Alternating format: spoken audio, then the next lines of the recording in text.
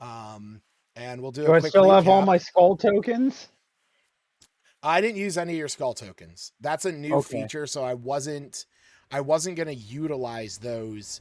But I will say that you have 2 of them Yay! for what it is worth. Yay! Seven nickels. So yeah, we'll leave it at that. Also, something before we jump into things, I know I put it in the messages for the group, but I just want to make sure that I go over the new inspiration rules for everyone. As you guys probably saw, there was a huge Unearthed Arcana update that was put out by Wizards the other day, part of their new playtest stuff for the future of D&D. And one of the big things that they changed was the inspiration system, and I actually really like how they're doing it now. So we're going to utilize that with only one slight tweak. So basically, the way that it works is you gain inspiration when you roll a nat 20 on a d20 roll. Also, I can still award it. That's still something that is always going to be there.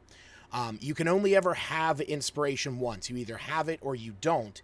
If you have it and you roll a nat 20, you can give that inspiration to someone else to someone else's character who does not already have inspiration. And at the beginning of a long rest, inspiration is lost. So it incentivizes you to use it and not hold on to it. Now, Isn't when it you unless have you're human? What? Unless you're human. So I'm not doing that just yet. Okay. I'm not doing because the new human race does get inspiration at the start of at the end of a long rest. I'm not doing that yet because I'm not introducing new racial changes, because then I would have to argue for the same changes for like elves and halflings and dwarves and tieflings and all that, and I just don't want to get into all that just yet. But the way that you use inspiration is the new rule set is that you can prompt for advantage before you roll. I am still going to do it where if you roll, you can re-roll, but you have to take the new one. So I'm still going to allow you to do that. So if you roll and you fail, you can retry it, and you have to take the new roll no matter what it is. Yeah, I know I put in the chat that humans get it when they finish a long rest, but yeah, like I said, I'm altering that because if I did that, I'd have to argue like giving dwarves tremor sense and changing how elves work, and it would really adjust things a lot that I'm just not ready to jump into. So with that, a change from what I was doing, you guys aren't going to get inspiration from the beginning of a session anymore. So instead of, starting every session with inspiration, it's now just going to be when you roll a nat 20, that's when you get it. So just keep that in mind. If you have inspiration right now, that's fine. I'm not going to take that away from anyone. But once you guys start a long rest, you will lose that inspiration. And then you can get it back on a D20, or I can award it. So, last session. Huh? Question? Yeah, what's up? So you no longer get it at the end of a long rest? You never got it at the end of a long rest. I meant originally when you made this change. I thought that was yeah. So originally when I made the humans. So when I originally made this change 2 months ago or so, I thought it was 2 nights ago. Oh no. That's no, it's I did post the thing in the chat. It's when you have inspiration, you can give yourself advantage on a D20 roll, but must do so before rolling. In addition, you may re-roll a D20 roll, but must take the new roll. You gain inspiration by rolling a nat 20. The DM can award it. You can only have one instance. If you earn it while you have it, you can give it to another player. Inspiration is lost at the start of a long rest. Okay, I thought it was gained after a long rest as well. No, I must misread something or something. No, you definitely. What you probably read was the new human race for the new UA has a feature called resourceful, where you get inspiration at the start of at the end of a long rest. So humans start every adventure with it. Not every session, but at least every long rest. Oh yeah, that was Rime of the Frostmaiden. You had it at the very end of the last note. Humans. Right, yeah, and I'm gonna change it in there as well, because it's just the human part. I just assumed it was everybody. Yeah, I got you, man. I mean, hey, maybe one day, I'll maybe make like a custom feat where, or a talent, where you can get it at the start of a long rest. Who knows? I can always change it. I'm the DM. That's how shit works. House rules. Yeah. But I like my feet. Me too. I like your feet as well. So. Wait. You're weird. So last session, to catch everyone else up and catch Jared up, you guys had spent some time around Lylon. Iluna had gone and talked to Galio Elibro up at the House of Thalavar. She had seen an odd symbol on the back of his cloak. She had then gone down to speak with Smith about it after not being able to garner any information about it. Smith took a look at the symbol she drew, and he was able to discern that it was the symbol of the Many-Starred Cloak Society or Guild, which was an old wizarding guild that used to be based out of Neverwinter. I thought that was you that was able to do that. I believe you knew more about it. That it was that there was Smith knew what the name was and where they were located out of originally. You knew that they had a troubled past, that after the spell plague they kind of disappeared, and then their tower reappeared, but all the wizards were gone, and then it was that was the main thing that you knew. Gotcha. And that information was actually garnered when you guys headed back to the tavern. It was there that Albina talked about how she actually knew the tavern owner there, a gentleman by the name of Dugan, and that, like I said, you recognize this symbol, and it was discussed that maybe Aubrey Silverspun might know more about it, but the group decided to head over and talk to Galio. Whenever they went in there, they showed Iluna showed him the symbol, and he said that he didn't know what it was, and that it was nowhere to be seen on his robes. The group was kind of confronting him about this, asking about the symbol, asking if they could inspect his robes, and he started growing very agitated as he was explaining that he was trying to settle down for the night so that he could go to sleep, and didn't understand what they were driving at. Luna. And you mentioned the name of the guild, and Galio explained that there was a lot of mystery that was built up around it, that nobody knows the truth about what happened. And at this point, when you asked to identify his robes, Galio asked everybody to leave. It was then suggested to wait until morning to go and talk to Aubrey. So the next day, you guys, the first thing you guys did is you talked to the merchants that you would be traveling with, and they told you had a few hours before they would be taking out. He explained that it was going to take you, it was going to be about 20 miles to the first rest stop, when you guys would be resting at the Wayside Inn along the high road, and that it was probably going to take all day to get up there. So you headed over to speak with Aubrey. You were able to discuss with him his daily deals, one of which was a red turtle shell that, when thrown, targets the next creature in initiative. The other was a potion of the red fucking shell from Shut up, Mario Jared. Jared, if you go under if you go to manage inventory and you type in shell, you will now see there is a red, green, and blue turtle shell. God damn it. The one targets the creature first in initiative, the one targets the creature next in initiative, and the green one, you throw it at a creature, and it only hits them if they don't move on their turn, otherwise it misses. So... Can I have a inverted blue shell that hits anybody in last in initiative, even if it's an ally? That hits the person with the lowest initiative? We'll say that's like the legendary one. That's the legendary one. That's the one that's it's the giant shell that we all know Justin would hoard just to hit whoever's in last place. All the spikes on it are just middle fingers. But you also found there a potion of frost giant strength. Oh, Baba. Yeah. So you guys found you guys bought a potion of frost giant strength that Aubrey explained would give somebody the strength of a dragon for an hour. And you also purchased 5 potions of healing, a total added up to 700 gold. So it was at this point that you inquired about the image of the many-starred cloak. Aubrey was very concerned about where you saw this image.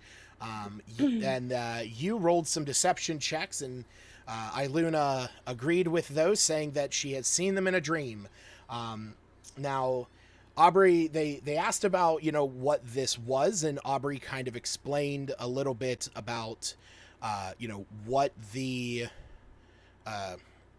many-starred cloak was, and he explained that it was a wizarding organization, a guild that was located in Neverwinter some, 200 plus years ago, and during the spell plague, the tower there disappeared.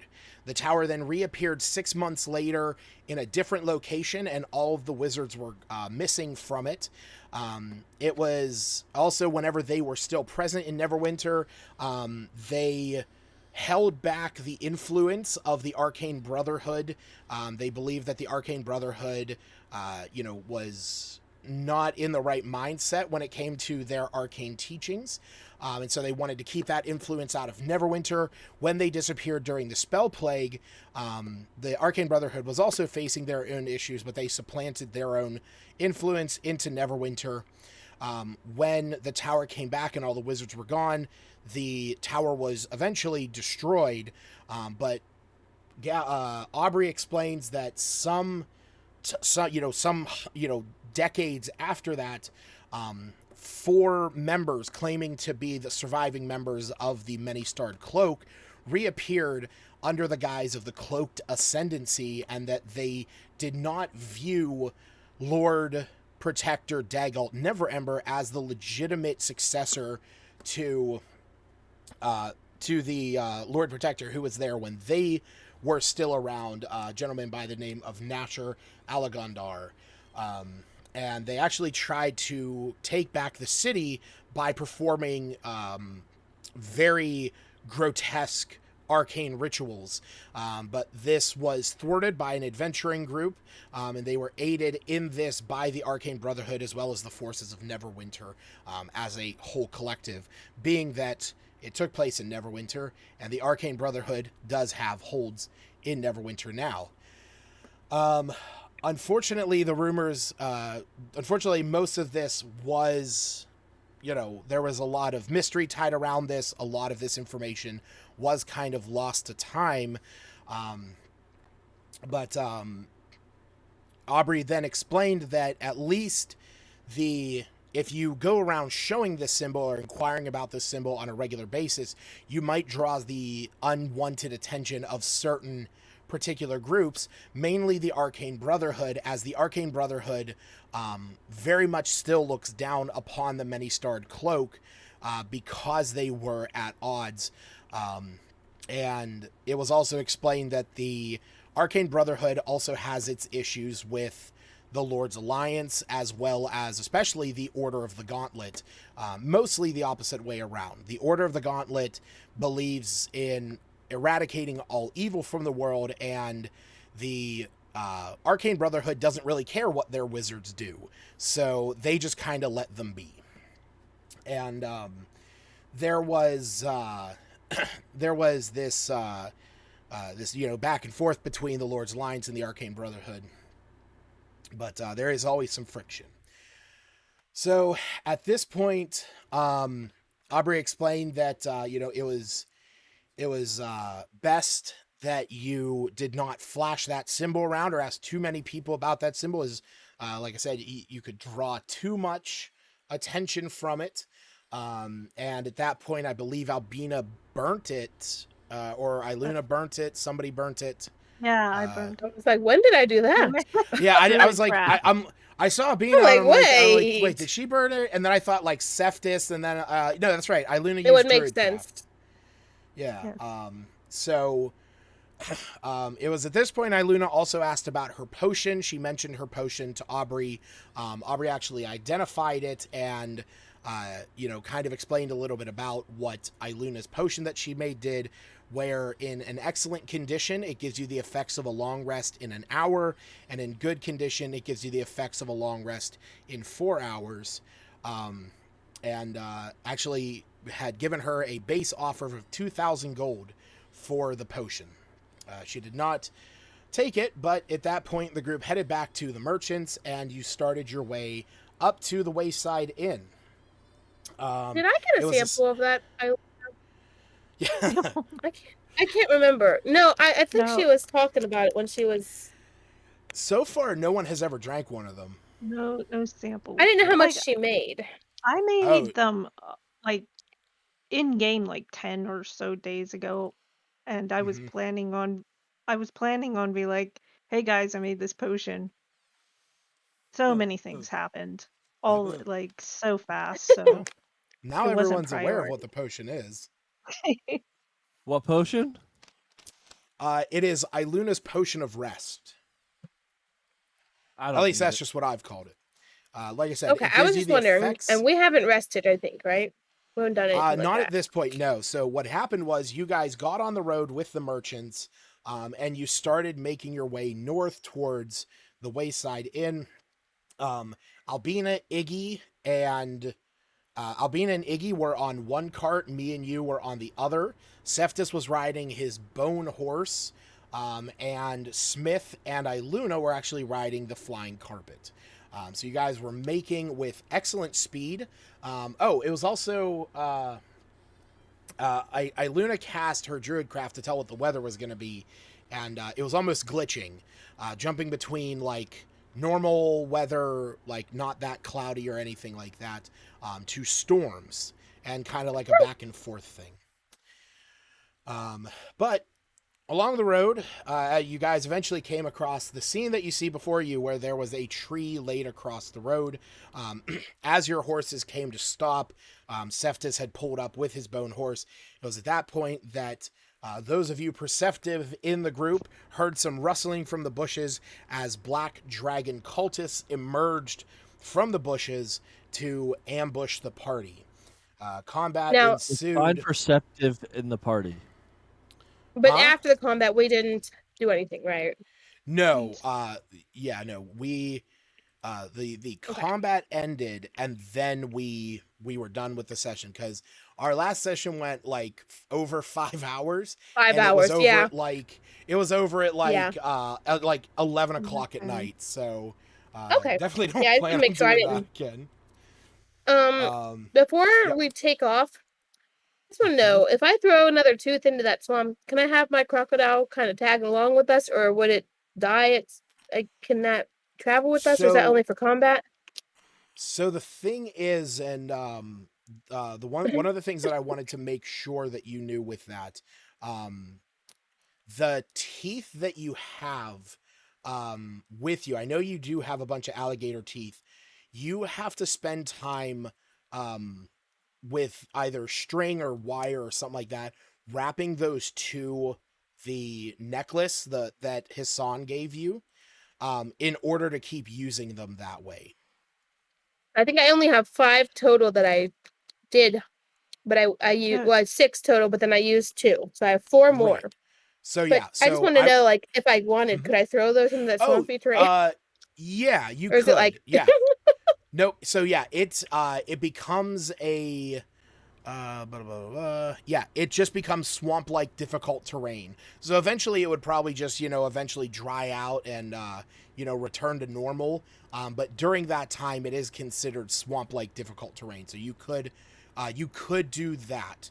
But you would just, like I said, you'd have to spend some time binding those teeth to it. And you can bind all 4 to it. That's not an issue to me. They just need to be attached to that. And I would essentially have you do... probably, some skill check would probably be Arcana.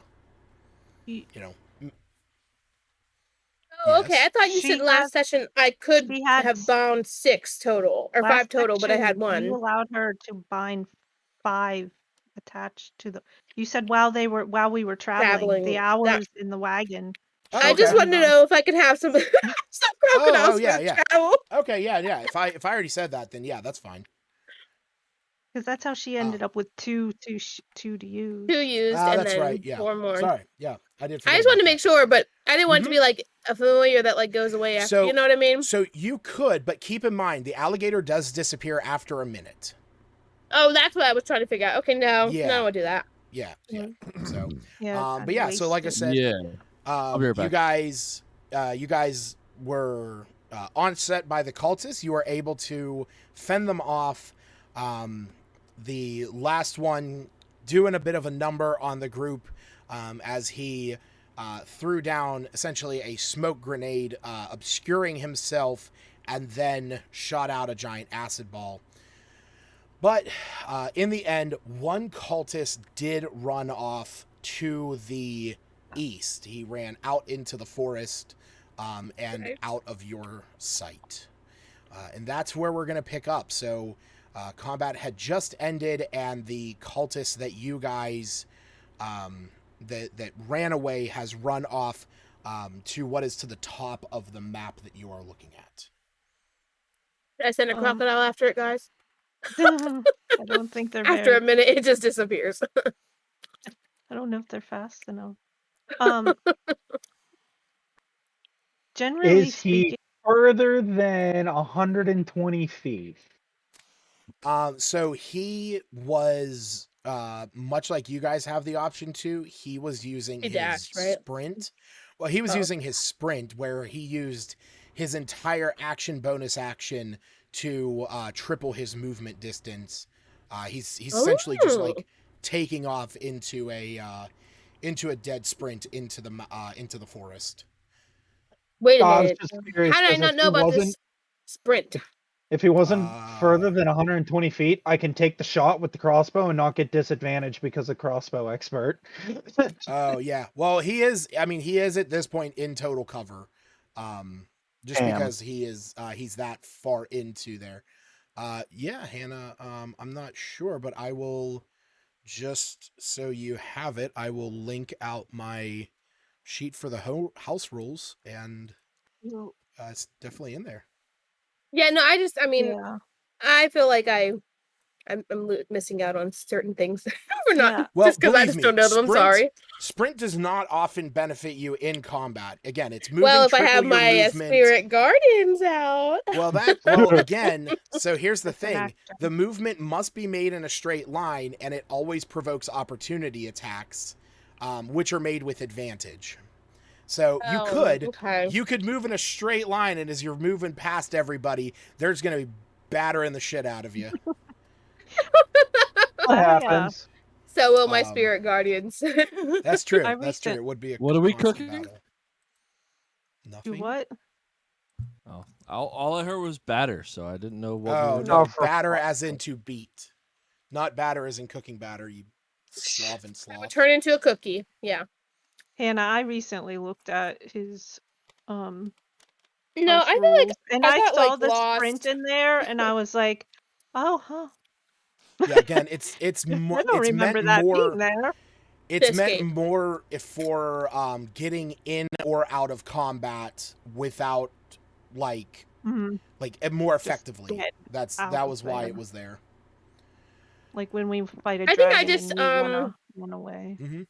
Yeah, got lost in the mix of it all since when we changed servers, and then I lost a bunch of links, and then saved things and didn't save. But go ahead. It's all good.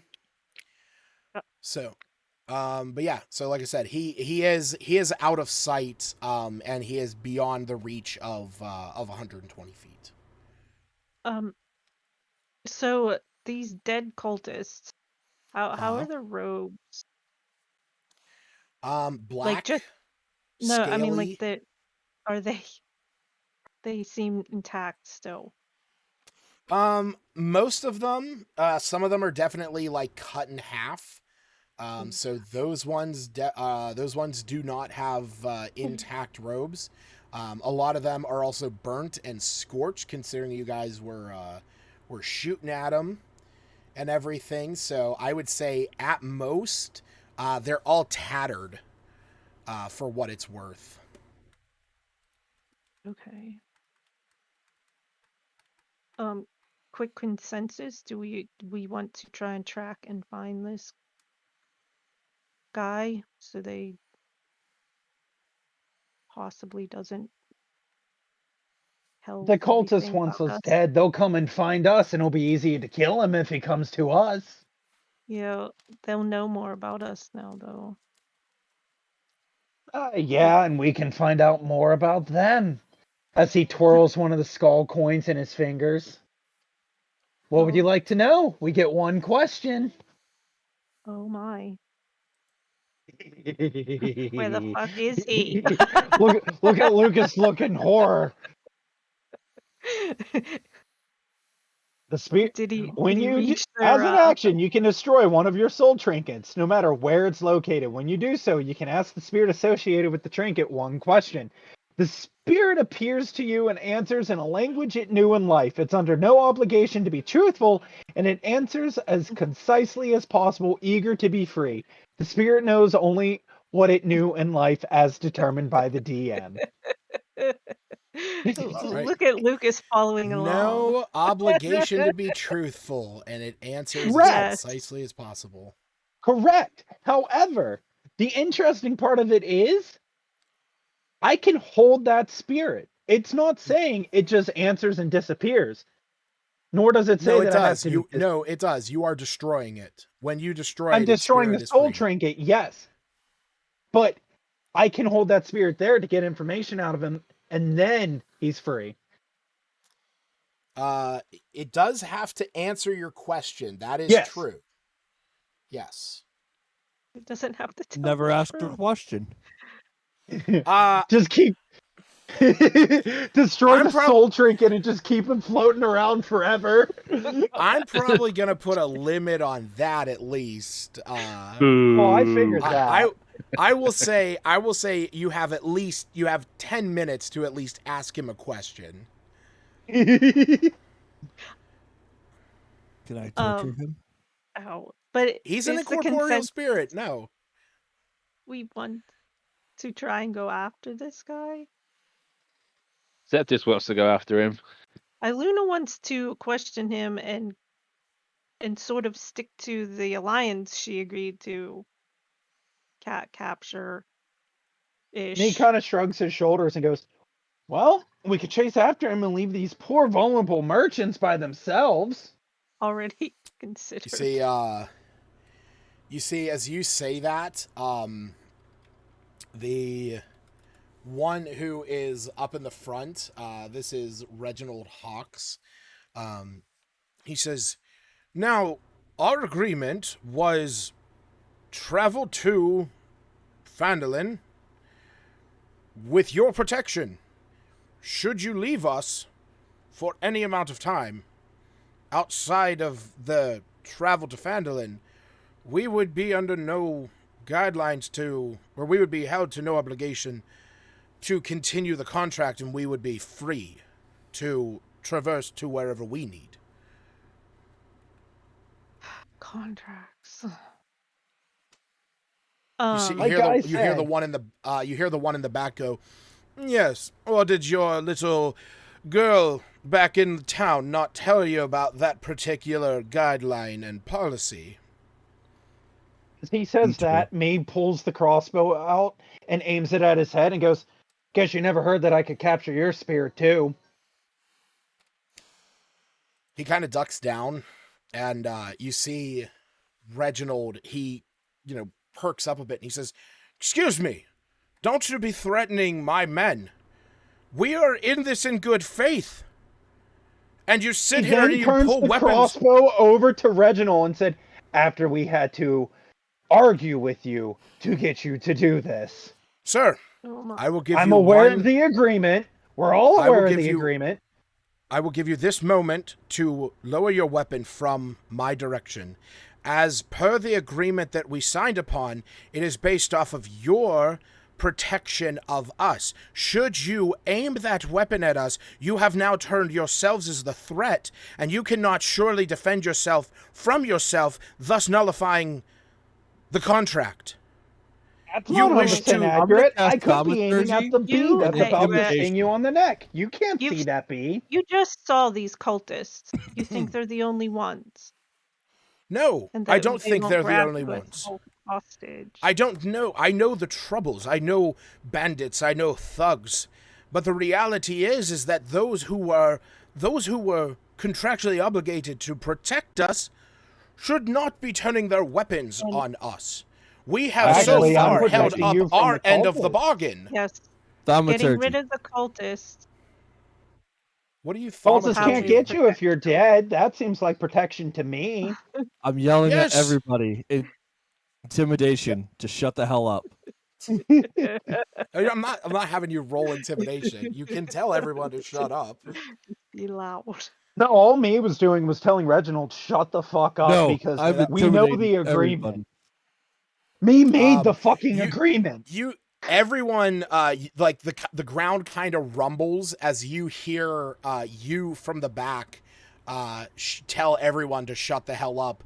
As like the trees shake and rattle, birds fly. You see like some rocks shift as you all turn your attention to him. I holster the crossbow and I just shrug my shoulders and say, "So are you done bickering like the high-powered political people you are that I normally kill and rob so we can leave?" Let's loot the bodies, move the tree, and get going. My thoughts exactly. If the cultists want to find us, they'll find us, and it's easier to kill them than tracking through the woods.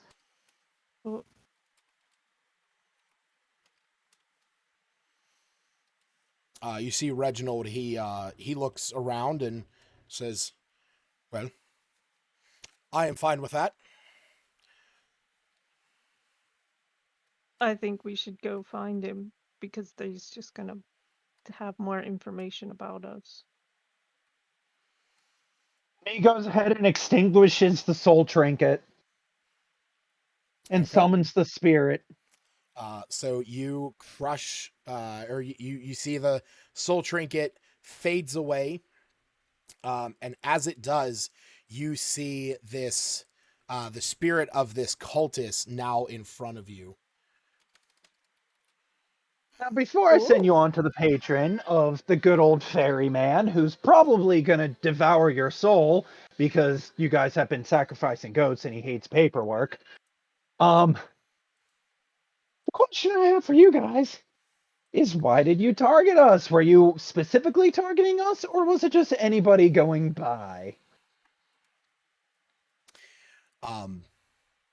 It looks at you. That is the figure that you are looking at.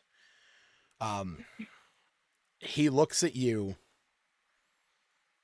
and he has this kind of like wry smile on his face, and he says, "Your ferryman, I will embrace into the welcoming claws of Tiamat herself. What do we want with you? We want the egg back." And then you see, as soon as he says that, his spirit catches fire as this blue flame erupts around him. You cannot change this flame green. Damn it. And you see what appears to be a claw, like a draconic claw, wrap around him and then pull him down. Whoa. Me goes ahead and stretches, jumps back into the wagon, But before he puts his hat over his head, he goes, "Whoa, whoa, whoa! Would you look at that? They already know that we have the egg, so nothing that we can do will prevent them from hunting us. So might as well carry on." And he puts the You have hat any over egg? his head, ready to fall Who do asleep. you say that to? To You everyone in see, general, as he you says it very as you say guardedly. this, you see Reginald Hawks looks over at you and says, "We were not informed that you were carrying a cargo that was a target for anyone. This was not discussed. This is pertinent information to the safety of our travel." Nope. Me raises his hand. No. Actually, if I recall, the agreement was you carry us and/or all equipment. So you signed that contract, regardless of your knowledge or not. That's on you for not asking the proper questions. Your agreement still stands, buddy. You see his face like turning red. He's like gnashing his teeth. His eyes are like furious. And you hear one of the other Would you much merchants. rather be told that you failed the agreement and we can have a talk with your leaders because you voided your own contract because you signed it and we have your name signed on the contract? That You hear one goes of the other merchants from doesn't behind. He peeks up and says, "Reginald, we never did agree upon what cargo they were bringing on. The manifest technically only shows what the supposed carry weight is going to be on the return trip.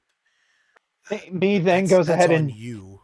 Me then gets a wide smile and he goes, "Oh, so you want to avoid all forms of protection from the guy that held a crossbow to you and just summoned a spirit directly in front of you? Because we can take these wagons. Oh no, your bodies were lost to the cultists." As you say this, he would As someone he's saying be this, the kindest to move that tree so that we may move along, please? Is this what we've decided? Zephdis! Zephdis hasn't spoken up. Smith hasn't. I'd even get to say anything except I I think did we want to should go go after him them. until it was kind of voiding the contract because they wouldn't be coming with us. So I just let him go at that point. I mean, unless we split the party, because Lucas loves when we split the party. I mean, hey, you know what? I don't mind at this. I wouldn't mind. It is what it is at that point. Half of the party goes to the wayside inn. Half the party follows after an erratic cultist, who's on the verge of death. I would imagine wait with the wagon. Me's gonna chill here on the wagon. He's ready to continue onward. Also, that spirit that was just summoned only says they want the egg back. They don't know where it's at.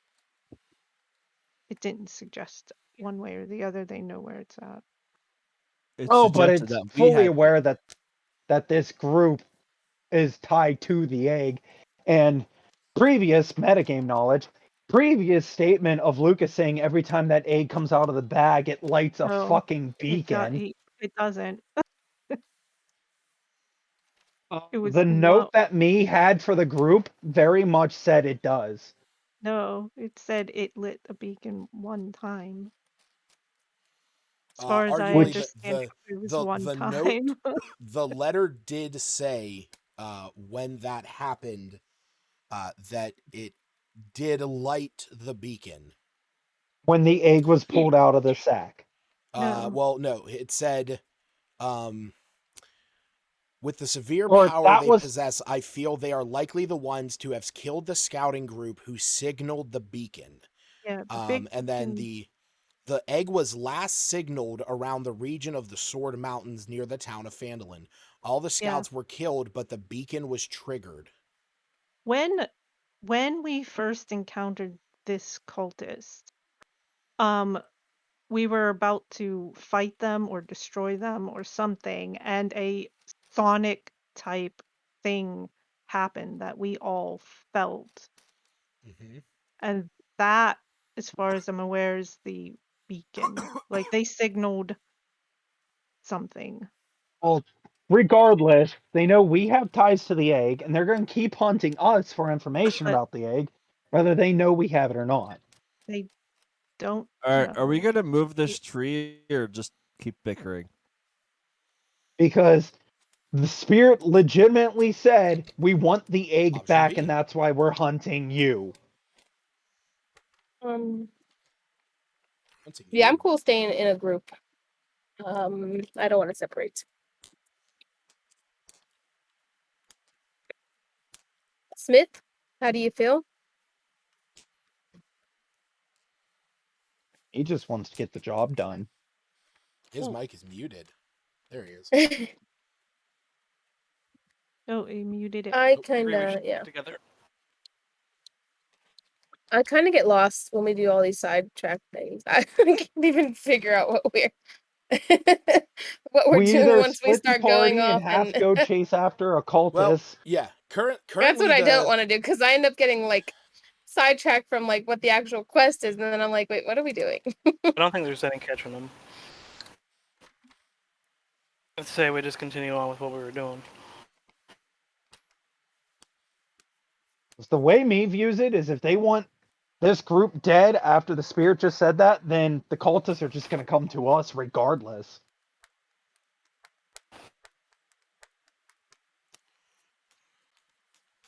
He knocks on Septus's chest. "Hey, Big Metal and Scary, do you think you can go ahead and move that tree for us there, buddy?" Would gladly oblige. I was waiting for it. I knew he was going to bring out the voice changer. Seftis, Hell if you yeah. would not mind rolling me a strength check with advantage. Help him, or does he not really need help? We're going to find out. You can give him a hand if you wish. Yeah, I well, can't I Might would. help out. Or I was actually gonna, yeah. Oh, hey. So, Seftis goes up to it. He starts. You see that he heads up to it. Albina, you start walking over there. You're like, rubbing your hands together, cracking your knuckles, and you just see Seftis like lift this thing and just toss it to the side of the road. Like, yeah, I'll clean up How the come- debris behind you. Man, he needed to do that when he first showed up. Crap. Question. Answer.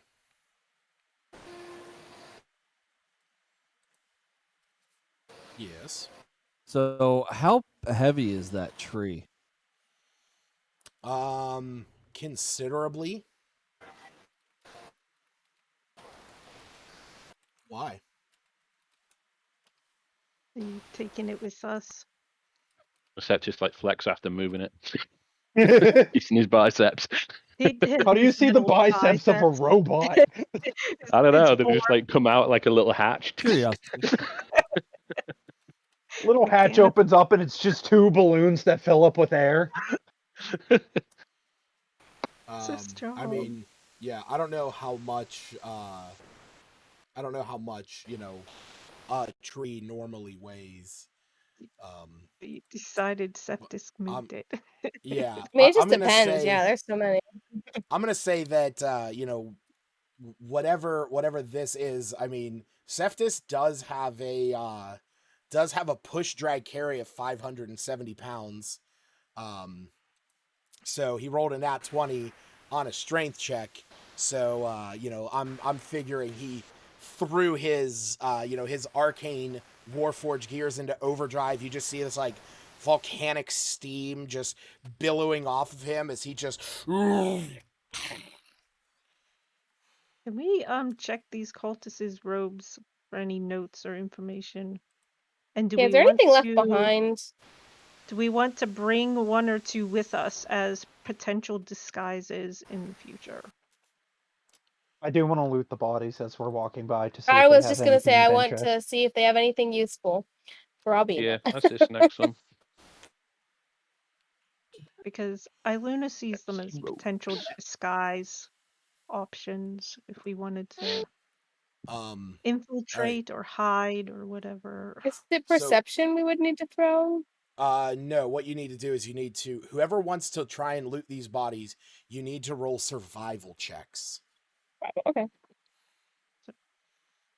I already rolled, but mine takes like literally a minute. Yes. To land. I found nothing on their body. Yeah, you did not. The guy that me is looking at was the one that was scorched to death. Everything on him is just ash. Oh, disgusting! He soiled Yay. himself too. All right. So What did I find?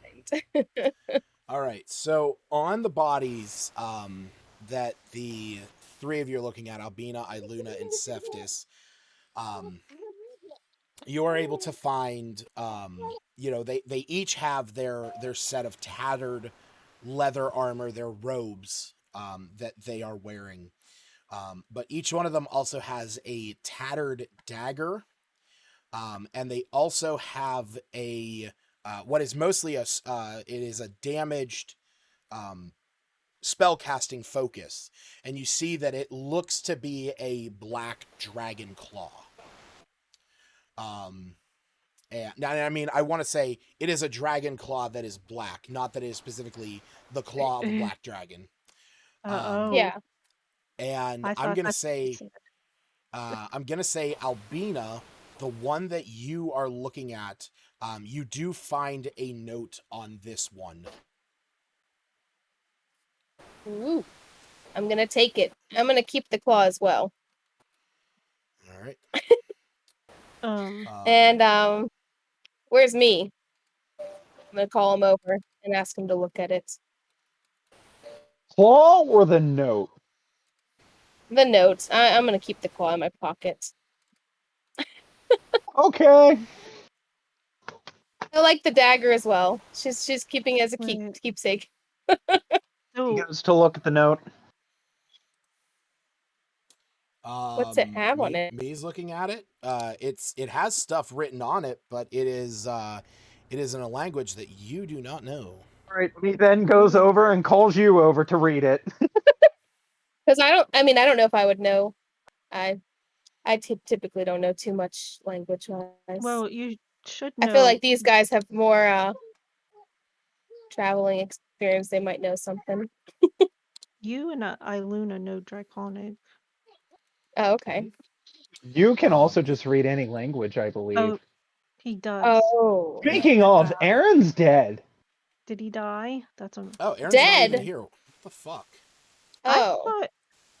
I thought you meant the character. I'm like, what happened? Someone just like cut his throat open or something? What? Yeah, I did. I got sick of the shit. You're like, here, take a look at this. You're dead. Yep. So I messaged him. We'll see. You said on the bodies there was a claw and a dagger each, and only Albino found a note. Only Okay. Albina found a note. I would do the same and keep the claw and the dagger. Okay. But I kind of want to grab one of these. I was gonna have Smith take a look at the claw and the robes. dagger for me. Okay. So yeah, the like I said, the robes are battle worn, scorched. You can actually see that like the one that was around where acid was splashing, you can actually see that acid just kind of like sloths off of it, almost as if it's like watertight to acid. Well, that looks freaking handy. I'm just gonna call Smith over while I'm having me and you inspect this note. Take a look at this stuff. I hand him the claw and I want it back, but take a look.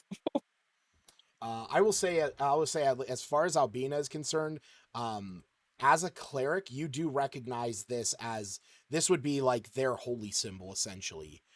This is how this is through which they cast their spells.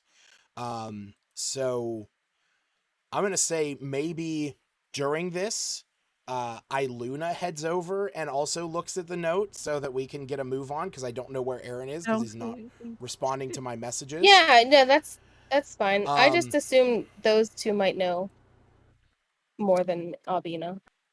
Well, the other thing too is Aaron has a spell that he can read any language, but he's not here. I think it's okay. I'm just gonna call the whole group over. Hey guys, come look at the stuff I found. I think Lucas is suggesting it's in Draconic, so Iluna can read it. It is in Draconic. In fact, Aaron finally got back. He said his computer crashed. Okay, well, Iluna can read us the note in the meantime, and we'll catch up Aaron.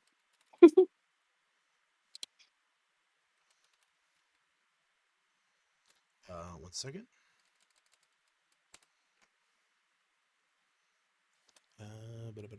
Fuck.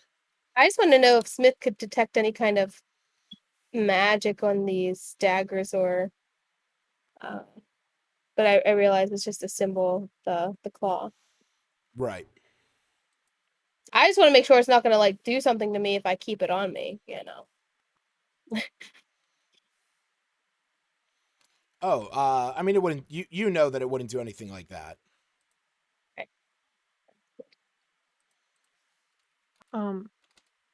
I suppose I'd let everyone know that this acid seemed to come right off. If we want some handy dandy acid detecting robes. Acid resistance. Acid resistant robe. I mean, Would they're a it bit fit beat up. septis? That's the Ooh. question. Would it fit me? It would, but it would replace the armor that you have. Just consider I should just that. wrap So, my Mim so cat in it so he's protected. now keep in mind, so these are all tattered. What that means is that they have been damaged, and it would cost an amount of gold equal to half of the armor's normal selling cost to actually get it repaired. So this is armor of acid resistance, and this is specifically leather armor, which is a rare magic item. So in its current state, you would have to replace, if you put this on, you would have to take on you would get the acid resistance, but you would benefit from no armor.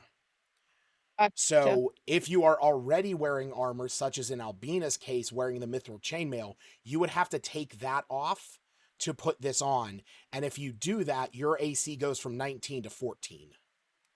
Gotcha. Well, I'm just gonna collect mine then, and keep it for Rafa, just in case. Would that do anything against my bracers then? If it's ineffective armor? Are you wearing armor? No, I can't wear armor because the bracers. So it does still count as armor. It's just you're not benefiting from it. It's kind of like if you're not proficient with a shield and you still are equipped with a shield, it provides you no benefit. But you're still equipped with it. So if you put that on, you would have acid resistance, but the bracers of defense would lose their benefit. Do I just add this in my inventory as like Black Dragon Cultist claw, dagger, and armor? That's just kind of like junk sitting in my bag, essentially. You can put it in there as if you put in leather armor. If you go to manage inventory and type in leather armor, or type in leather, one of the first ones is armor of acid resistance leather. Add that to your inventory, and then you can customize it by putting like tattered or something like that. Because it's in battle worn shape. Yeah, no worries. It's good to know that maybe I can make a cute little a little cloak for my cat. Protect him. Not for Albina, just for her cat. And the claw and the dagger, they are not anything special right now. The dagger's a dagger. It is tattered still, but it is just a standard dagger. So just gonna put the dagger. Have to get to a blacksmith, or somebody who's proficient with a smith's tools could use some materials to repair that. There's no claw in there, I don't think. Oh, that you can just put holy symbol. Okay. And my mending doesn't help them. The tattering. There's a bug. I mean, that's true. We do have mending. I forgot. I'd accept your ruling, but I would wonder why.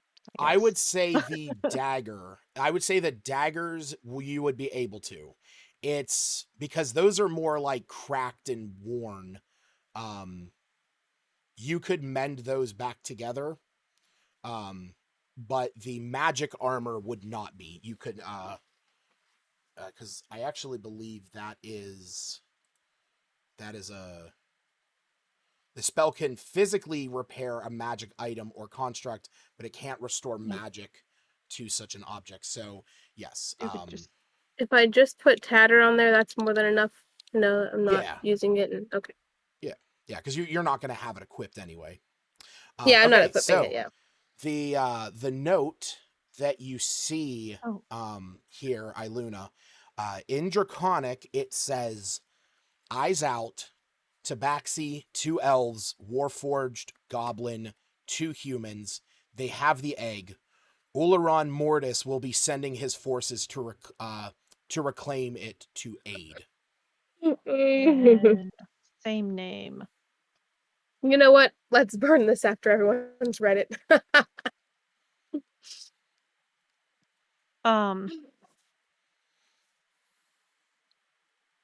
Tabaxi. They're gone, but they have a good idea.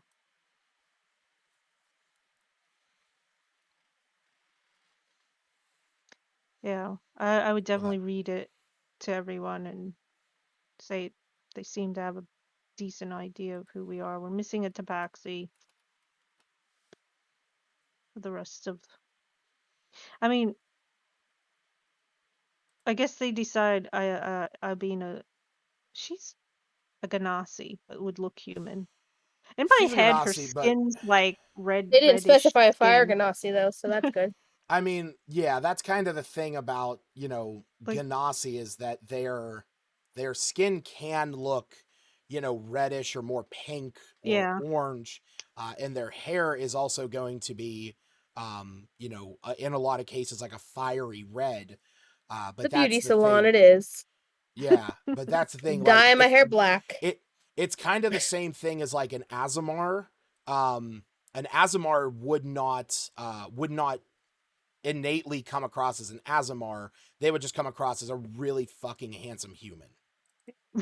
He's alive! Hey, welcome back. We got an Aaron. But all you've they know what we look like. Except for you, actually. Oh, really? They only say he wasn't even in there.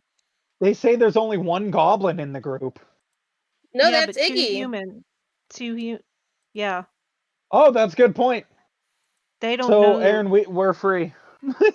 That's our group before. So yeah, they didn't know about you guys. They didn't see you guys when they first. Is Andy's dead again. Oh no. The 2 humans are Nyler, who left with the Tabaxi, Zash, and Albina, who passes for human and doesn't look like a Ganassi, or they just did their best guess. Well, again, keep in mind, this is what Albina looks like. So, passes really for a very tan, red-haired human. Cute little redhead, that's all. Yeah, but they don't know about the me and you. Regardless, let's get this show on the road and we can discuss this while we're traveling. Yes. Now, what do we know while we're traveling? Does anyone know anything about this Ullaron Mortis? Anyone? Yes. We had. Name ring any bells? Yeah, there was the same name on the second note. The second note? First note. First note? It was one of the notes that were found. But we should recognize this name because I need a recap. I mean, I don't know again, if we knew much in detail other than just the name. I just want to make sure you guys are traveling, so cool. Yeah, this conversation is all happening on the road. Travel. Iluna's gonna check the freaking weather again because she is confused about that. But I do kind of want to keep an eye out. So I'm kind of half listening to what they're telling me. I just want to keep an eye out so we don't get like ambushed or anything. You hold out your hand, Iluna. Clear skies, and then that same effect happens. It's almost like a glitch to like a storm. And with that, I think I would warn everyone that as she's trying to trust her eyes from before and this thing's never wrong. I think it's telling us a storm could be on the horizon. A fast brewing one, maybe. Oof. It's never wrong. So fair warning if a storm suddenly appears, I suppose. How long's it been out of interest since we started moving and stuff? Since you guys have been back on the road, as far as wait, is this session? Yeah, I don't know why I had that. There's 59 last time. So this is going to be at this point, a few hours. Oh, a few hours. I was just on about my ring of regeneration. If I could roll that a few times. Oh yeah, definitely. Short rest? So Are we gonna need a well, short rest? I was gonna say. That is something I was gonna say. Ring of Regeneration is you restore 1d6 hit points every 10 minutes. So I would say we can do it. I just don't want to have you have to roll like, that many dice. But we'll say that full health. honestly, yeah, I mean, you guys are going to get to the Wayside Inn, so I'm going to say that by the time you get there, to get back 30 hit points is not going to be that difficult. What is that link? Oh, yeah. Yep. Thank you From for the the last link. time he was mentioned. Yep. Yeah, as the first note that was written in Draconic, that appeared to be from like a more official ledger, in stationary. The part in reference is, as you are aware, the egg is essential to Ullaron Mortis's plan to revive the mighty Ebondeth. Yeah, that would be the part. Some between all of us, someone should remember. I mean, it's only been. Yeah, I'll say that you guys, you recognize, you have that, because I know that Iluna wrote some notes about that. I did. That part definitely would be most important. So, but yes, like I said, Ullaron Mortis is definitely a name there.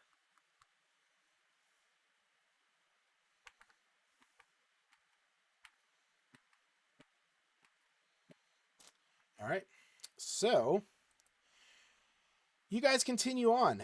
The hours tick by. At this point, I will say that you could have definitely a short rest in this time. So if you want to re-roll any hit die or anything like that, you are welcome to. I'm digging through to see if we have any ale. You're doing what? Ale. Did we bring ale on this trip? Is there alcohol for this? This flight's horrible. There is ale. Yes, there is indeed. You're in first class. You can have Thank complimentary. God. Oh no! Just in pure spite of Reginald, I'm sitting next to him with the ale. All of my weapons on me and everything. Drinking the ale. And then I'll lean it over and be like, good faith, you can have a sip if you want. Can't drink too much, though. God knows how well you can handle a horse while drunk. See, he looks down at you and he says, I will appreciate the offer, but I must keep my senses about myself. Well, when we get to town, first drinks on myself, then. Not every day you get to see the spirit of the damned get clawed away by a dragon. Yes, I must say it was quite the terrifying sight. You'll get used to it eventually.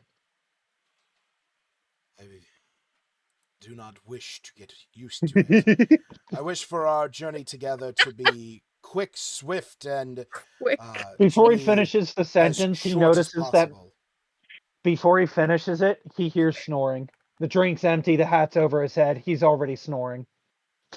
He just kind of like shakes his head. Give me 1 second.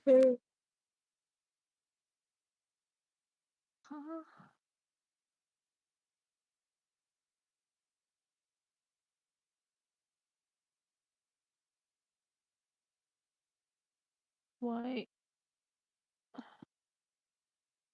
won't it let me roll hit die? It just says I guess I should be throwing perception instead of survival. I'm not sure. Because I'm just kind of keeping an eye. What, like keeping an eye out for people trying to. You would be rolling. You would be. I'm gonna base it off of your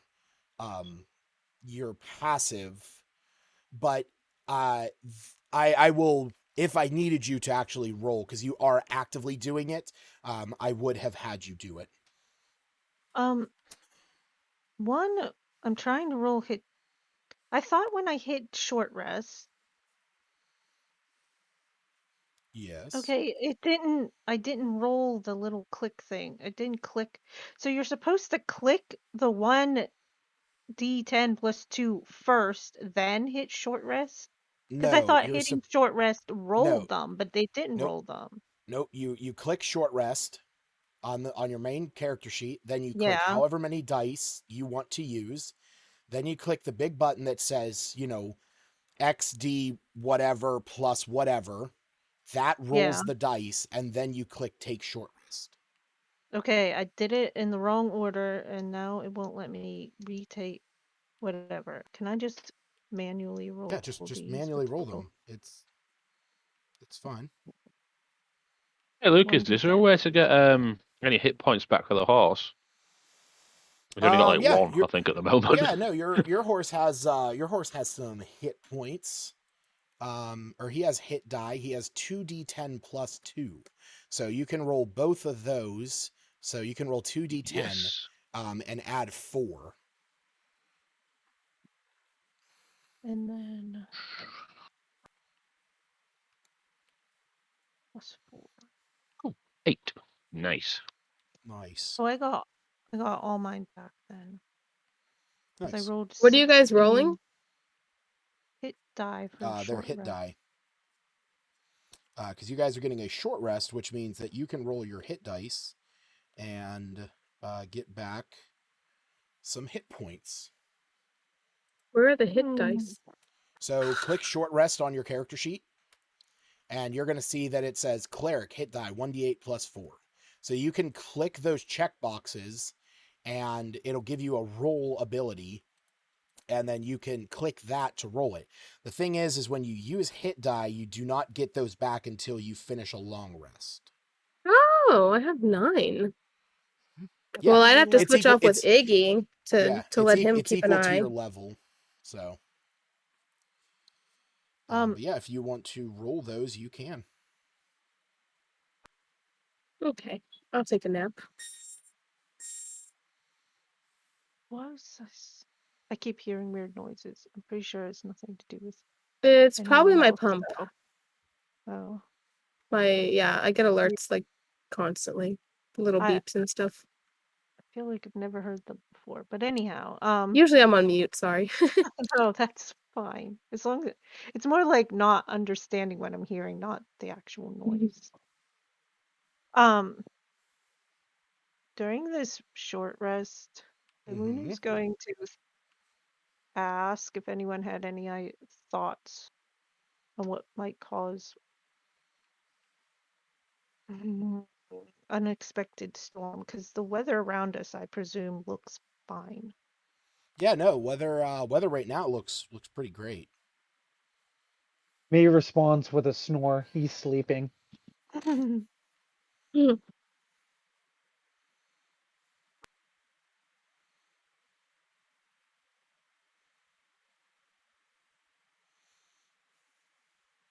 I mean, anybody who wants to hazard a guess, you can roll either nature or, being that it is associated with Iluna's druid craft, you could also roll arcana. Neither my natures or arcana are any good. On ideas. I know nothing. Sorry, what are we rolling this for? Arcana for what? This is to see if you can discern why. What might cause sudden storm? Because she's trusting that it's predicting correctly. Uh-huh. And we've handled several batches of cultists and their crazy magic and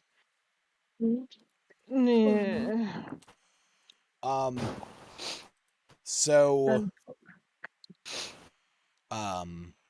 Iluna, you know that, weather can change, fairly regularly.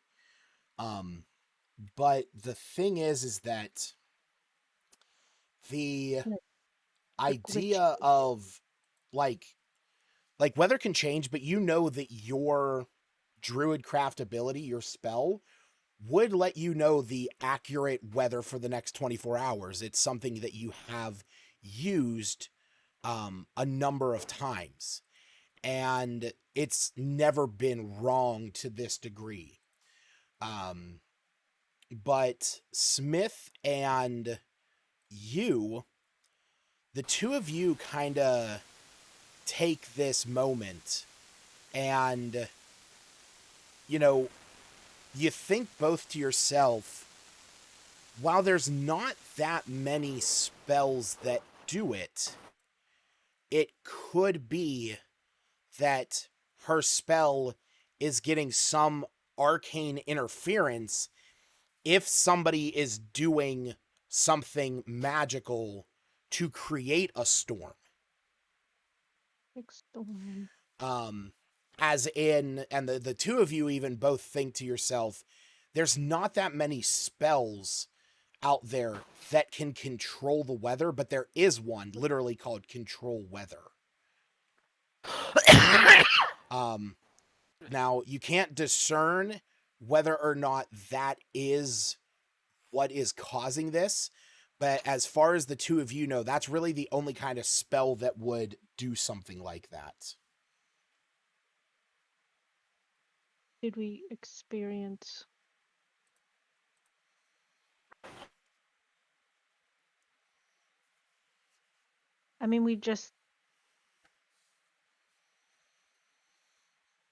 there was some crazy weather.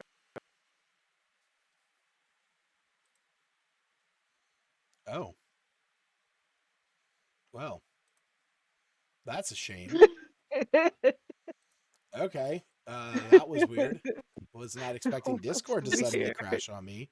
The storm did it. That's right. Actually, isn't it supposed to actually storm for the next 2-3 days or so?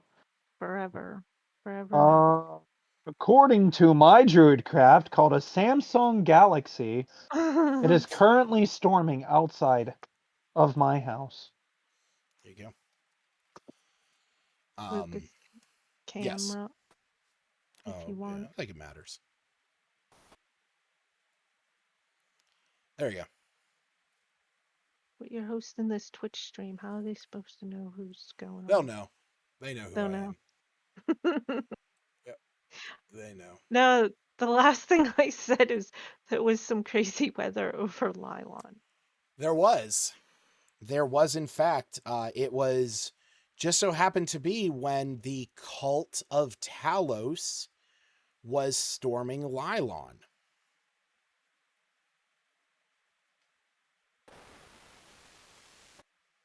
Ooh. Who went away now? Aaron. Aaron.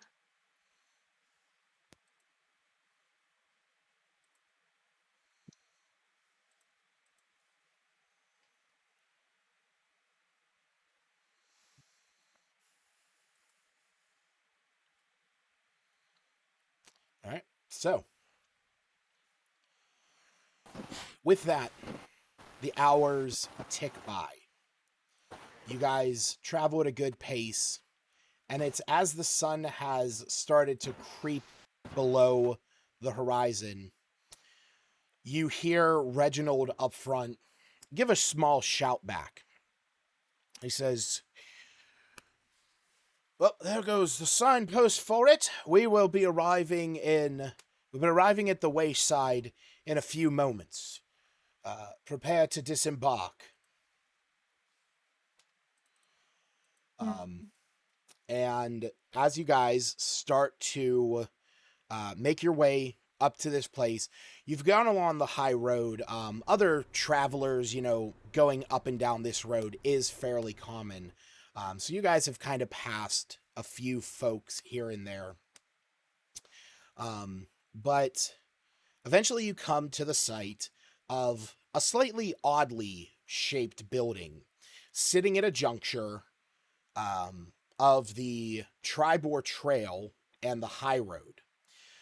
Two entrances are available to the building.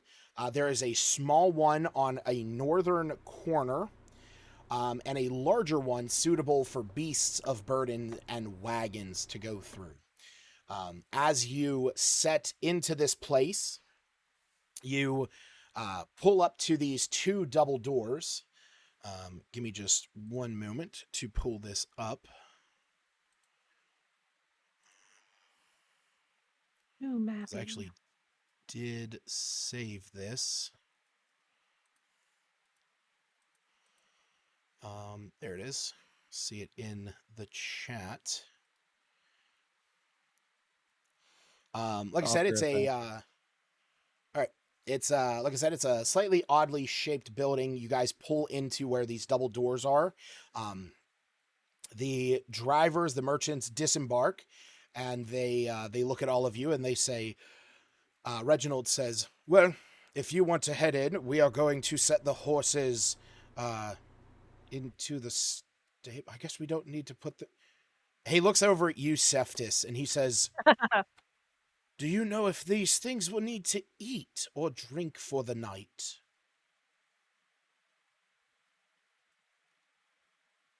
Be like air. Do I know if they need to eat or drink? I'm going to say, based on the connection you kind of had with them back in Lylon, and you surmising that they are much akin to yourself, they do not need to eat. Okay. They do not require sustenance, but they will require shelter and care. House them warm and safe for the evening.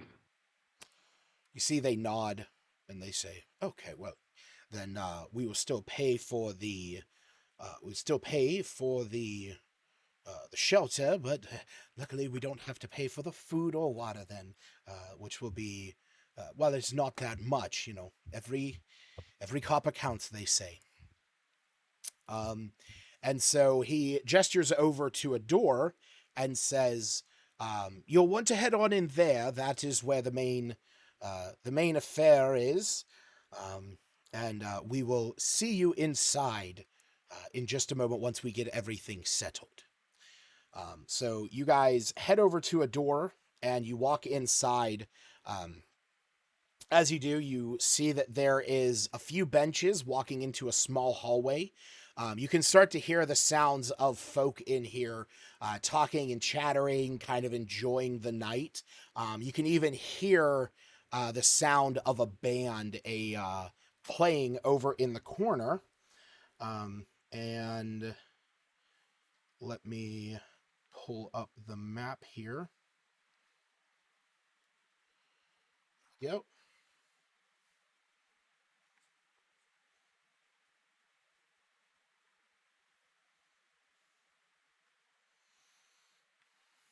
Why is it showing light on the outside? Ah, that's why. That should not be there.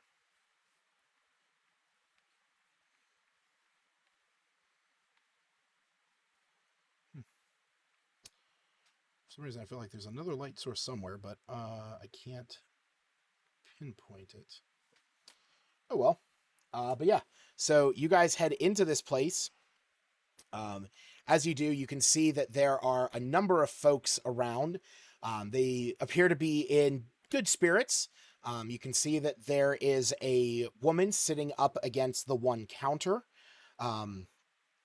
She appears to be going through papers. There's a gentleman behind the bar who is, cleaning up some dishes, putting some stuff away. There is a, excuse me. There is also a halfling sitting at the one table. I don't know why my other halfling is not there. What the fuck? Where the fuck did he go? Oh, there he is. Okay. Yep. Don't know why he's not showing up on the map.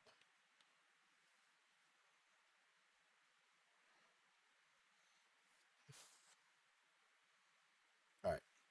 Hold on a second. For some reason, I think my app is about to crash.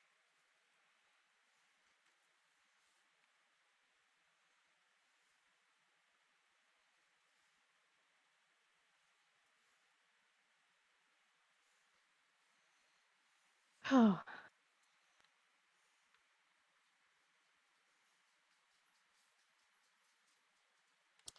There he is. Okay. That was really weird. What? I very much love these maps that this one guy, he has a Patreon called Morvold Press. I love the maps that he did, but they are so big. And they have lights on them, and that bugs the crap out of me. Because I actually have to go through and delete them if I don't want to have to draw my own walls. Okay, sorry, there we go. Had to get that adjusted. So, like I said, you guys go in. You see that there is a band playing in the corner, and there is some halflings sitting at a table. They seem to be discussing some things amongst themselves, and that's about it. So when you guys walk in, you see the large man behind the counter. He kind of taps the counter, and you see the woman with the purple hair over in the corner at the bar. She stands up, turns around, and says, "Oh, didn't hear you folks roll in. Welcome to the Wayside Inn." She kind of sees the direction that you guys are coming, and she's like, "Do you need stables for the evening? Do you have gear out there that is to be accounted for?" Yes. 2 drivers or 4 drivers? It's Could 4 be with merchants. some merchants. Yeah, but they were driving. Yeah. Anyhow, that's why she was referring them to the drivers of the wagons. Should be around the stables. Don't mind our unusual travel. I don't know. Unusual travel? Is this a term that I'm Bax, is this a term I'm unfamiliar with? She says to the large man behind the counter, and he says, Form of travel. Form of travel. The stable people whoever takes care of the horses, they'll see. Ah, well, a lot like our big metal friend here. I will notify Tiga that there are folks needing some supplies out at the stables. You're welcome to have a seat. If you are hungry for anything, talk to Bax here. He can get you a menu. Korag is back in the kitchen tonight, so it's going to be a wonderful evening. And we have a local bard in town who is going to be spending the evening with us. Oh, sounds exactly what we need right now. Yes, well, the comforts of home on the road. That's what we promise here at the Wayside Inn. And you see that she gives a quick nod to the large man. And he steps out and brings you over a few menus, that of which I did have pulled up, and then I closed that document. But you see that she actually goes, she looks over at the window that is right here, and she gives a quick shout outside as she sees the merchants standing there as they're pulling in their equipment, and you hear her say, "Is that you, Reginald?" And you hear Reginald's voice from outside. It's kind of muffled, and he goes, "Oh, yes. Martisha, I was wondering if you were going to be here tonight. Such a lovely evening we're going to have. I have quite the story to tell you." Oh my. Well, he says, we are traveling with an illustrious group. And she says, yes, I see them. Have not had the pleasure of introduction yet, but the night is still young. And he says, you hear Reginald out there. He goes, "Well, Tiga would be curious to step out here if she wishes to see what it is we have brought for her to care for this evening." And then, some time goes by. You guys have the chance to rest and relax for probably what feels like the first time in a long time. Maybe. What's on this menu, Lucas? Hold on. Iluna will be a touch more, maybe not overtly on alert, but she's trying to trust her weather thing of warning her, put it that way. Some potential magic storm. You's gonna play some magic. Ignore the fact that it says the dancing horse menu. Well, The white now moose I'm in? disappointed. I thought that the horse would be the entertainment. No. But yeah, so there is boiled and buttered taters, potato onion soup, cabbage, sausage, and potato soup, elven bread, cottage pie, peppered steak with roasted vegetables and potatoes, fish and chips, sausage, tomatoes with bacon. And then they have some desserts, some cocktails, elven cordial, green dragon ale, and grog. I was gonna say where, but I didn't. I didn't notice you posted 2 menus. Oh yeah, there's 2 menus there in the chat. The big one. I opened it, so it was bigger enough. You hear as you guys are taking a seat, as you're having this moment, Bax walks over, says, "Well, welcome to the Wayside Inn. Here's the menus." He hands them out to you. You refuses a menu and orders one of everything. Oh. Is you paying for his own food? Yes. He looks at you when you say this. You see a bit of confusion in his face. And then he looks at me and looks at the hat and goes, "Me and you. Damn scallywags, is that fucking you?" And he kind of like... Can I roll a history to see if I remember who the hell he is? He reaches down and like pulls back the hat that you're wearing. And yeah, go ahead. Go ahead and roll a history check.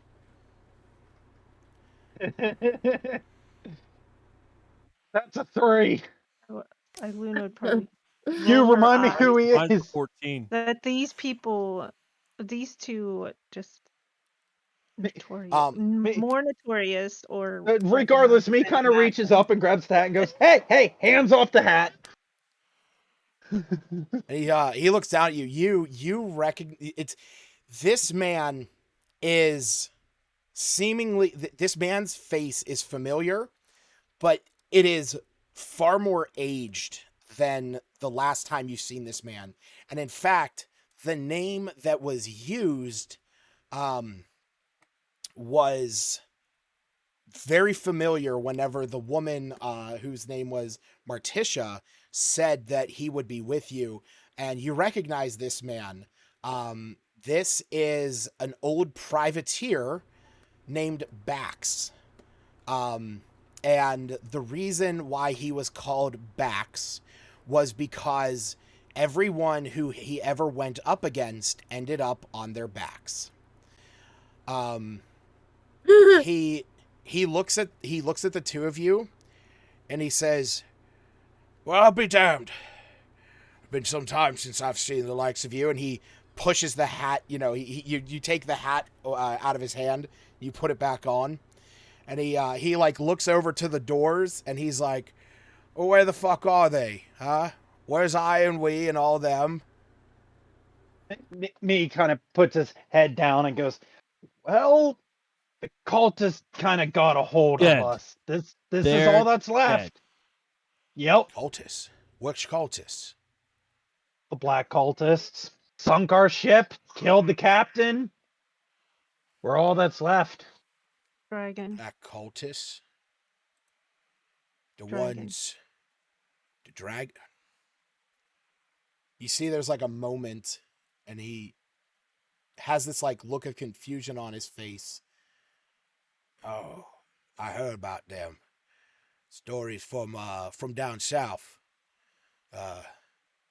Folks being picked up along the high road. They're saying about these like these like burning goo they throw. Indeed. They met their demise at them, did they?" See.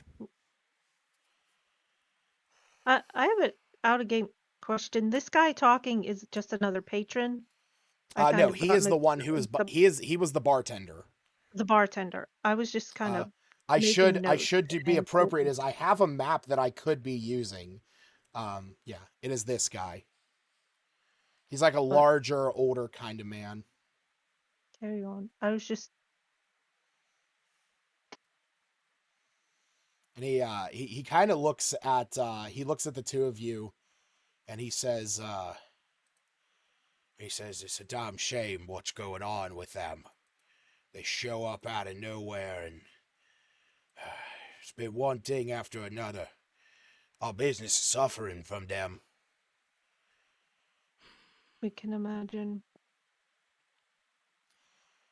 Well, word around here is some folks are trying to put an end to it. There's a group of do-gooders. Perhaps.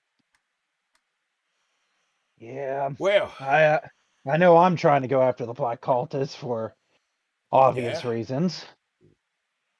I just want a damn dragon. Oh, well. He kind of slaps the table, and he says, "Well, I can't guarantee you I can get you a dragon tonight, but," and he points to the menu. He says, "I'll get you a good dragon ale, on the house, in remembrance of the old crew." And you see with that, he aways himself back over to the bar. Okay. Is he not taking any other orders? He is not. He is over there. You see that he is taking. He has taken 7 flagons. Or no, I guess it would be 8 because I forgot to put Iggy on here. Why the fuck is Iggy not have a token? The fuck.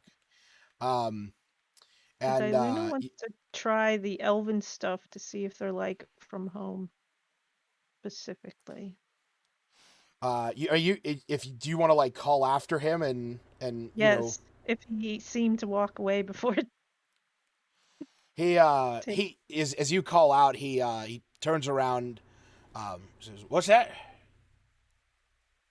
It's not often I see elven cordial and elven bread. Yes. We got some folks. We got some folks around here that are able to get in good supply. So, yeah, I can whip one up for you if that's what you want, Missy. Please. And we're definitely good for it. Oh, believe me, this one's on the house. He points to me and you. He says, the trouble that these two and I got into back in the day, not necessarily on the same side of the boat, or on the same side of the channel, if you will, but, respect goes always. I think I might still have a scar here. He lifts up a shirt to see if he can find any of the scars left by him by a stray crossbolt or a bullet hole. Oh, no. And he, you see that as he's like putting these together, he points one out that's on your shoulder. He's like, oh no, there it is. That one. I had my damn boot near up your ass as I stabbed you in the shoulder with my saber. Oh yeah, now I remember. Damn bastard almost pierced straight through me. Goes ahead and rolls his shoulder. Still acts up from time to time. Makes the aim a little unsteady. He said he laughs and he says, "Yeah, well, it's definitely one of those days, where I wake up in the morning and I can tell when a storm's rolling in because my knees be hurting. I've been feeling that one all day. I know how you feel, there, buddies. Yep. All day, you'd say, for a storm. Well, yeah, you're on the Sword Coast there, Missy. Storms roll in all time. They do. She's gonna look outside. Does it look stormy yet? At this point, it is dark enough that like the clouds have just created like an overcast. So you see that he is behind the counter. He's getting these mugs of green dragon ale. It has a very particular like verdant color to it. But he also puts together a mug of the Elven Cordial warm mead with orange and lemon peels, edible flowers, honey, and a half stick of cinnamon. He walks over and he looks over at the bards who are sitting at the corner of the room, and he says, "Three of you got any songs of remembrance?" And the bard looks at the other two that are there and says, "Yeah, got something. Put it together real quick." And as they start to play a slightly more somber song,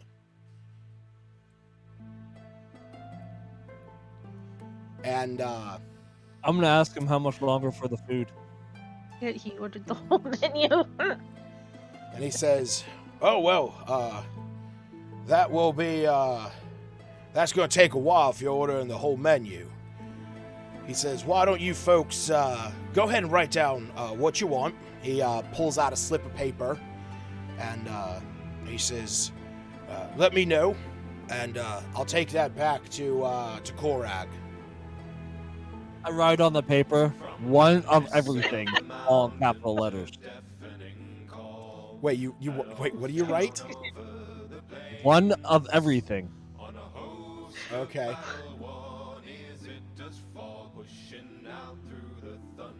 All right, so whatever you guys want to order, just go ahead and subtract that cost from your own coins.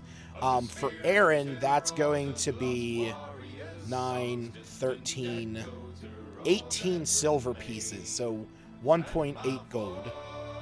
1.8 gold. Oh wait, yeah.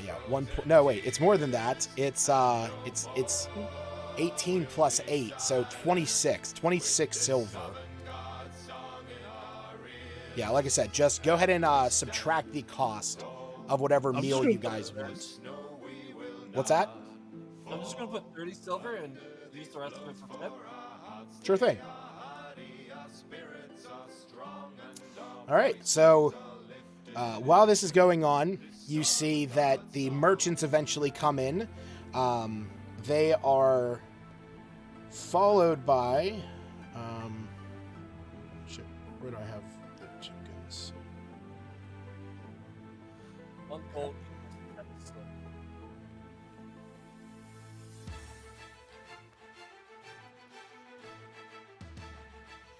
They are followed in by a tiefling woman as they all sit down at one of the other tables, and you hear them beginning to discuss the tales and stories that have gone on over the past few days with them. Oh, as as they come in and go to sit down, me raises his drink and he goes, "You guys, thought you had it bad with us? Let me tell you, the man back there, he has stories of what I've done to him." He points over to Brax. Oh yeah, he Bax looks up and he goes, he's like, oh yeah. And he says, yeah, this damn near shot me off board a ship once, cause well, granted we were working on two sides of of the trade, but that damn crossbow of his, he shot me twice in the chest. I damn near fell overboard, and I felt as if my my entire body was screaming from the pain as I heard his cackling somehow from all the way across the ship. You see this like terrored look in their eyes. All right, so some time goes by, and you see this large man step out of the back of the tavern, the inn, and he's bringing out these two massive trays of food and walks up to all of you and sets them down on the table. It's almost this like massive clatter. And as he does, he says, which one of you ordered everything? That was me. Well, I can't thank you enough. I appreciate it. I appreciate it so much.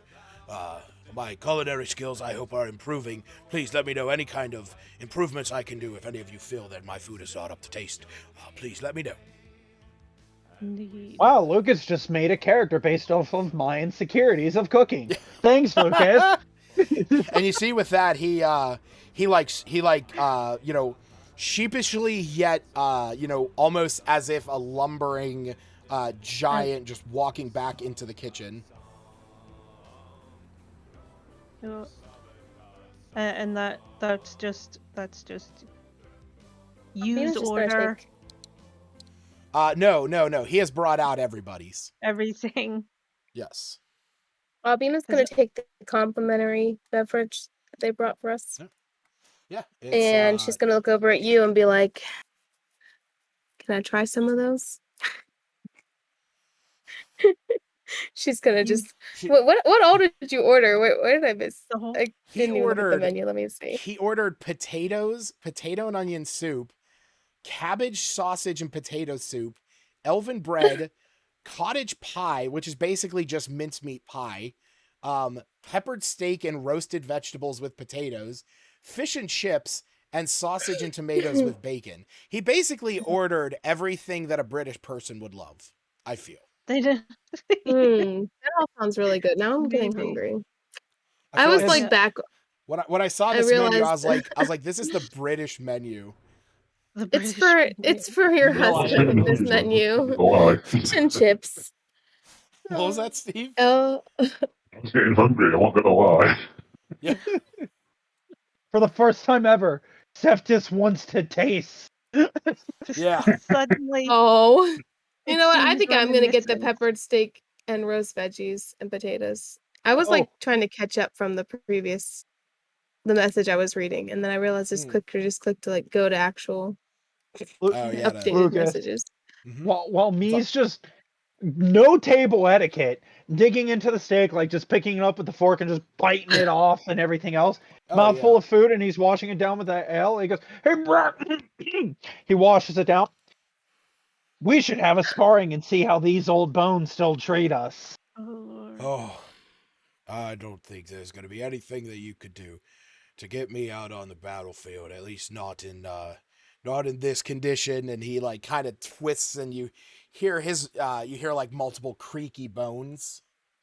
I'll pay for your drinks, for the after party and the during. Limber those muscles up with a few drinks, and I'm sure we can do a quick sparring match. You say, as you're saying this, you see the halfling over at this table. He kind of perks up and says, well, if he's not ready to fight you, I will. Oh my. He says, I'm always looking for a good brawl. Me goes ahead and cracks his knuckles, and he's like, after I finish, let's go ahead and have just a quick sparring match. Promise I won't kill you as long as you promise the same.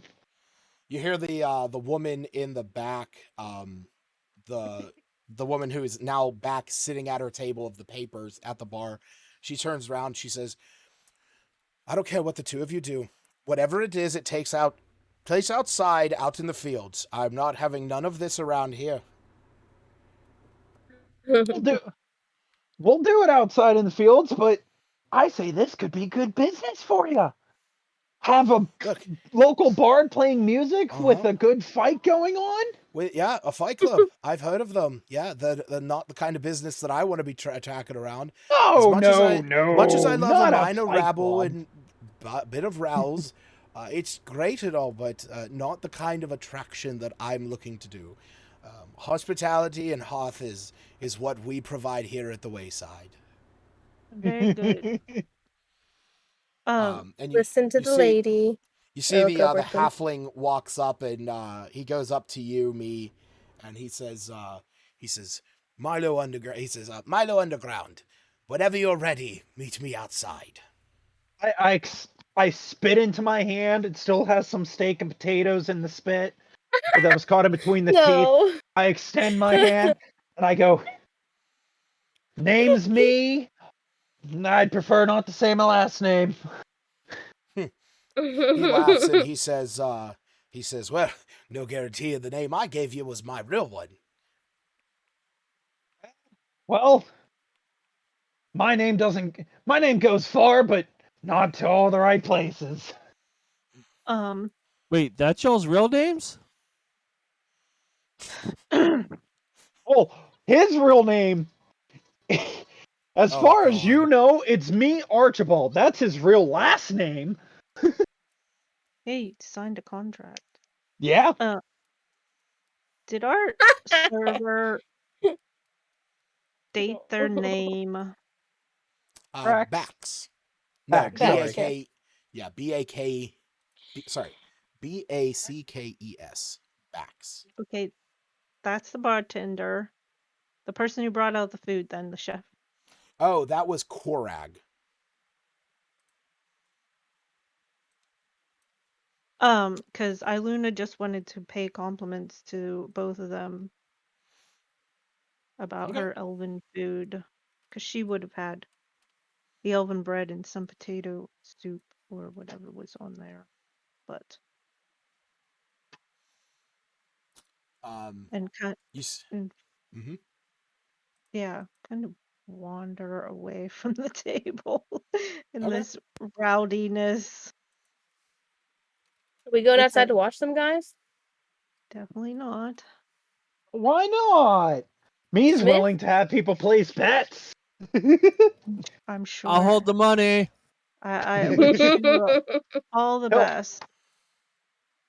I'll look over at Braxton. He says, now I know you're technically on the clock, but do you think you can step away to be a judge? We don't need any death happening, and, well, you have the marks left on you from what I've done, so could definitely use somebody to say that's a bit much. He sort of pauses and he says, can't really step away. Gotta make sure if anybody comes in that, folks be taken care of. He says, well, I mean, I'm sure one of your friends is willing to be impartial. Nope. No. Look over at I'll handle this, gentleman. Hell yeah, let's go! Albina will tell you when it's a bit much. He'll be like, watch from the window. I got a couple more tricks up my sleeve since the last time we fought. As he kind of brandishes the black blade.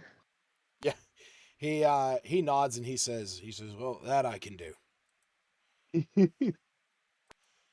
All right, let's go find a halfling. All right. I was trying to say she would wander.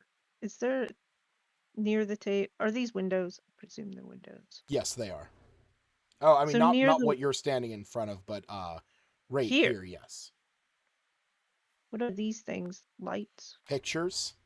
Oh, cool. So near to the window. But she wanted to find the bartender and say the cordial is very good. A bit more peel than I'm used to, but Is it? You know what? Similar to my ancestors have made. It's something that I've been been working with a little bit. I was told about it. Try and do my best with it. But I mean, yes, please, if you can tell me, from wherever you're from, how they put it together. All clans are probably a little bit different. If an elf did not make this, then it's very good. Well, again, much appreciated on the compliment. The same with the bread, especially. Oh, so yes. Your chef should know. Was a recipe I got off of a good old elven sailor. He was a good man. Spent some time together. Well, you have a fine establishment here. I've passed many times. Maybe I should stop in the future. Oh yes, it's always a good time to come around and spend some time here.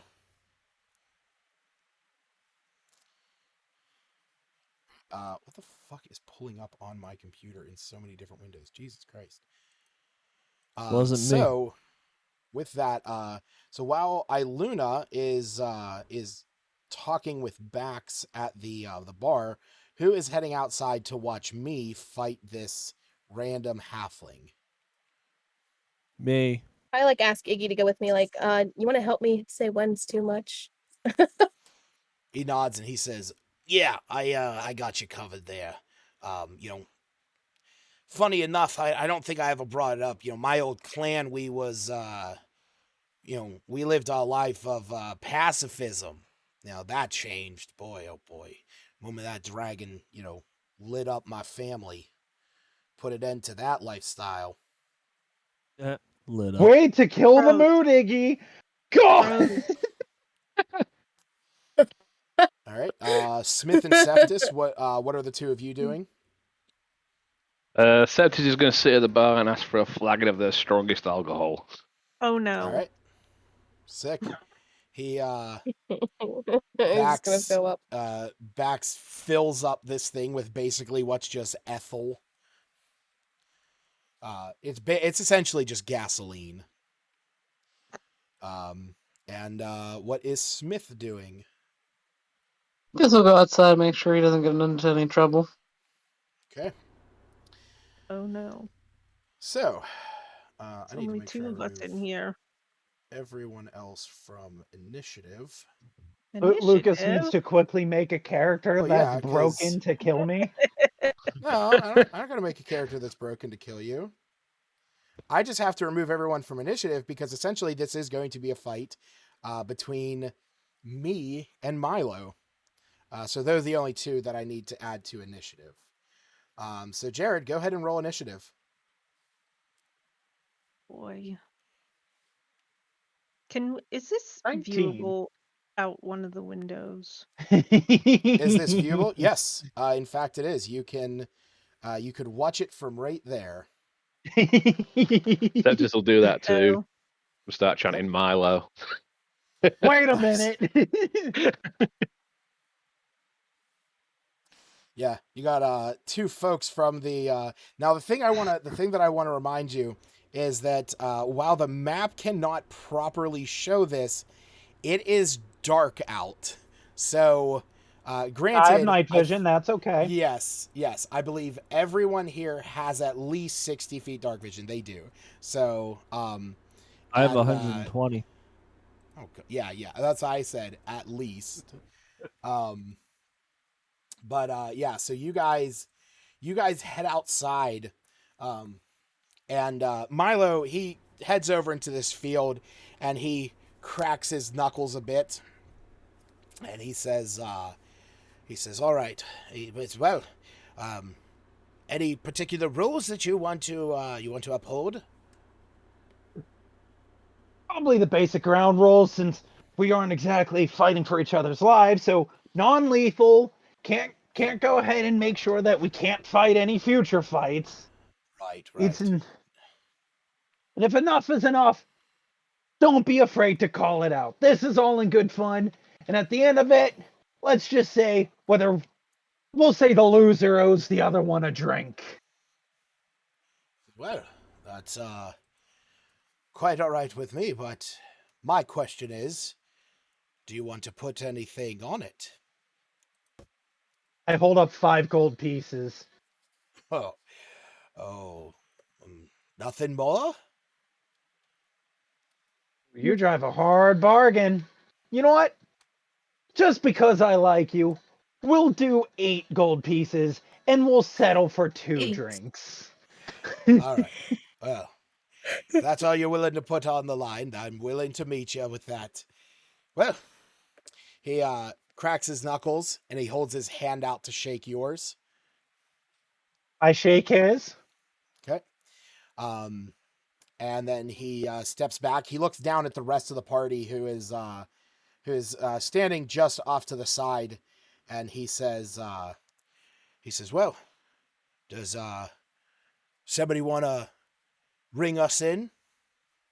So I make the digging noise. Everything but death allowed? Yeah, that's what we agreed upon. Yeah, all non-lethal damage. And he nods. Until and, me gets carried away and loads an acid arrow, and then one thing leads to another. So I know that you can see, like, this is what he looks like. I just can't technically tie that to a token easily. Oh wait, can I? Oh, maybe I can. Oh wait, shit, maybe I can. Oh, hold on, can I? Where's the token? Looks like Smith and I are in the Look at that, I can do it. Upside down.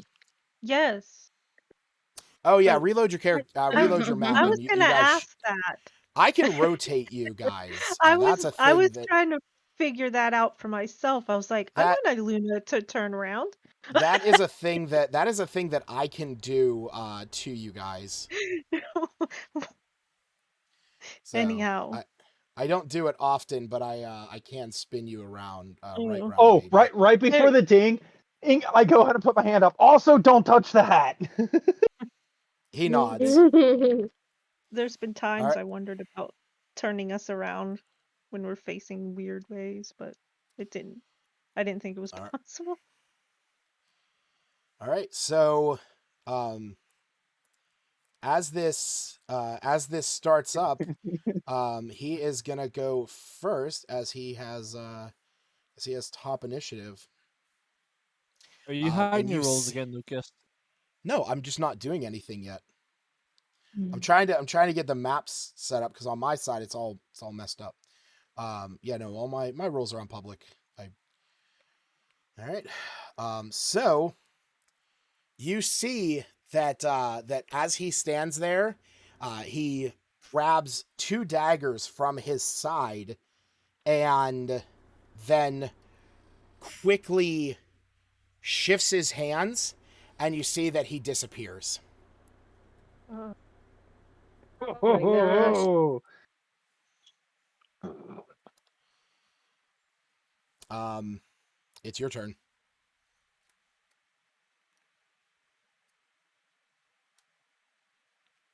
Checking something here. I don't have that ability yet.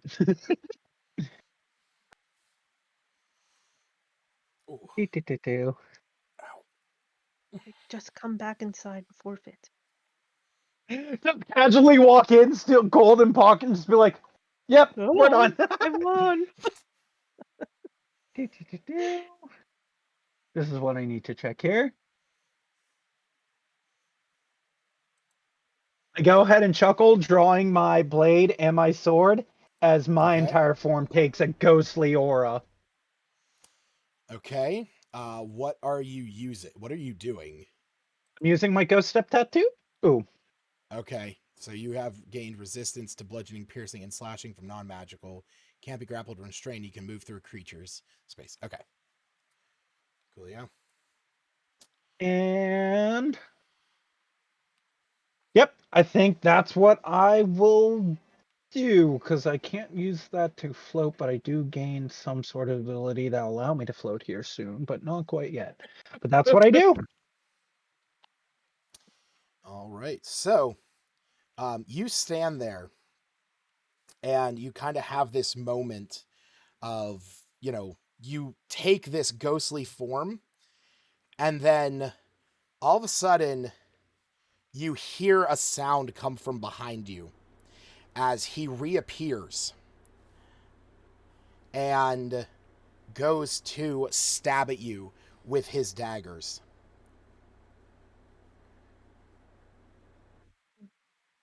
Wait, I'm also going to use Uncanny Dodge. Okay. So this is going to have the damage that you take. That I'm already having because of resistance. Yep. So that's a hit. That's a miss. All right. So that means that that's going to be 5 piercing plus 8.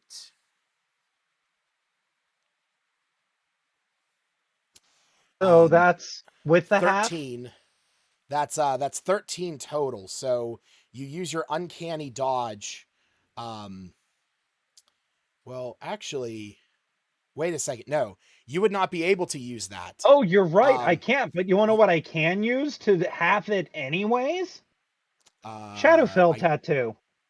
Shadowy defense. When you take damage, you can use reaction to become insubstantial for the moment, having the damage you take. All right. Yeah. So, okay, that's so really I'm weird. all ghosty ghost. Yeah. So the thing is that you feel this dagger stab into you. You take 6 points of damage because this is not a mundane weapon. You feel you feel as it stabs into you, it has kind of bypassed your ghost step tattoo ability. Your Shadowfell one, yeah, you do take you do take that half damage. Interesting. And then he is going to step back and duck away from you, disengaging. Oh, so attack of opportunity. No, he disengaged as a bonus action. Bullshit. And that is going to be your turn. All right. Well, obviously, I'm going to go stab him. Okay.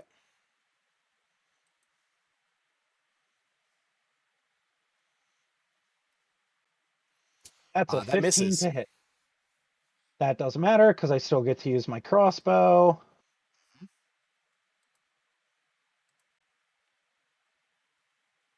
Actually, Lucas, I still have inspiration points in my inventory. What? Would that count as an inspiration? I've got we don't use those anymore. I know, but it's in my inventory, and you said if we have inspiration, we get an inspiration to use. So I'm using my inspiration die. Nope, you're not using that. You don't have inspiration right now, buddy. Bullshit! You lied to us. Then the DM's a liar.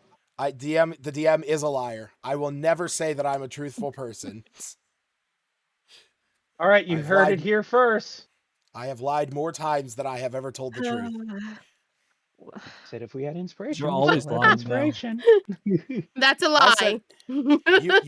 The button that says inspiration is not clicked on your sheet, which I know you didn't start the session off with inspiration.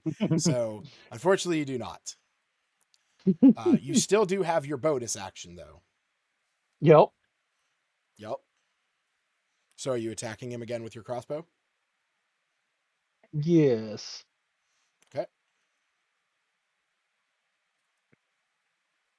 Okay, 9. You see that as he... no, that's only reroll damage. Okay. You see that as you go, you go to stab him, he ducks underneath your blade. He sees your crossbow coming up, and he quickly takes his thumb and he shoves it down into where the string that would be launching out the bolt would be coming out, and almost like slows it down. As soon as your turn ends, he laughs and giggles and disappears once again. Of course he does. My turn again? Yes. All right, cool. Since it is now my turn, I'm going to use my action to give myself Dark Blessing. 1d4 plus 4 temporary hit points. Okay.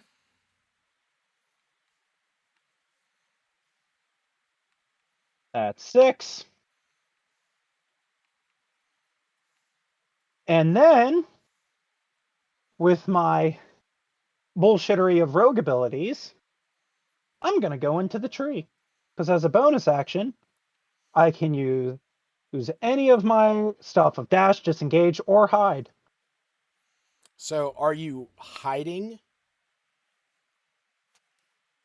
Yeah, I think I am. I'm going to quickly go over there and I'm going to hide. And you want me to use my stealth? Check. Yes, I do. I have advantage on those. I'm aware. That is a 32. Which, by the way, that's a nat 20. Can I get my inspiration? Yes, that is. That's how inspiration works now. You rolled a nat 20, which means that that you get inspiration. Speaking of which, Cephas, if you didn't have inspiration already, you would have gotten it before. Oh, and I wanted to ask, does that work on checks or no? Anything, a D20 test, that is an attack, an ability check, or a save. Oh, then I get my inspiration because I got it when we were doing that earlier. Okay. Did you? Oh yeah, you did. Yeah. You had a survival check that was a nat 20. Yep. Yeah, because the thing is I don't do auto successes and auto fails on nat 20s and nat 1s, so the fact that the now new general role is you get a inspiration with a nat 20, I think that really balances it. Okay, so I have to roll his that is against his passive. No, he's definitely watching. Yeah, okay. So you see that on his turn, you see that he suddenly appears and he says, "Now come on out. Where did you go? Don't make this no fun." He sounds like the leprechaun. He's so creepy. And then he disappears once again. No. I have trauma from the leprechaun. It is your turn again, me. Oh, as long as he keeps disappearing and reappearing, I ain't going in to fight that. I know my terms and conditions. I'm gonna stay hidden with my crossbow or my crossbolt drawn and Actually, no. You said he reappears and disappears. Yes.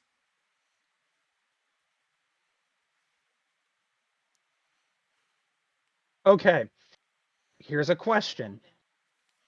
Would this be with disadvantage if I were to load it with a concussive bolt to shoot near the area that he was? Because it would be I'm assuming with the concussive I don't think it explodes. You don't have the concussive bolt anymore. I thought that was the only bolt I didn't use. No, you used the concussive bolt because you used all of your bolts in the fight against the trolls. That's right. You have the ones that are poisoned. I have the acid. Or sorry, acid, not poison. Yes, acid. You are right. But you could, if you wanted to, you could ready an action to fire at him, as it is your turn. You're right. I'm going to ready an action to stab at him with my blade if he pops up near me, as I'm going to step out from behind the tree going, talk about fun. You're the one disappearing and hiding as well. I'm just taking a trick out of your book. I should say Albina has planned to rescue me if at any point she sees that like this guy's not actually going to honor like not killing him. So so you see that whenever you do that, a moment goes by and all of a sudden from behind you feel something stab into you. That's a nat 20. What about my readied action? I would still be feeling your readied action will into take me. place after this. Okay. Oh no. So that is going to be 7 plus 6, so that's 13. Plus 12, so that's 25. Plus the maximum of his sneak damage, which is 32. So you are going to take 57 points of damage, and that's going to be divided in half. So that is going to be 28 points of damage. And now you get your attack. You get your you get your readied action. All right. I'm using the inspiration. What the hell is going on? Sure thing. Serious. There we go. 18. Okay. So you feel this stinging sensation in your back as you hear this chuckle come about as he stabs into you. You turn around as quickly as a ghost, stabbing into him with his rapier. Go ahead and roll damage. That is 12 piercing damage, and he is hit with disheartening strike. All right. Which, forget what that one is. When you hit a creature filled with unsettling dread, he just has disadvantage on his next saving throw. Okay. Hold on. He's a halfling, so he's not a size larger than me. But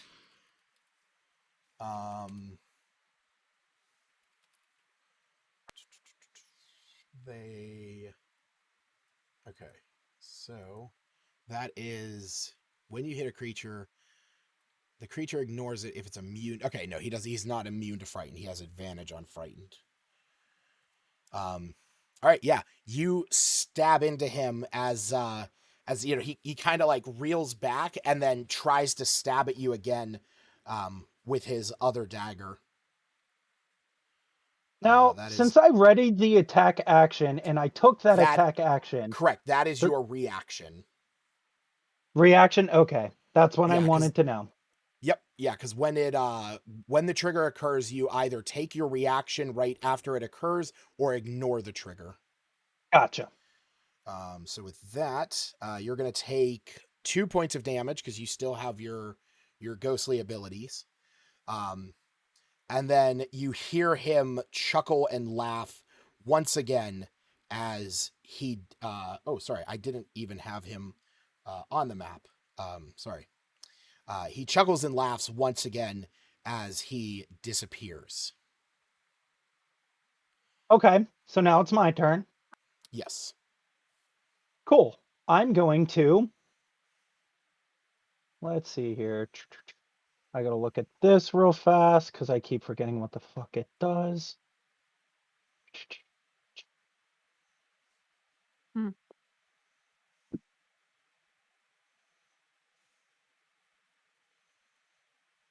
Septis orders another. Hey, Lucas, tank I have a gasoline. question.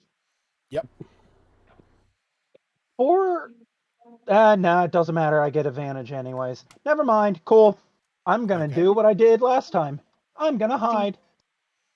Okay. You feel as you are starting to move, you feel a dagger swipe at you. You take 4 points of piercing damage as he got an opportunity attack on you. Fair. Steve say he did something? Me's met his match. That is a 27. I am now fully stealthed. And then, as that was my bonus action, I'm going to ready an action to shoot him as soon as he appears. Okay. Steve, did you say something? Yeah, I just said Septis orders another tank of gasoline. Oh, nice. He's sitting there watching through the window on another one over here. He's enjoying the fight. Did you walk away? What he's not seeing of it, apparently. Albina's gonna move adjacent, just like over here, because she can't really see, I think, through past the trees there. She's kind of just like, yeah. No, I asked if Septis walked away to order this because Iluna would go with him. Or do you no, just I was like just going to holler shout at the over? bartender. You're just, Yeah. you're just shouting. Another round. Just picture it. So, you shout over to you like kind of like peek around the hall. You shout over to Bax, another flagon of ale, and he gives you a nod. He gives you a thumbs up.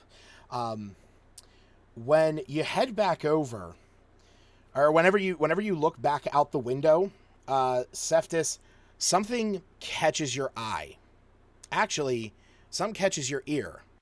Albina and Septis, I need both of you to make perception checks.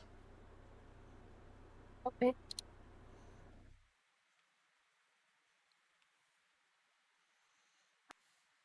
Oh god, it's multiple little fuckers. Oh boy.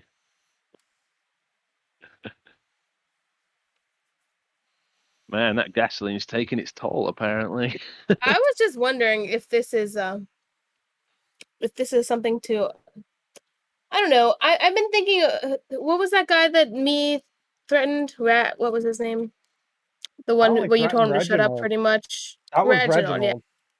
That's not this halfling. This is one that was in the bar as soon as we got here. Reginald's in the. I know. Reginald's currently in the Wayside Inn. Hold on, 1 second. Okay. I just mean because with them knowing about the egg, I'm like, I'm on edge. Well, being on edge, that's actually what kind of allows you to perceive around. As you see Milo reappears once again. Jared, go ahead and roll your attack. I get sneak attack because he doesn't know I'm here. Absolutely. Would you say I get advantage or no? You are unseen, so you do get advantage. He does not know where you are. Was not looking in his direction. She's just kind of moving, like, if she sees nothing, she's just moving around to, kind of keep an eye on.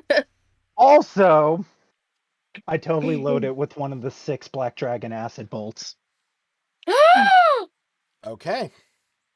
Non-lethal. Well, there's no such thing when it comes to non-lethal when it comes to acid, pal. I know, I'm joking. That's why I'm not loading it. Okay. Yeah. Because Albina wouldn't be able to wouldn't even know what's going on there. Oh my. Oh no, he died. Such a shame. I'm just waiting for your roll. Did my roll ever come? 22. Okay. Yes, yours did. Okay. That was a 22 to hit. I thought you were still waiting on mine. I was like, oh whoa. Lucas? Yes. Does that hit? That does. Roll the damage. That's 9 piercing damage. plus the bullshittery of sneak attack. All right. Go ahead and roll the bullshittery of sneak attack. So 16. So 27 points total. You fire this shot. I have a question. Is this an opportunity attack? This is not an opportunity attack. This was a reaction he had set up. Oh, can you get sneak attack on that? Yes, because I get advantage on the attack roll because of me being unseen, and as long as I get advantage, I get sneak attack, or as long as there is an enemy within 5 feet of them that's not incapacitated. Once per turn, you can deal an extra... Because if not, then Lucas needs to eradicate his sneak attack damage. Yeah, because it would be, it would be, because it doesn't specifically say on your turn. It just says once per turn. Okay. So, cool. Yeah, because there are those ones where it says, like, on your turn, you can do X, Y, and Z. Okay, so as you take this shot, you see he kind of wrenches back and recoils. He is going to, he's gonna kind of like falter back a bit. And he is also going to use his uncanny dodge, but it hits him. And it's at that point, he looks around and he sees where you shot from, and he gives a bit of a chuckle. And Albina, as you're watching, as you're moving over, something catches your attention behind you. And you realize that heading up to Smith and Iggy, who are watching this fight, are 3 zombies. Oh my. At this point, Milo, he's been hit, and he looks off into this direction and goes, "The hell are those?" And as you look in that direction, you see more zombies. And with a quick glance around, Oh God! Those of you with, actually, I believe it's only going to be me. You can see that there are more along the side of the Wayside Inn, heading into the open doors of where you guys moved your carts into. Oh Jesus! Would I be able to summon my spirit guardians at that point, or would it be too late? Like with me having seen. With you seeing them, you will not be surprised, as I need everyone to roll initiative. All right. Me will go ahead and scream out, going, "Milo, we gotta cancel our fight. We gotta take care of these. They're going after the end. I'll still buy you the beer, though." But yeah, I was gonna say Albina's gonna be like, guys, we got a problem. This can wait. Your match can wait. All of us can Septus and I see I was gonna the two of you, I will say that the windows out to watch the fight are open. You definitely hear Albina saying that there's some trouble. Unfortunately for the two of you, the ones that would be within sight are too far out of your vision to be able to see them. But we'd still do initiative. Yes, you are still.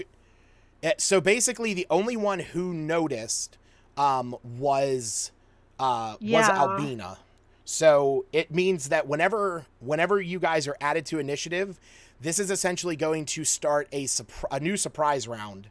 And Albina will be the only one to be able to react. Hey, look at that! You got a nat 20. You did you say that I saw the ones Can going I give into someone the end? inspiration? Who has inspiration? I got a nat 20. Did you also get nat inspiration? 22? Oh yeah. Earlier I got one. Yeah.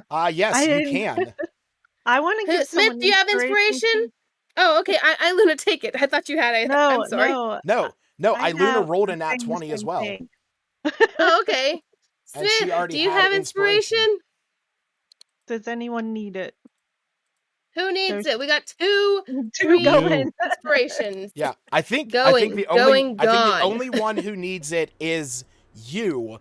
But I will say that you can also Can we give it to that Iggy. little halfling? I mean, Oh you can yeah, also Iggy. give Okay, it. Iggy. You can also give it to me because I used my inspiration. Okay, that's me true. take it, and then Iggy have the other one. What? Great. Or I give it thought to And it I you. want to. What? Oh yeah, I guess you. I'm sorry. I was thinking only two of them had. Yeah, give it to you. All right. So I'm me and going to you. roll. I'm going to cast my spirit guardians. Okay, And I gotta skim through everything here. I would actually probably run down by Smith and Iggy to protect them. So I would just yeah.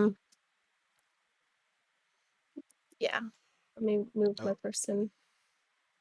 By the way, I did talk. I talked to Smith about this. Smith will be running Iggy's character sheet from here out. It's going to be a lot easier, at least on me, not having to jump between like protagonist and antagonist. I'll let it happen. I approve. Thanks.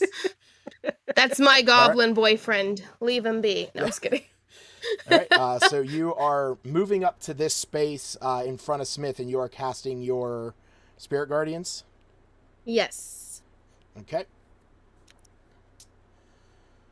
All right. So that is your bonus action. No, sorry, that's your action. That's my action. Yeah. Are you doing anything with and I your might bonus as action? well have my dancing. Is it dancing rapier that attacks? It is. As you. Okay, I will get out my dancing rapier. Okay. Put it right to the bottom left, adjacent, right next to G1, pretty much. Why is that so big? It's huge. I love it. And I'll roll for my dancing rapier. Yeah, go ahead and roll for the dancing rapier, but also roll for the damage of Spirit Guardians. Spirit Guardians. Yep.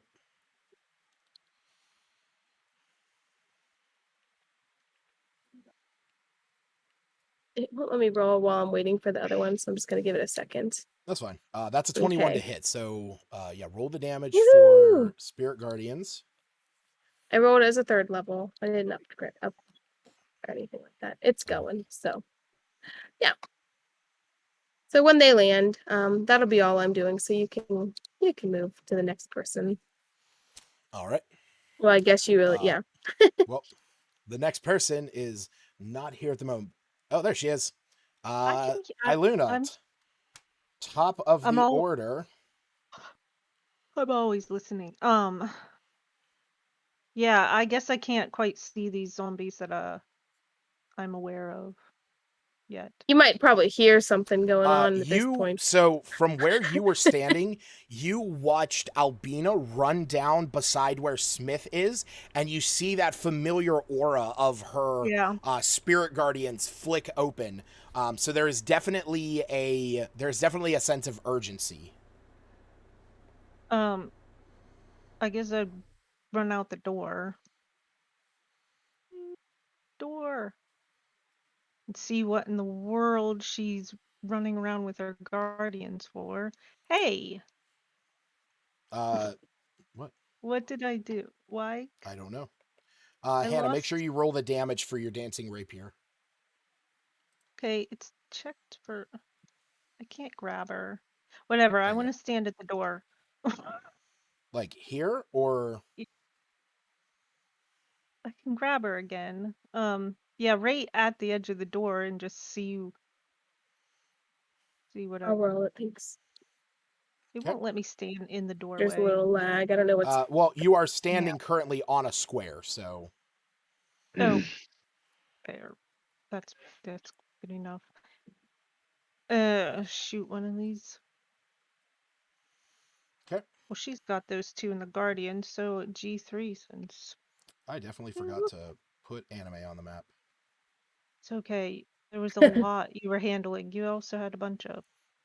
civilian. She was chilling with Iggy. This No, random fight.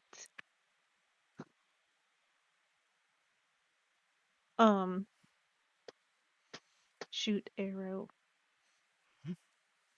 Did that ever roll? I'm sorry, or did my page never go? Sorry to it's interrupt still going. Oh, okay, no. Go ahead. Sorry. It's okay. A G3. Okay. Wow. That hits. 19. All right. 10 points. 8 against that one. 12. Okay. Yep. Got that. That misses, unfortunately. Okay. I was like, wow, 12 hit. That's pretty low. No, yeah. Unfortunately, 12 misses. And then I guess I anime can go after this. Same one. Same one, and then come back inside. All right, go ahead and roll the 2 shred attacks.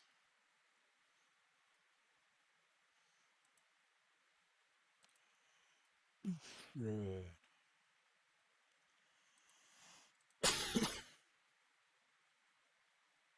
14. That's a touch that higher. one misses. Also as this thing is like, trying to batter her. Come on.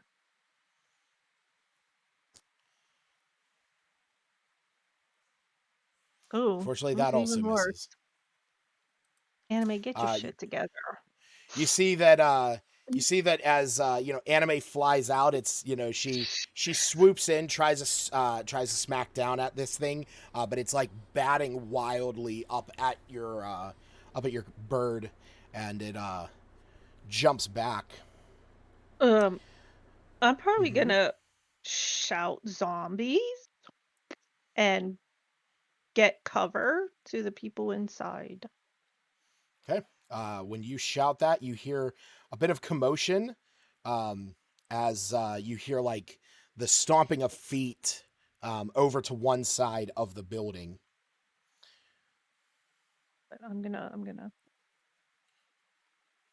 stay here, I guess. Right in the doorway. Right. That's it then. So up next is the thief. Now I'll leave it. Milo. And you see that he disappears. As he is wont to do. Smith, it is your turn. From where you're standing, you can see that there are a group of zombies that is coming from the south and the north.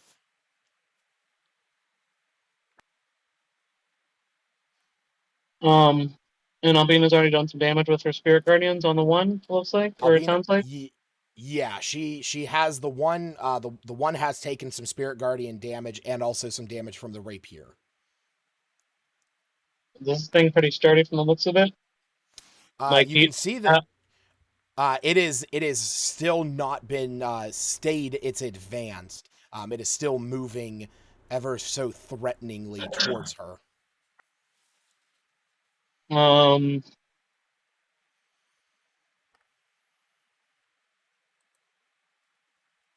Let's do it.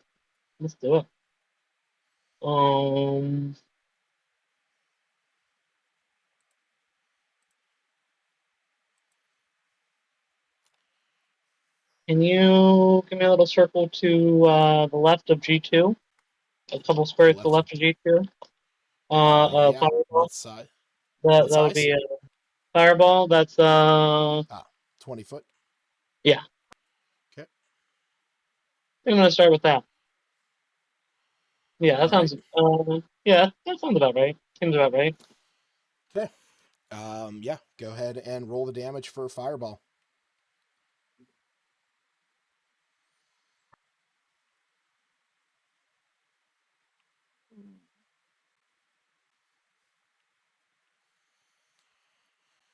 $31. I'm bad. So, all right. So you see these, you see this fireball. It erupts at the base of this tree. You basically have used this tree to like blow apart and splinter the wood from it, creating this like shrapnel area of burning flame. You see these zombies. They are kind of like launched forward a little bit. They stand up and they are still, marching towards you, but you can definitely tell that that took a good bit out of them. All right. Next up is going to be now Albina's turn, now that her surprise round was over. Nice. Okay. My dancing rapier, I can move and attack as the bonus action each time, correct? Okay, awesome. All right, I will attack again the oops, that's it. I just threw the damage, sorry. It's all good. I didn't throw that. You can roll that and then you can roll to see if it hits and we'll just see if it was a wasted roll. Okay. It's a wasted roll. We don't know that yet. I'm psychic. Oh, you're psycho. All right, go ahead and roll to see if you hit for the 5 damage. You're a psychic. Tell me what kind of underwear I'm wearing and what color it is. None. If you're a psychic, can you tell me why kids love the cinnamon toast taste of Cinnamon Toast Crunch? Did you just... Because they taste like toast. Huh? You're a psychic. Can you tell me what stars are currently aligning to make me depressed? 16 does hit, so that 5 damage is going to apply. Nice. I'm very good psychic. All right. And you know what? I'm gonna go against. I'm gonna use my short bow to attack G3. Okay.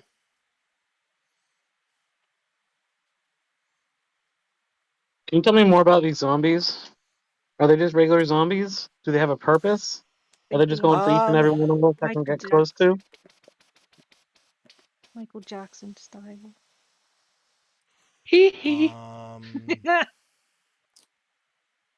Roll me a perception check with disadvantage. I'm gonna give you some limited information if you roll really high, because from what you can tell, these things have just come out of the darkness and are just like progressing towards you. Like 2 days away from full moon. Why is it so dark? Go ahead and, because it's 8:00 at night in the game. Go ahead and roll the damage, Albina. Okay, thank you. Actually, and there's an overcast. If you checked your weather radar, you would know the clouds are overcast. I'm literally only saying that because Lucas said about how the clouds are overcasting earlier. Depends.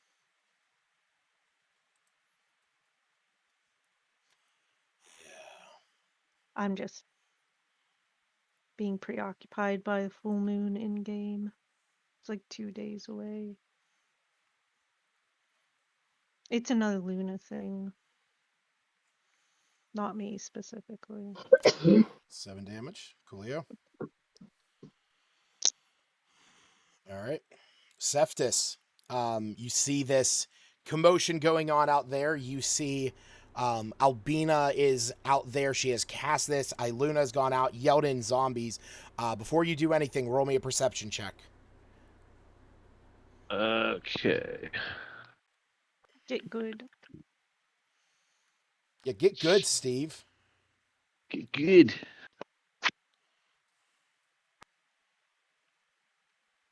Not bad. As you're watching this, you hear a scratching, thudding sound coming from behind you. Ooh. At this door, the one that you guys came in from, the where the carts are held. Can I kick through that door and see what's going on through there? Oh no. Yeah. Go ahead and roll an attack. Knock knock. Open up the door. You can't just. Now, are you cutting through it? Are you cutting through it with your sword, or is this an unarmed strike? It'd be an unarmed strike, just like kicking through the door type of thing. Yeah. To open it. Yeah. Go ahead and roll. All right. So you rear back. You kick this door. You see that it flies open. And out in this courtyard, you can see there are two zombies that are progressing their way towards you. You can see these scratches and claw marks in the door that is now like kind of broken up against the one wall. So that would be your action if you wanted to rage. Can I? Yeah, can I rage? Mm-hmm.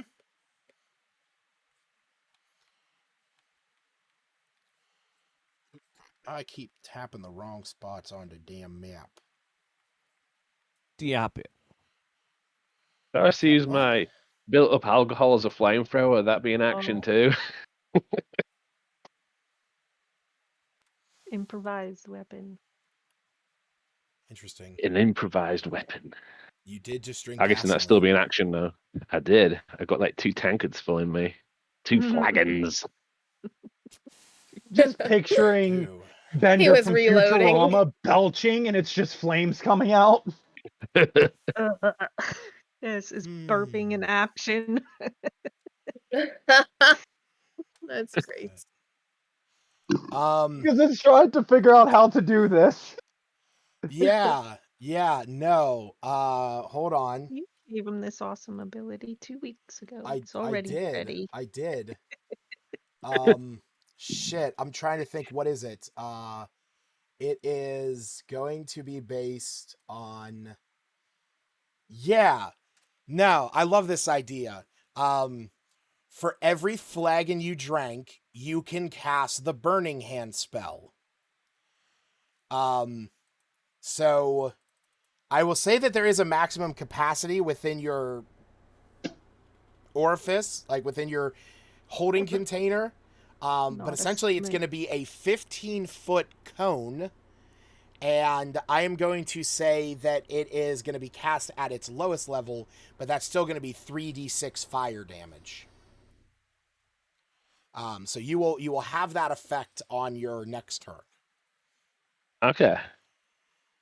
Now you just need the capacity. The capacity, I'm going to say. Yeah, I'm gonna. You know what? Honestly, I would say. I'm going to say 4. A total amount of 4. Yeah. And I'm only basing that off your Constitution modifier. Because I think that's appropriate. All right, so... Does this thing take... When you enter a rage and as an action... Addition... Okay, sorry. I had to read something. All right, me... With the 120-foot dark vision, you have line of sight on everything that is going the fuck down. You can see all of the zombies. You can see the 3 that are right next to you. You can also see the ones. Why does your character sheet not have goddamn 120 feet dark vision? Isn't Devil's Sight great? Oh my god, I hate whenever it doesn't do it right, though. Dark vision, 120. There you go. That's what you can see. You can see there is a number of zombies. There's at least 5 of them that are going through that larger entrance. There's the 3 that Smith and Albina and Iluna are engaged with. And then there's the 3 that have come from the north field that are progressing towards you.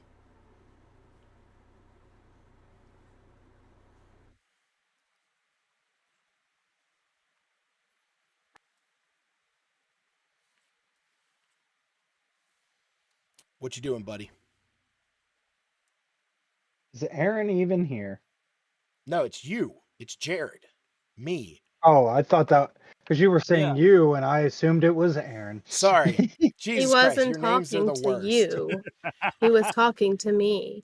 Because I shouldn't have 120 dark vision. I should only have 60, I thought. You have 120. Oh, right, because I get it naturally plus the, ghost bullshittery. Yeah. Okay. Here's my question. Do the zombies know that I was hiding? Do the zombies know you did I was shoot heavily stealth. That's true. You were heavily stealth, but you did shoot at Milo, so that would be that would no longer be the case.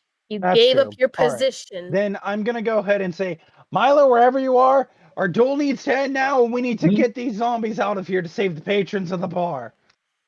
And then I'm gonna go do a stabby stab of G6. All right. Stabby stab. Good old stabby stab. Stabby stab. Of a 27 to hit. Yeah, that hits. I don't like that damage. Can I re-roll it with my piercer bullshittery? Once per turn, when you hit a creature with an attack that deals piercing damage, you can re-roll one of the attack damage die, and I must use the new roll. Yep. Please be higher. It wasn't higher. Wasn't higher. You got to use the new one. That's 6 piercing damage, and then I get the crossbow with the bonus action. Yep. That's 25 to hit, and that's 5 piercing damage. All right. Also, is it a size larger than me? You are small, and it is medium, so yes.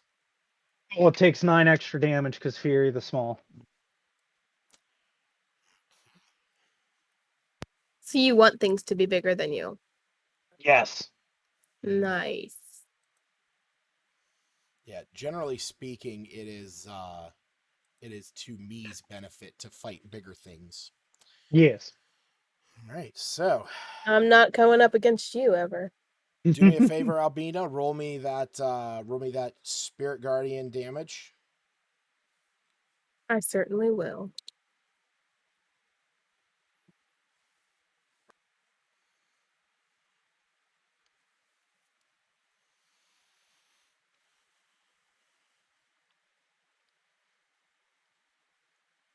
Oh man, I should have asked if Milo was invisible next to him to get sneak attack off.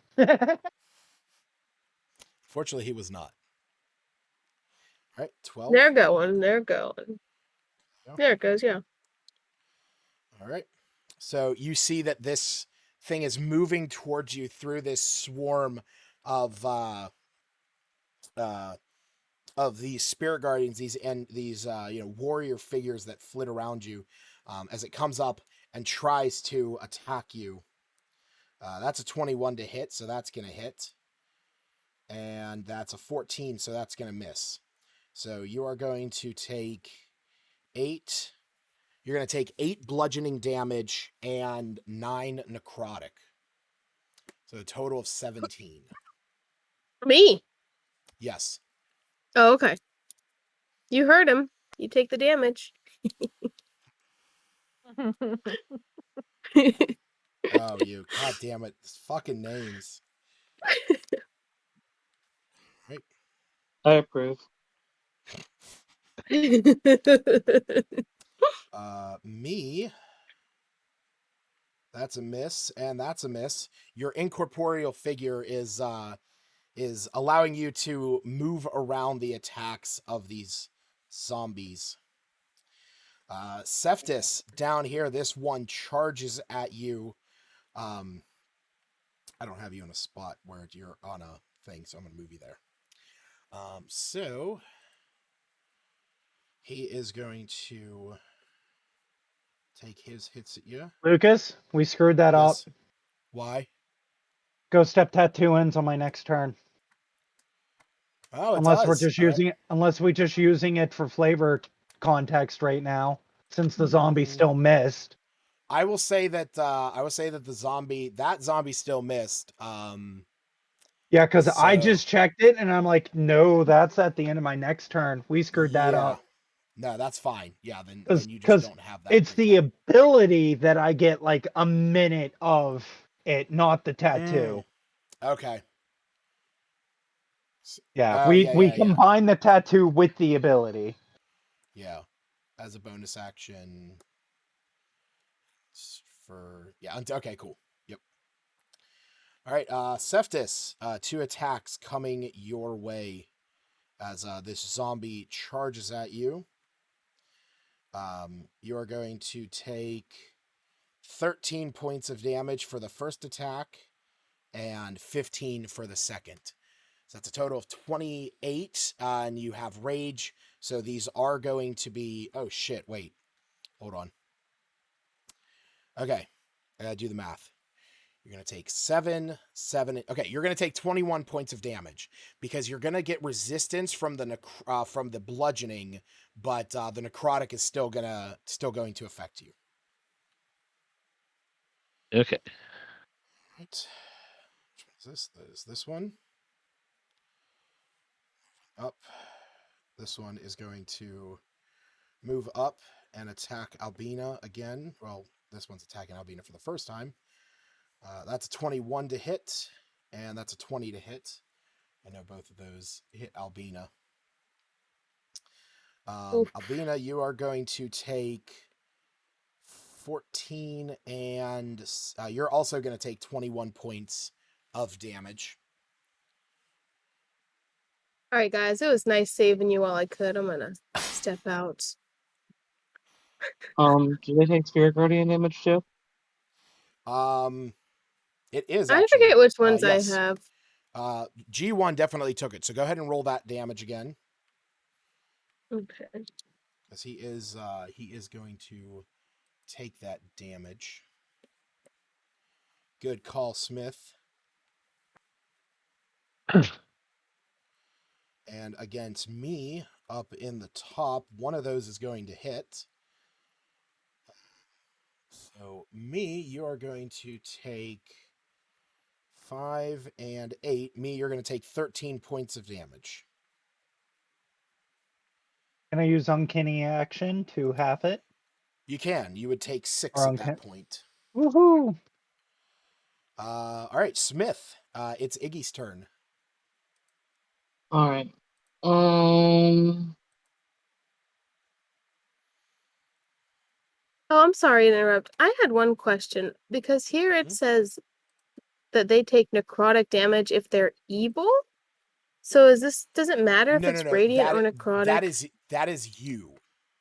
Oh. So if you are good, these deal radiant damage. If you are evil, that's right. Okay. It deals necrotic. Gotcha. So they are taking this radiant damage. That's right. Okay, because of my alignment. Yeah. Sorry. It's all good. What you doing, Schmiff?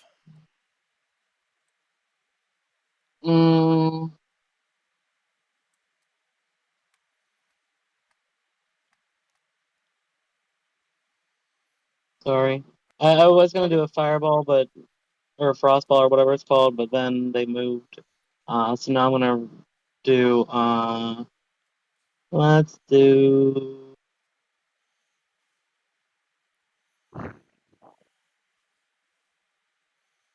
I'll just do a firebolt.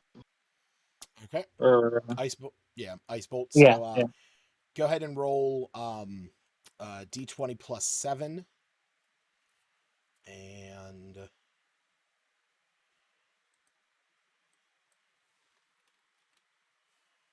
firebolt, he is level 8, so that's going to be 2d10 cold damage. So that's an 18 to hit, so that's going to hit. So 2d10 cold damage. And which one is he attacking? Imagine either G1 or G2. They both have to be pretty close to G1 is far more damage than G2. Let's go with G1 then. Okay. That's the one that damaged Albina? Or I guess they both probably did. Yeah. Okay. Yeah, let's go for G1. All So yeah, this is going to be technically it's 2d10. It's going to be 2d10 plus 4 because Iggy now has the potent cantrips ability, which means he gets to add his spellcasting ability modifier to the damage he deals with cantrips. So it's going to be 17 points. You see Iggy, he's these zombies have started to surround you guys. Smith, you cast that initial fireball, and you see that as these zombies have started to surround Albina, you hear Iggy kind of seething in the back as he quickly moves around you and then shoots out a blast of ice. And as soon as it makes contact with this zombie, you see that it crumbles to the ground. Nice. Thanks, partner. He gives you a nod as you see like his fingertips are coated in ice. Frost ice. As you look back to say this to him, one of these zombies moves up again to you, Albina. But Iggy kind of points behind you and he's like, "Hey, careful!" And you are able to move out of the way of the two attacks as it misses you. Go ahead and roll that Spirit Guardian damage. It has now entered your area.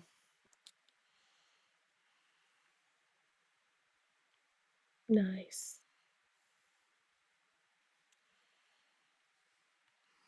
Iggy saving my life. So again, Cephas, 24 and a 21 is going to hit. All right, G2 or G3 going to take 20 points of radiant damage. Cephas getting hit for a total of, so that's going to be 17 divided. So that's going to be 8 plus 15, so we're looking at a total. Cephas, you're going to take 23 points of damage as these zombies have kind of corralled you into this hallway. Oh my. All right. Me. As you, as you are being surrounded now, this one that is next to you is going to take 2 swipes at you. I believe that one of those hits. Yes. You are going to take 15 points of damage. All right. You have just watched kind of like this cacophony of chaos erupt around you. Albina throwing out her Spirit Guardian, Smith casting Fireball, Iggy shooting a bolt at one, killing one, Albina coming out, launching her bow. You see me up behind a tree get cornered by 3 of these zombies, and you can see that there are even a few that are making their way into the Wayside Inn where you guys came in before.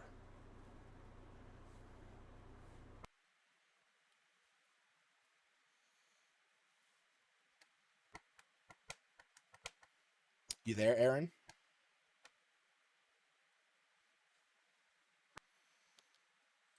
Well, we're going to try something here differently. Okay. What you try? So, G4. I needed to make your mic dexterity saving throw. Okay. That's a 3. Whatever is happening is failing. I don't know what you're doing. Oh my god. What is this new thing? What are you doing there, buddy? Do you want to describe it or do you want me to? Wow.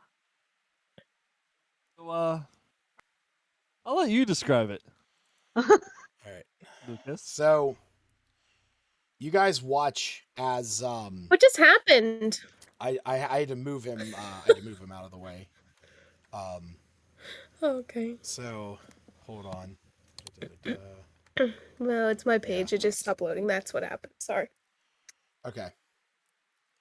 So you guys watch as you suddenly disappears, and me standing over in this corner.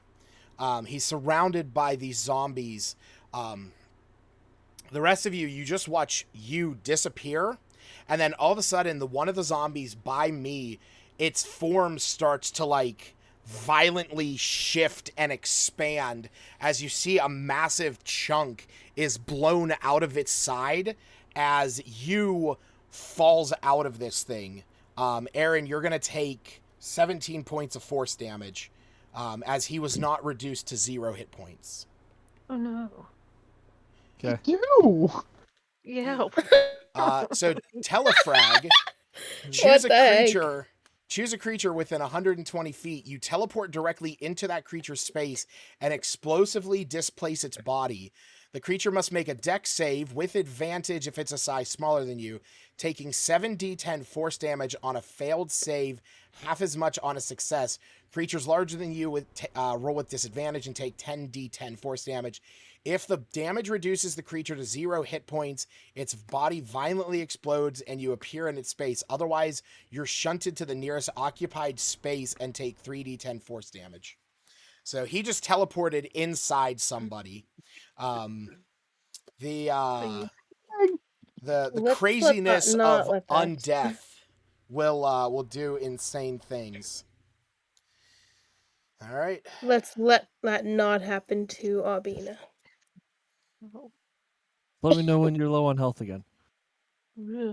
Okay.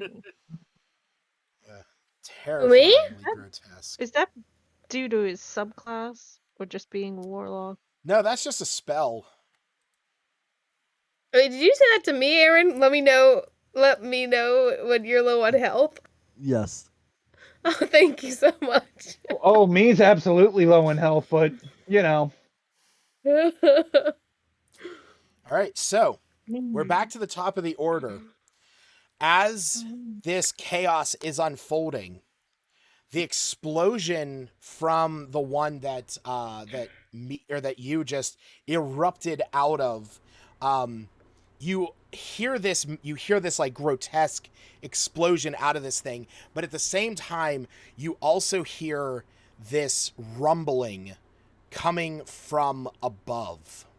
You're kidding me. As a storm begins to roll in, lightning and thunder begin to crash, and terror.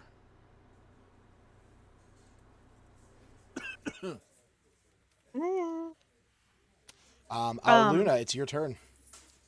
So What was that? previous to hearing thunder, I was gonna try and help set this out because I assume I can hear him raging or something going on down the few feet away. Yes.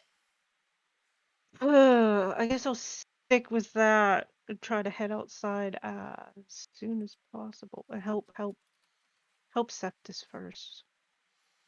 Okay. And walk towards him and see what I can see. Do either one of these two look more damaged? Do they look more damaged? No. Okay. They both look to be in well spirits. Well spirit. They're undead. They can't look that good. As you head inside, you can hear the sound of rain now falling out behind you as the storm is quickly picking up. The effect is. Anyhow, is it raining inside? Because it definitely looks that way. No, it's not raining inside. I'm gonna shoot at. G7. I definitely have to turn that off. God, that is lagging out my system.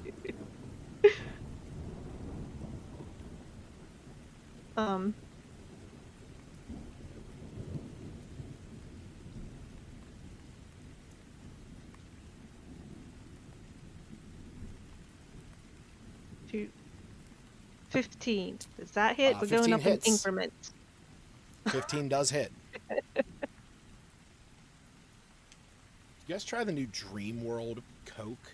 Tastes like Tutti Frutti. I tasted the diet. That's what I've heard, but I haven't tried it yet. I'm assuming they sell it at Walgreens. Yep. Did it not click twice? But I didn't, yeah, no. It did not roll the damage for your first attack. Okay, we've got 2 now. Right. So it takes 16 points. And then anime fly inside here. Oh great, I can't see her. Line of sight made her invisible. Because that door was shut. Oh? There's 2 doors. Yeah, I just didn't think it would just auto shut or whatever, however that was. It was never open. Oh, I mean, I walked right through it, I suppose. And the same with anime, where we 2 at? beast shreds. Yes. Luna, I do want to say, when you look into this place as you are heading in there, something that you notice about the folk in here, you do not see, you don't see the purple-haired woman backs, you don't see the purple-haired woman backs or the tiefling that was in there. Oh. But there were some regulars. Everyone else is, like, pushed in the corner. Huh. We'll just keep that in mind. The purple woman, was she an employee? She's the owner. Her name is Okay. Marticia. Okay. The tiefling was just somebody we didn't really get to know. The tiefling is actually the one who mans the stables. She's the one who came in with the merchants. Oh, briefly. Okay, her so name they're all... is. Yeah, her name is Tiga. She's like a giant, bodybuilder kind of a woman tiefling. Okay, so they're people who are tied to the end versus patrons. Yes, the ones who look, other than the bards, who they're not employees of the tavern. But you see the merchants, the other halfling, and the 3 bards have all like sequestered themselves in the corner. Fabulous. Anyhow, I took my turn and tried to help out Cephas. Yep. Do I have any movement left? I'm sorry? If I have movement left. You do. You only moved about 10 feet. If I did notice that something was amiss, then I'd probably move a little bit closer, but I may have moved a little bit more than I should have. Oh no! The power just went out. Oh no. Yet you're still connected to the internet. Yeah, your internet didn't go out. Yeah. UPSs. Oh we had yeah, battery nice. Nice. Oh yeah, I'm looking at the radar. That is a lot of red and orange and every other color of the rainbow. The star, our new internet holds out a bit better somehow. Thank God. Love how the storm is hitting everywhere except where we're located at, Lucas. I'm literally looking at the radar, and it's a perfect circle around us. I know, that's. Oh, I was nice. like, oh man, I predicted the future. There's a thunderstorm that just rolled in this game, and one in real life. All right, so as this is all going on, is you're basically being cornered by these 3 zombies. You see Milo reappear behind one of them, and he gouges into this zombie that's in front of you. Yeah, he gets sneak attack. He does. All right, so that's going to be 2 hits. That is going to be 14 plus 11. That's going to be 23. You see he gives you a nod, and then he like he takes a quick step back away from this thing. Smith.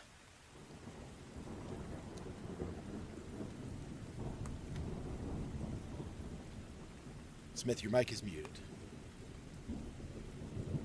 Sorry about that. It's all good. You let me put like 2 and 2 together for my character. Like, what were you saying to me earlier about the storm? And did he say it was magic, based on magic, or based on a spell? When Iluna brought up the fact that she was trying to figure out why her druid craft wasn't showing, or wasn't like functioning correctly, you were more discerning information about magic, and you figured that if some magics were going on that could change the weather, that could be affecting her druid craft, because druid craft is supposed to pull on nature, but if there's something that's going to influence it, it could be giving that effect. So there is a moment of thought where you think that this could be artificial or magical in some nature. Well, I think I tried to remind that we recently had Magic Storm on. That is true. You guys also, whenever you first arrived in Lylon, they were beset by the cult of Talos, and there was a storm, an artificial storm, that was created by the cult.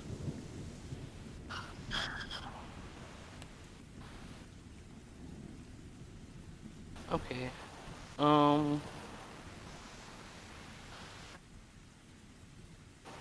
And where do I see these guys? To the left? You do see the ones. Yes, you do see the ones that are coming in from the west now, or from the east, that are kind of moving across the front of this place. And where are they going? Towards us, or towards they appear towards they appear to be moving towards your group.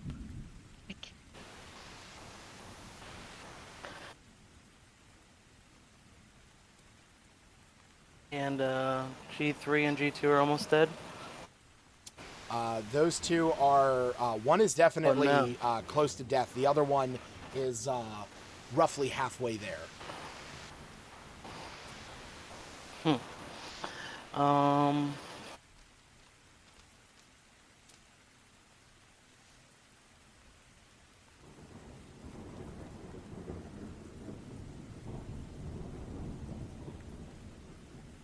I will use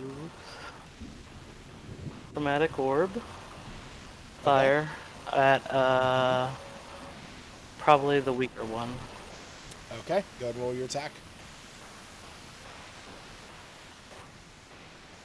Trying to, my computer's acting up. Come on. Nope, not what I wanted. What am I doing here?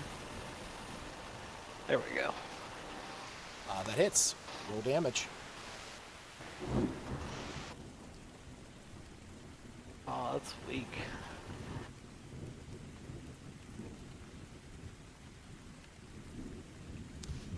You shoot this blast of fire out. As it hits, you take off a good chunk. It is just barely hanging in there.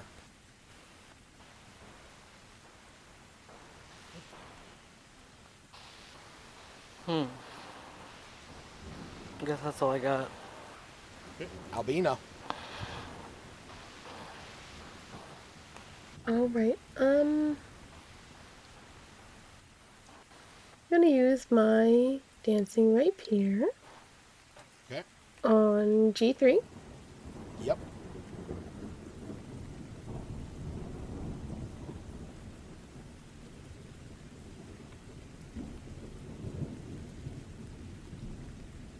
And then, wow, it's just my internet's going super slow. I can't even. That's a nat 20. Nice. Nat 20. Nice. Someone else can get inspiration. Take an inspiration. Sure.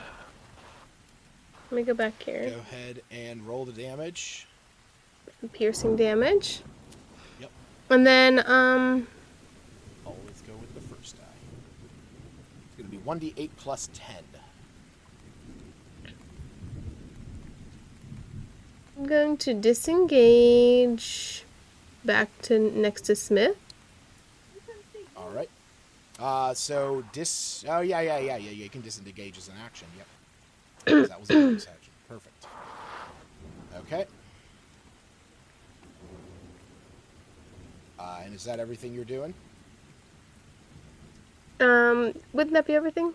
My bonus and my action? Because I moved? Your dancing rapier would be your bonus action. Disengage would be your action. And you only moved 5 feet, so you do still have, 25 more feet of movement. Okay, well, then I will move through. Sorry, right there. What? 1 second. I'm floating. There we go. Okay. Kind of creating a bit of a rush point. I see. All right. Next up is Cephas. See these zombies around you. They the feet underneath them, the ground starts to scorch and erupt with your volcanic energy as they're kind of dancing around a bit.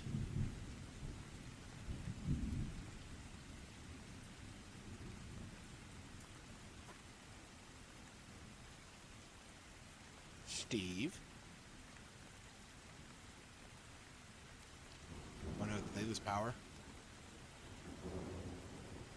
No, what about the battery backups? Are they both gone? Oh yeah, they're both gone. Stacy's camera's at least frozen. And we'll see you all on Dragon Ball Z failed. next week. No.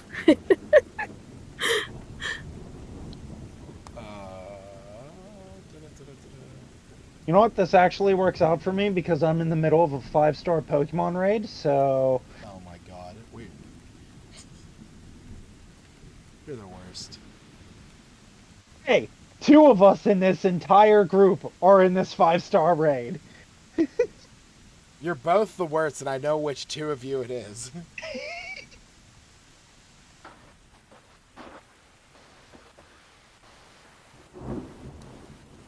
You'd be surprised. Yeah? Yeah, it's not Smith. Oh, really? Is it Aaron? Yeah, it's me and Aaron. Aaron's the one that sent out the raid invite. I'm sorry, Smith. I'm sorry. I thought less of you. What raid invite? For Pokemon.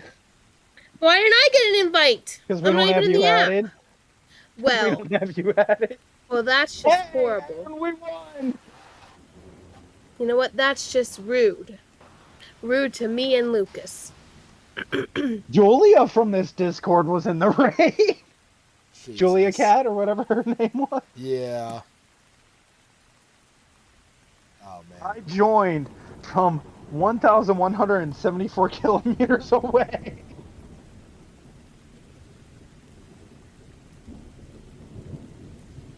While we wait, I'm gonna put the names of these folk here from the wayside.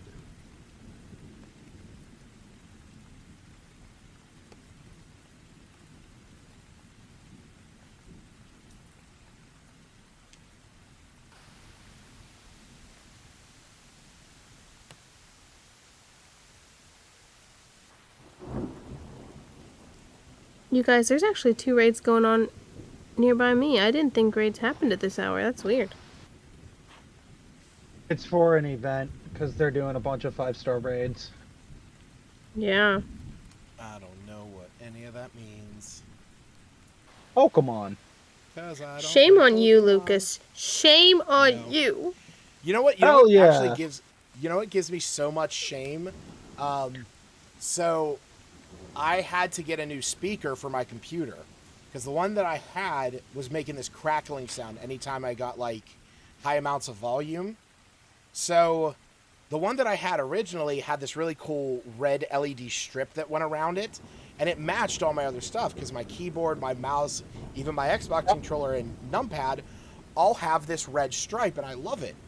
Well, the one that I got, they're trying to join and they can't join. They've just joined and disconnected twice. Who, Oh, yeah, I see. Yeah, that's the third time, yeah. But let's listen to what he was saying, please. Oh.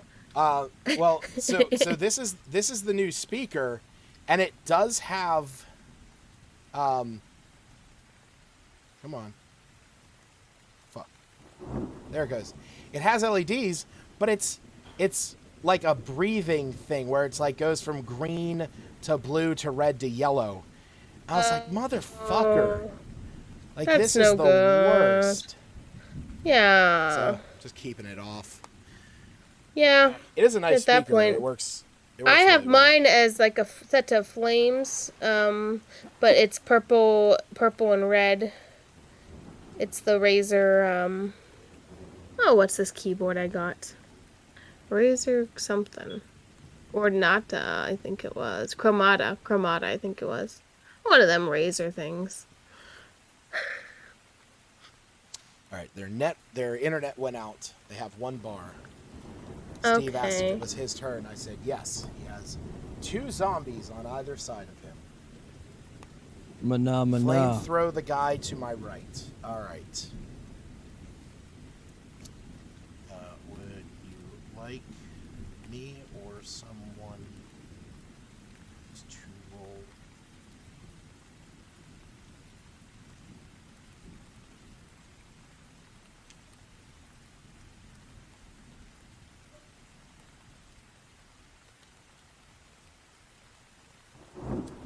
That's getting on my nerves. I'm sorry. I need to put what? This Oh, the sound of the thunderstorm? Let me turn that down. No. The constant connecting and disconnecting. Oh, I don't even hear it. I don't know. I think it's her really high because I never hear her. And so it's like the top thing that I'm hearing every 10 seconds. See, I have there it goes. Whenever OBS turns on, it enables streamer mode, so I don't get any notifications. That's good. Through Discord. Yeah.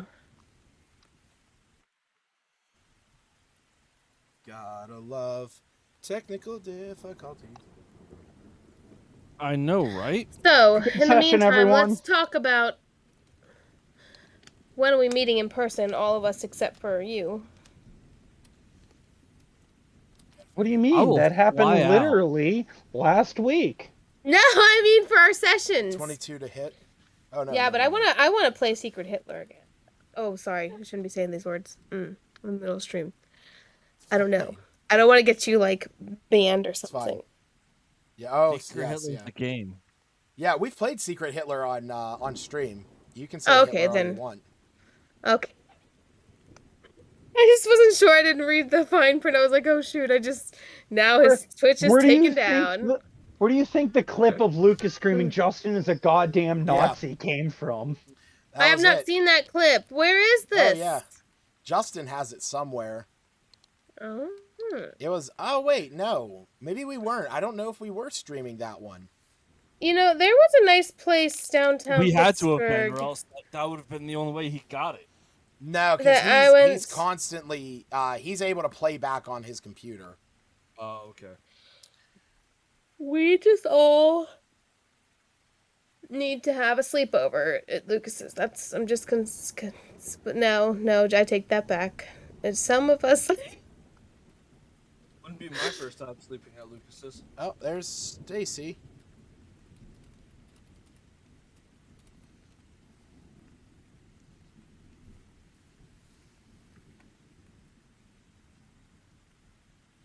It's true. It wouldn't be the first time.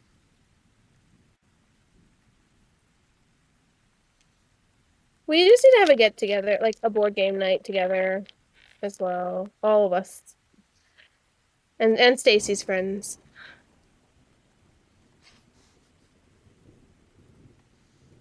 Can Stacy hear us? I just think I saw Steve in chat. So okay, cool. Are they here? So no, he's not. But I'm messaging back and forth. I just said Stacy instead of Kaylee. What the heck's wrong with me? Oh, Kaylee's Stacy is. Kaylee doesn't. Well, I was talking about your wife. Kayla doesn't have good friends. Most friends are assholes. At least in my opinion. Okay. Well, her new friends they're not are actually invited. pretty decent. Yeah. All right. Well, I'm her new best friend, and no one else allowed. So there. Yep. No. We were talking about them reconnecting, so like the word just popped out of my mouth. It was Stacy instead of Kaylee. Good. It's 2-syllable names. Now that's what's the Sorry, Smith. Damage roll, D&D. Hey, Jared. 2D.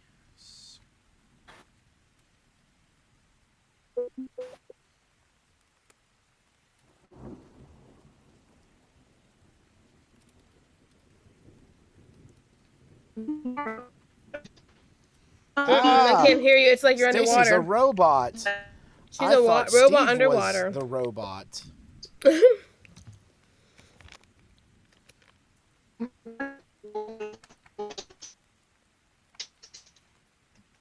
Oh, that's bad, wow. I thought somebody was playing piano. Piano. All right. I think. Jared's still here? I am still here. So how good was yours? Mine was only a 2-star. Oh, right. Mine was a 3-star. Oh, I'm back. Hey, there he is. All right. Hey, they're both back. Cool. So you're back just in time to hear me narrate your attack. So Seftis is surrounded by these two. He belches out this breath of fire in this cone extending out the back door. The zombie gets scorched. As soon as he does, Seftis takes his sword from his back and cleaves into this zombie in front of him. Zombie has taken a decent amount of damage. Ooh. Me. You are cornered by 3 zombies as Milo and you are standing behind them.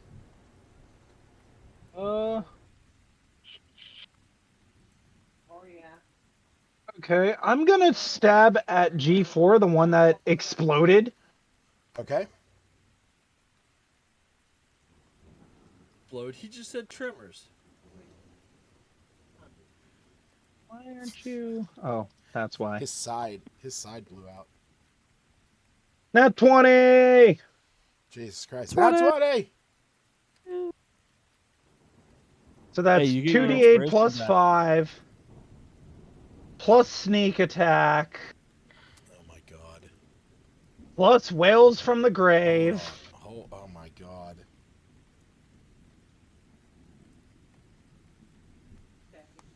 Oh my god. Are you gonna roll whales from the grave? Yes, whales from the grave. So 7 plus 14. Are you gonna roll that damage?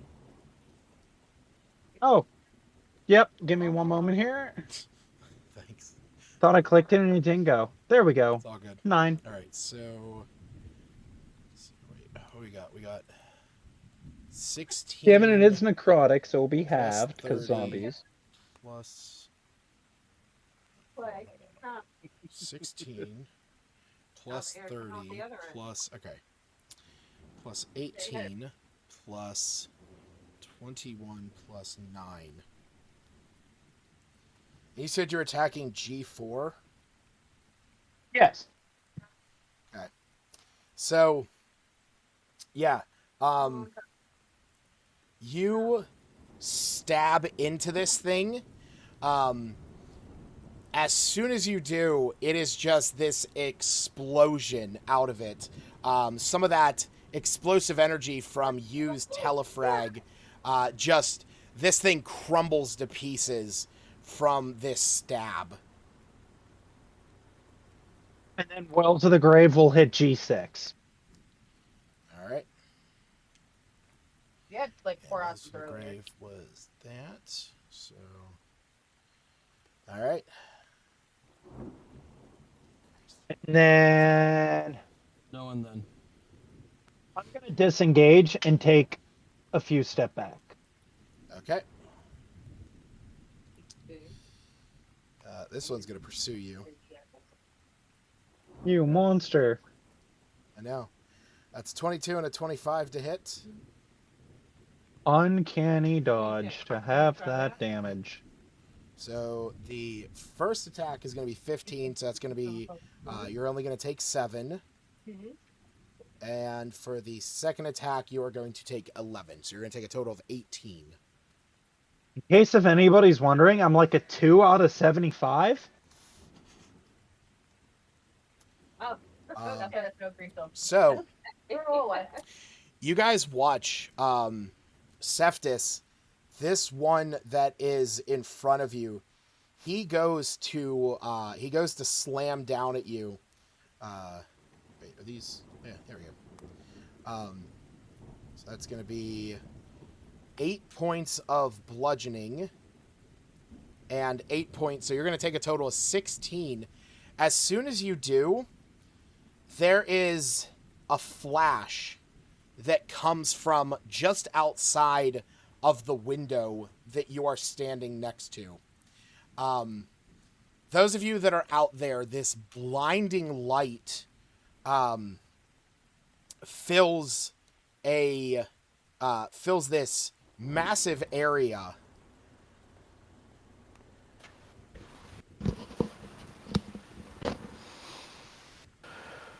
Sorry about that. It's all good. And you see that this giant bolt of lightning races down from the sky and lands right in the center of these three as this one is moving in that direction. G11? G11, G9, and 10. Yeah, 9, 10, and 11. Counterspell? No, I think they're taking lightning damage. Is coming from the sky and hitting these 3 zombies. Oh. Aaron, why are you helping the enemy? I thought they were coming from the ground and they were the lightning.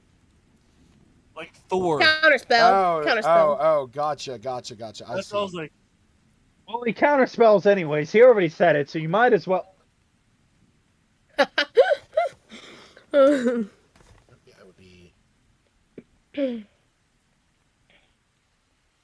Alright. You see this bolt of lightning creates this crater in the ground as these 3 all take 29 points of lightning damage.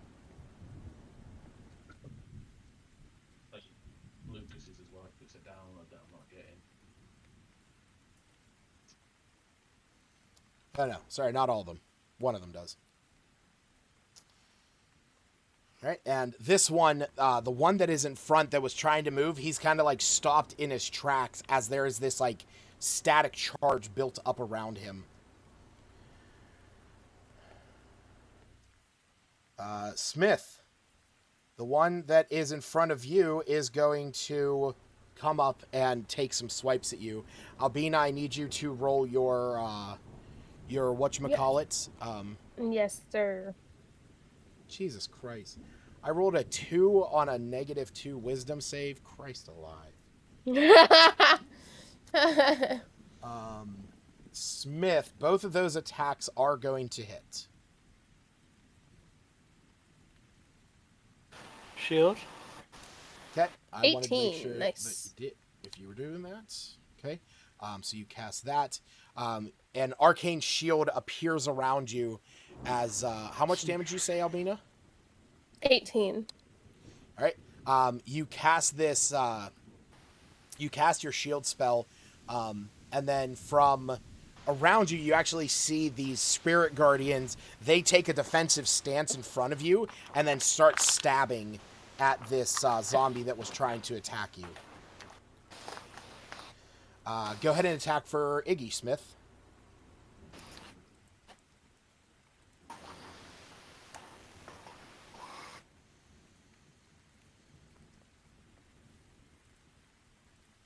Let's use...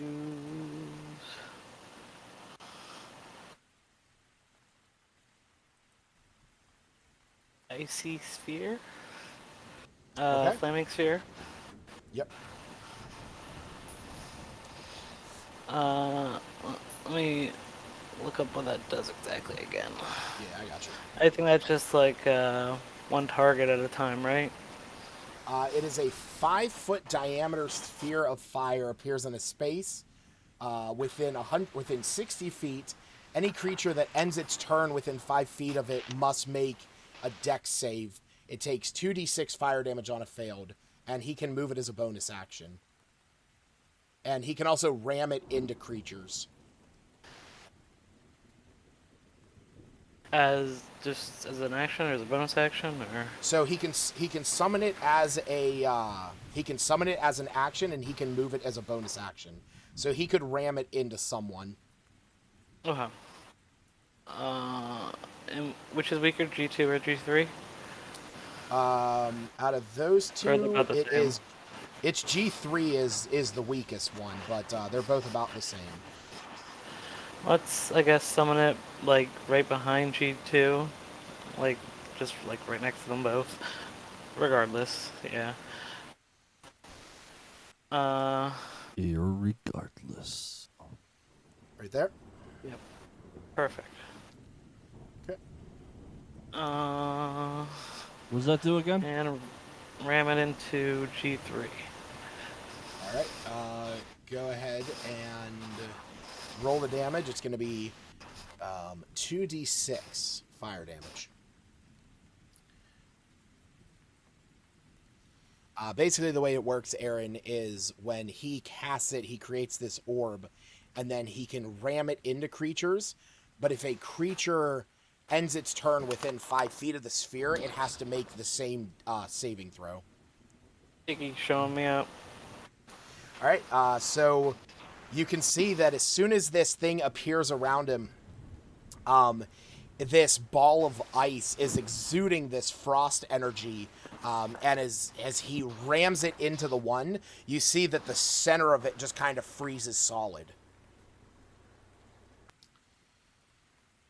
All right. The other one fighting against Cephas, that's a hit, and that's also a hit. Cephas is going to take 8 plus 13. So, Cephas, you're going to take 21 points of damage. 21? Are they taking radiant damage? Oh, good call. These guys are going to take 5 points of damage. Yep. Because they Did you get that last round as well? I did, because I did remember it last time, because I actually had to look up what the damage was. Okay, I just gotta keep checking. She was a sneaky motherfucker. No, I know. I always forget about shit like that. So yeah, keep me posted. All right. It's your character. What was the damage again? Sorry, Lucas. It's gonna be a total of 21. Okay. Ugh. Ooh, I'm getting low. Right. This one's going after Aaron. Both of those miss. Why? Because you just exploded out of a guy. That's why, but it's your turn. Has he taken damage? He has indeed. He is about a half health. I need him to make a wisdom save. Okay.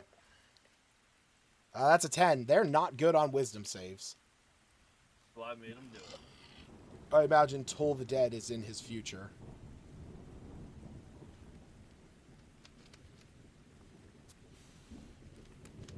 Yep, there's the 2d12. Yep. All right.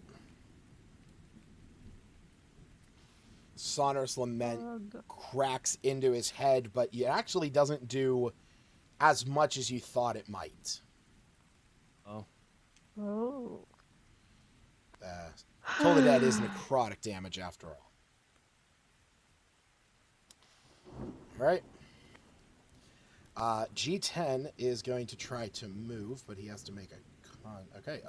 So G10, you can see that static electricity that kind of halted G11 is also halting this one.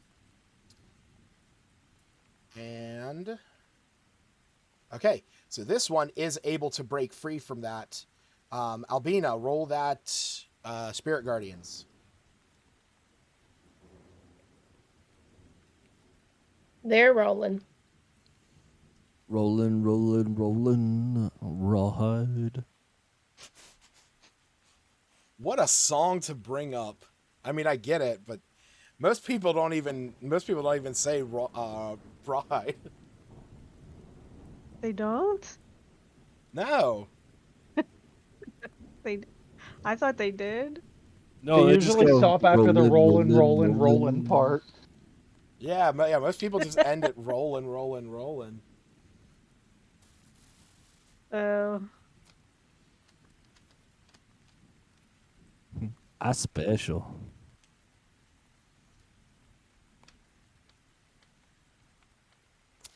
What damage you got there, Albina? 16.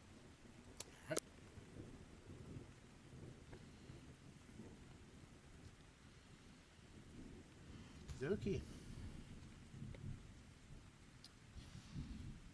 It is back to the top of the order. Iluna, as you're about to move, you feel that same crackle. You see that same blinding light from outside. I'm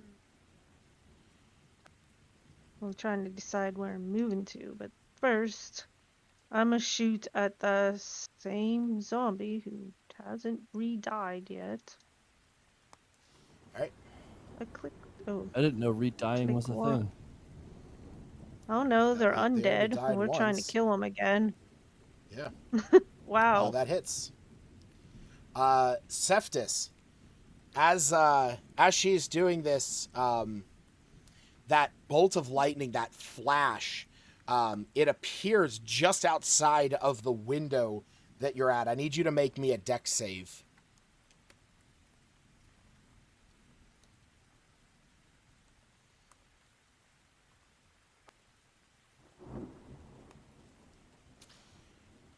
All right. Cephtus, you take 35 points of lightning damage. Oh, I'm down. Oh no. This is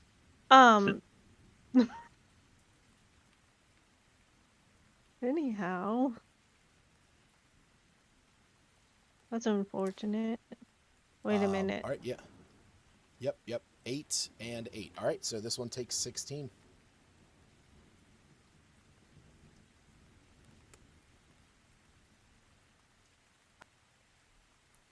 Sorry, So was Cephtus the only one that got hit by the lightning? No. So the lightning actually crashed down right outside this window, but it hit everything within that circle. So yeah, that it kind of like blew through the windows, shattering glass, sending it everywhere. The lightning just blowing into the window and hitting this zombie and zapping Cephtus, but it killed two of the zombies out there. Iluna, you dig 2 arrows into this one as you watch as Cephtus drops.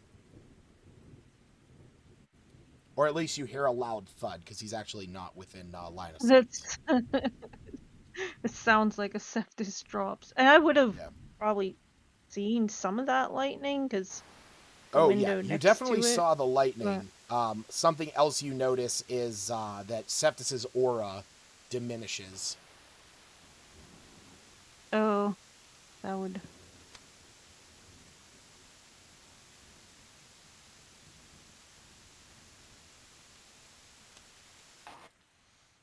Alright, do you have enemy's attacks?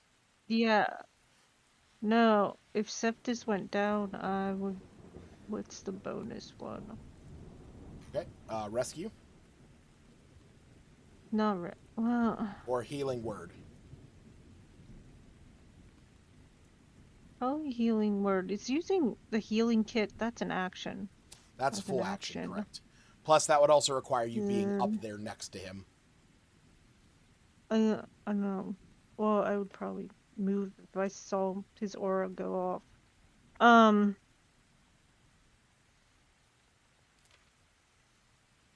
Rescue might be better just to get him out of the way. The zombies are gonna get after him. Do I have to move since he's not in line of sight? I mean, you can get within line of sight very easily, so you can either cast any spell you want on him.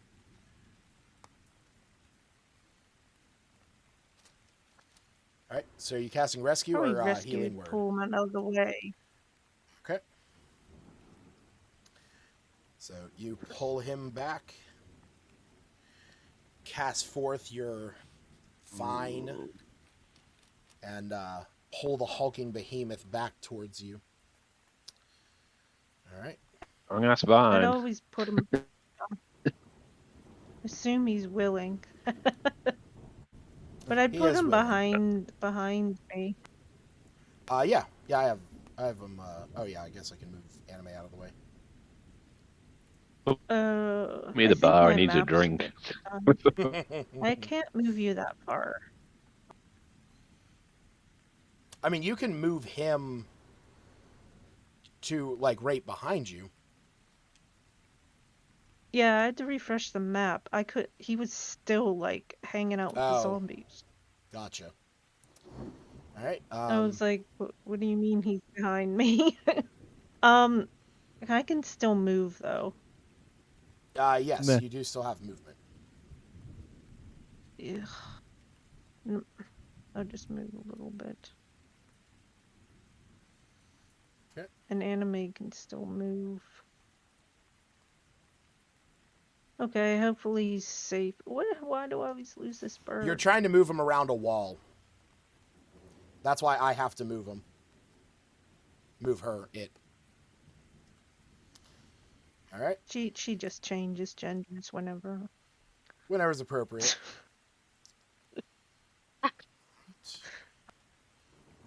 So, oh wait, that's he has, yeah. Okay. So you see the thief, Milo. He stabs in at this one that's in front of you, dishing out 21 points of damage. You see, as soon as he stabs into this thing, he mutters something under his breath, and you see a flash of light come from his dagger as it like gleams as he pulls it out, and you see that the zombie's body is just kind of like melted away from there as it crumbles to bones. Smith, you're face to face with a zombie, and Albina is likewise.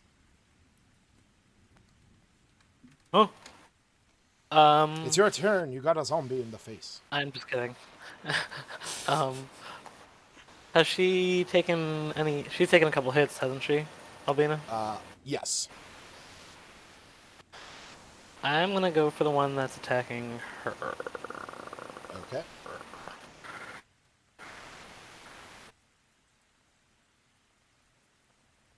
With chromatic orb again, and hopefully do a little bit more damage this time. Level.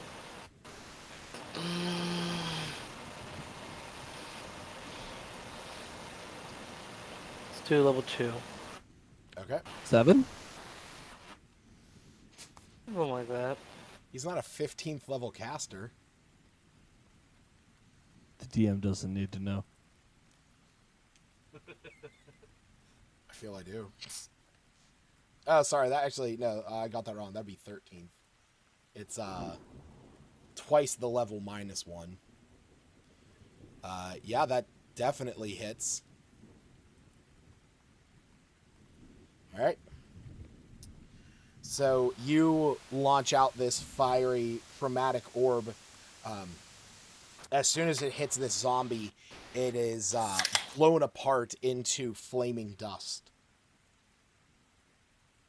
Right. And then, yeah, that'll be good. All right. You don't want to use anything as a bonus action or anything like that? Do I have anything I can use? Actually, no. I was Not gonna say, really. that's right. Yeah, I think all you have is Misty Step. Okay. Yeah, that'll be it. All right. Albina, Smith just blasted this zombie that was in front of you with a chromatic orb as it was about to charge and take another hit at you. That was G9. G9, yes, who is now dead. G2 is still in Smith's face. Thanks for clearing the path. I'm out of here. I was kidding. Sorry, 1 second. I can move and attack with my dancing rapier, or move it. Yes. As part of the. Okay. Yep. Yay. So we're gonna move it and attack G2. And then. No and then. And then. I laughed way too much of that scene the first time I saw it for like 10 minutes. I wanted to go. I don't know if that's so let me know what the hit on that dancing rapier is, because for some reason none of your rolls are showing up on Beyond. Oh, okay. 17. Okay, go ahead and roll the damage. All right. That's weird. Yeah, I think it's just my connection with the current weather. Sorry, Is the I'm weather just that laughing. bad out there? It's storming. I know it's storming in the game. I'm talking about real life. It's storming here too. Yeah, it's yeah, it's storming bad. outside. It's calmed down some.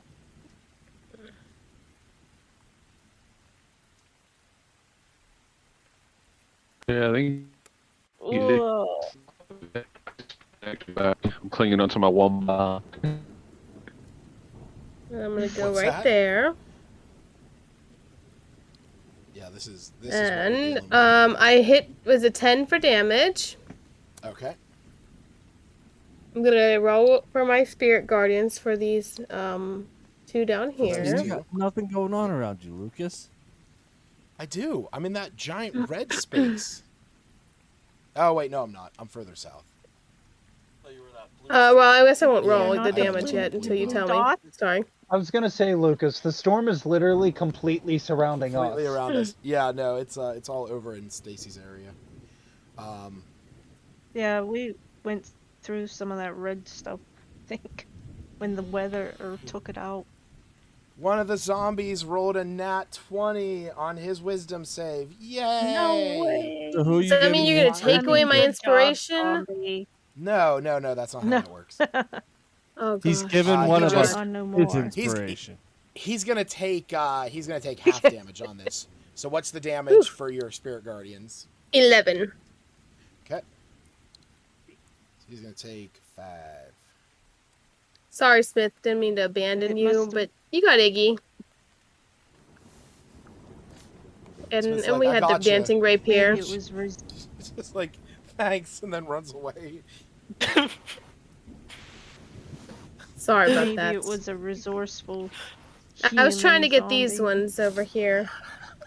I'm sorry, I just love the thought of Smith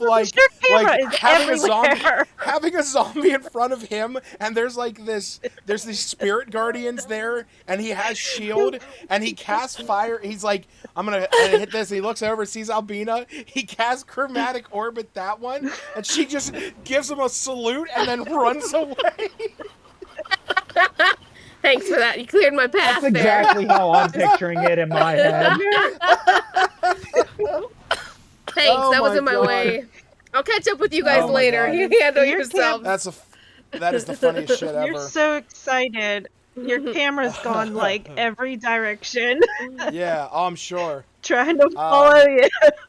All right, Steve, I need you to roll me a death saving throw. Make sure whenever you do this, click the die in the bottom left of your screen, and when you click D20, make sure you change it from everyone to DM. Uh-oh. I'm sorry. I should give you medicine first.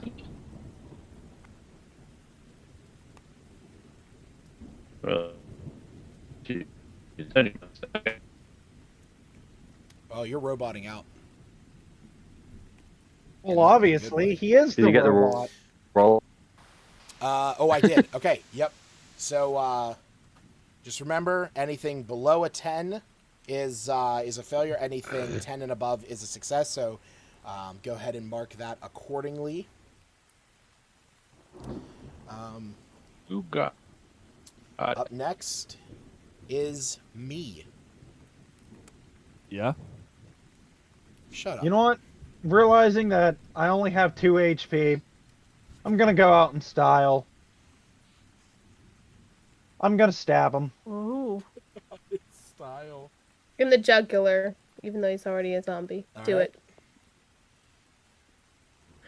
Do 15 to it! hit. That hits.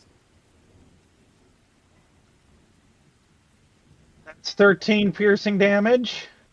Mm-hmm. Now with the crossbow that I'm loading with an acid arrow. Okay. Whatever happened to that little dude? Did he die? 14 to hit. Unfortunately, that misses. Alright, I'm using my inspiration. Okay. How about a good old flaccid 20? Flaccid 20 definitely hits.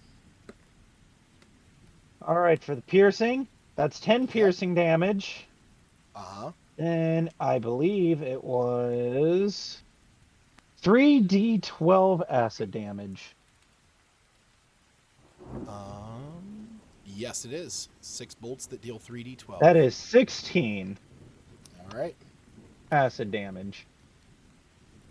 You can see that the acid, whenever it hits it, there is, it does affect it, but it does not seem like it's affecting it that much. All right, I'm ready to die. All right. You got healing potions. It is its turn. No, I don't. That's a nat 20. You're supposed to have a healing potion. You're going to take 60. You're going to take 24 points of damage. Oh, I'm already down. Just don't. I know you're don't down. bother. You're still alive. You're just down. Well, obviously I'm still alive. I have bullshit bonuses because I still have. As soon as this thing hits you and it sees you fall to the ground, it quickly turns back to where it saw that there was this flash of light from Milo's dagger, and it's going to go up and it's going to attack you. But that misses. Yeah, boy. All right, No, Smith. I think my cat ate a stink bug. That's You have fun with that. I can smell it. Oh no. Smith. This one in front of you is going to hit you again. And they would both hit. Your mic is muted if you want to say anything.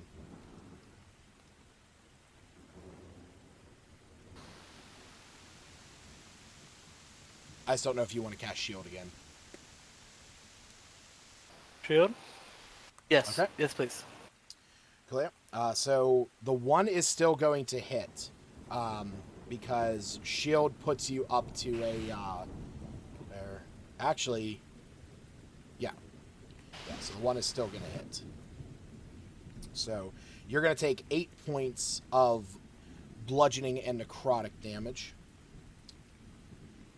I'm gonna cast it as a level 4 shield to raise my AC up to 25. That's not a thing. Okay. But it is yes, 8 points of damage. It is Iggy's turn. Hold on. Yep. G2. Yep, the one directly in front of you. He ended his turn near the orb. Oh, he did. Yes, he did. So that would be what again? 2d10. Or 2d10? sorry, 2d6. 2d6.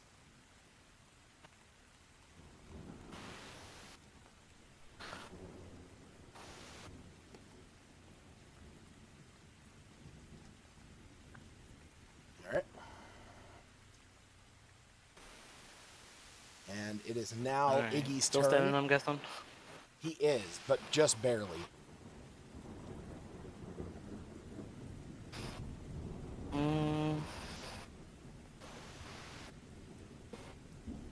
So, ram the orb in the G2 again.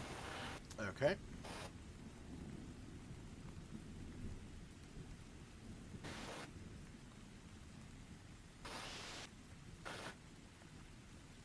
That's just as a bonus action, right? Correct. Yeah, it's just a bonus action. It's concentration for a minute.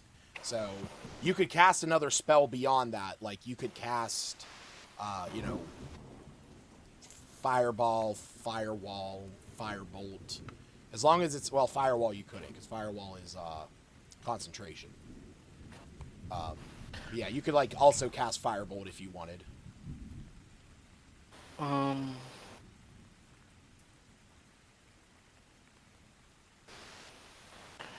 So I gotta roll another Scorch or 2d6. Roll another 2d6 for the flaming sphere,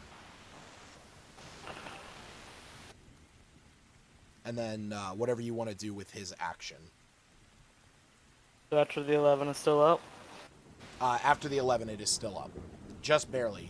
Like this thing is, the freezing sphere. This thing is like ever so slightly like inching towards scratching you in the face. Alright, we'll go with this version of the Firebolt. Okay, Ice Bolt, D20 plus 7.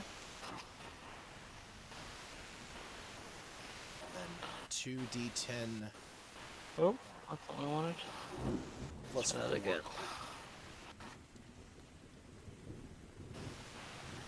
That hits. 2d10 plus 4. Okay.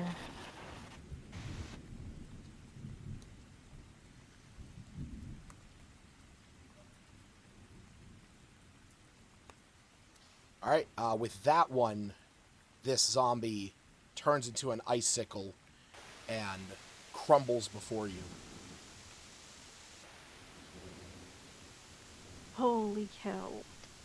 Iluna.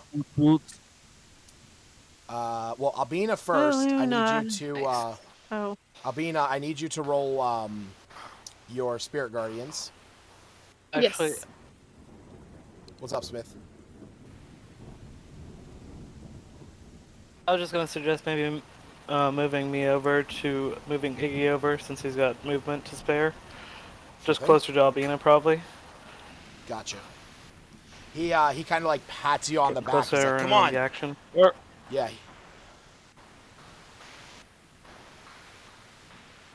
And it's a 9. Or should he? Yeah. Okay. Oh, didn't mean to do that. Iluna. Man. This thing is rushing at you to attack you. Cool, super exciting. Sweet, that's a nat 20 and an 11. So you are going to take 9 plus 12, so 21 plus 18. You're going to take 39 points of damage as this zombie comes up to you as it sees you pulling Cephas back to safety. Cephas laying there on the ground. This thing comes up and just 2 solid hits at you. Nice.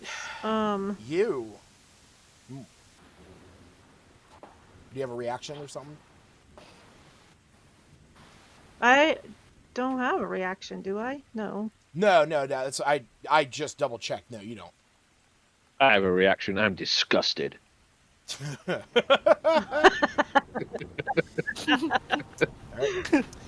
So back up to the north side of the battlefield. Milo is standing behind you. You just watched me stab this zombie, and then the zombie batters him once. You watched as me fell, and then this thing came after you. Is this zombie taking damage? Oh yes, he is. He is about. Yeah, he's taking damage.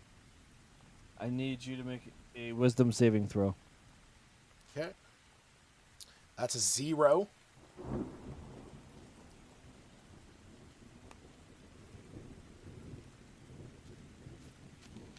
Did you just roll 2 1s on a 2d12? Yeah. Oh no. You know what? I'm in a good mood. Go ahead and re-roll that, because that's just bunk. But that's hilarious. Just free re-roll. There you go. Oh, look at that. And you got 2 1s at the end. Who was it in Rime of the Frost Maiden that had advantage on something, rolled 2 1s, and you're oh my were god, there a roll, and you're like, just roll again. Yeah, I can't remember. I felt it was the worst. All right, this thing is still marching towards you.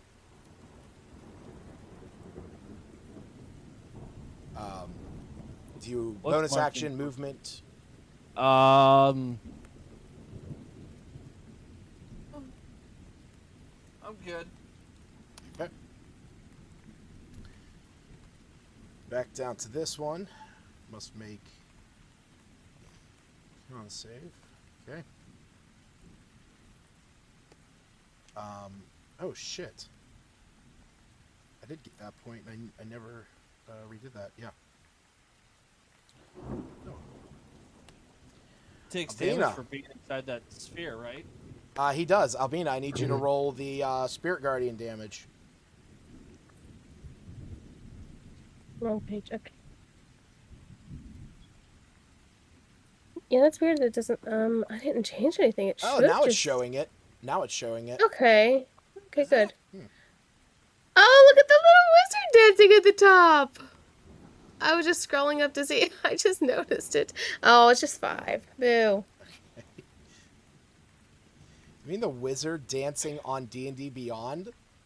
Yeah, I just scrolled up there because I was just trying to check because I didn't change anything, and then I just noticed it. Yeah, now if you put your mouse over the words and where it says like game rolls and my characters, they'll now be rainbows.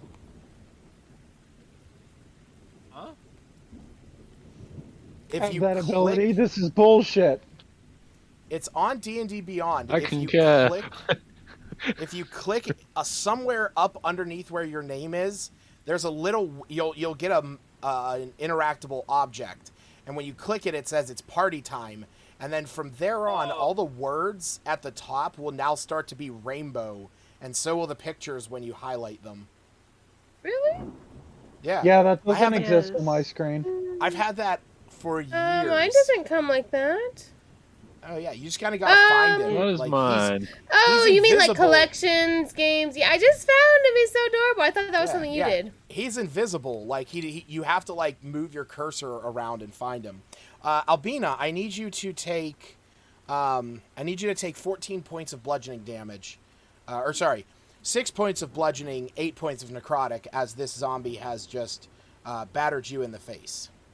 Oh, 14 total? 14 total, yes. Okay.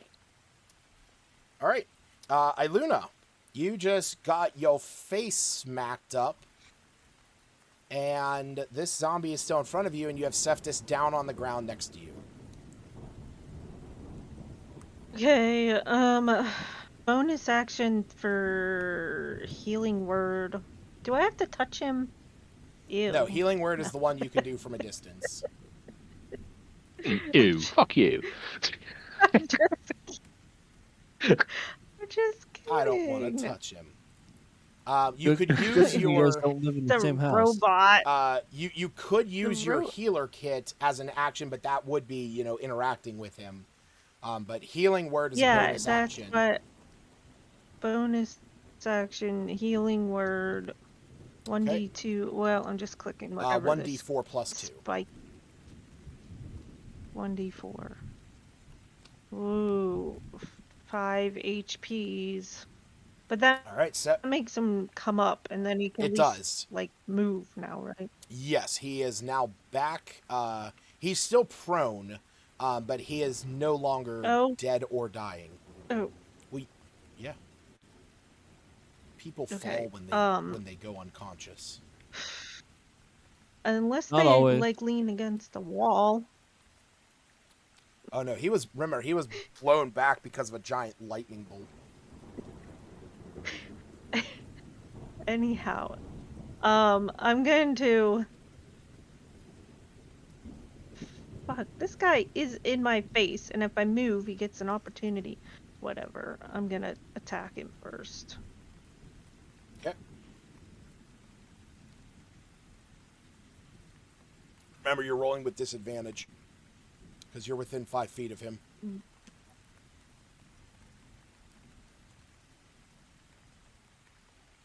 Fine, I'll just use my inspiration and keep my 26. Coolio. That works for me. Okay, that's the first one. All right. 8 points of damage. Ew. That He is is still not up. enough. Okay. You still have your second attack. Your second attack, though, would be made with disadvantage.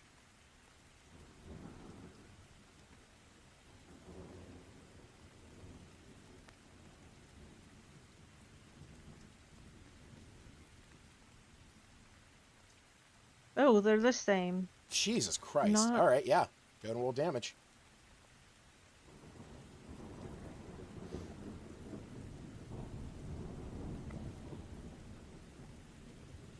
All right. You, this thing has, like, come up to you. He's, like, hovering there in front of you. You look down. You whisper some words of healing to Cephas. Was that? Favor throw that. Don't need to. You. Oh, okay. You see Cephas's arcane core come back to life as the fire erupts from within him, and you then quickly take 2 arrows, shooting at this figure who's directly in front of you.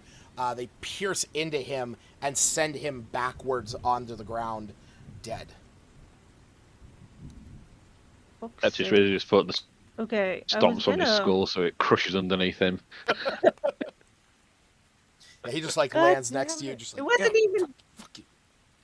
He didn't cause the lightning that zapped you to the ground. Yeah, the other guy was eviscerated, but he was close enough. He got the point. I want. Right, Shit.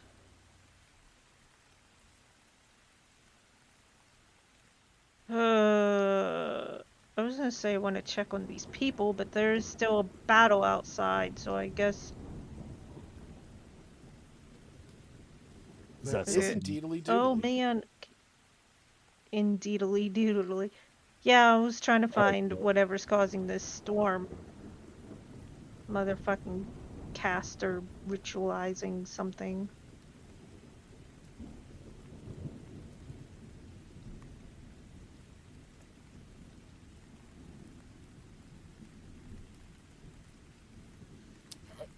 Just that gives me a lot of sight, doesn't it?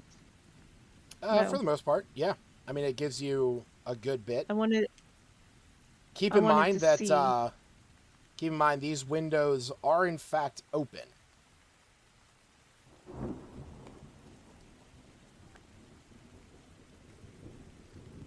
All right. Yeah. Shoo. Sucks. You see the Milo comes running around you. Or actually, you see Milo. He runs over, and you watch him pull out a vial from his hip, and he shoves it into Mee's mouth. Quit taking my job. He turns around and looks at you and says, I'll just try to get him up. He's more useful to us alive than he is dead, is he not? And you come back up with 5, or me, you come back up with 5 hit points. I was just expecting Aaron to be like, he's already half dead. As you feel this warm liquid roll down your throat, and you see Milo standing over top of you, holding his hand out to help you up. I take his hand and get up. Oh, thanks, mate. And he nods and then quickly turns around. Wait, that would have been 25. Yeah. He turns around and then throws his one dagger. That hits and deals 23 damage to that. All right. Smith. Albina is... Yep. Since he threw his dagger, and daggers are a finesse weapon, and there's an enemy next to him, he gets sneak attack damage. Oh, I know. I already rolled that. Oh, okay. Just making sure. Yep. He rolled 8 for the dagger and 15 for sneak. Nice. Smith, it is your turn. He's just not throwing his magic dagger. That fucker's been stabbing me with a magic dagger this whole time. No. Do I see you over there? You do. You see you. You can. And everyone over there. So you can see there's one in front of you, and there's one in front of Albina. But yes, you can see him. He's like just starting to get into where your vision is creeping away.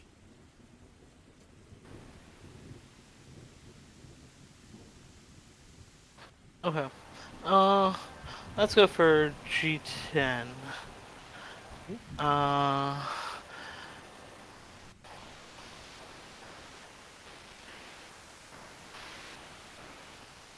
Let's use another chromatic orb. Level 2. All right. Roll that beautiful bean footage.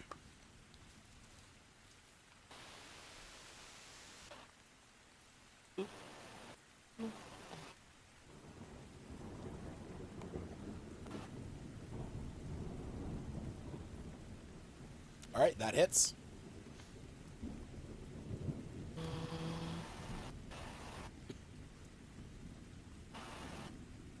$13.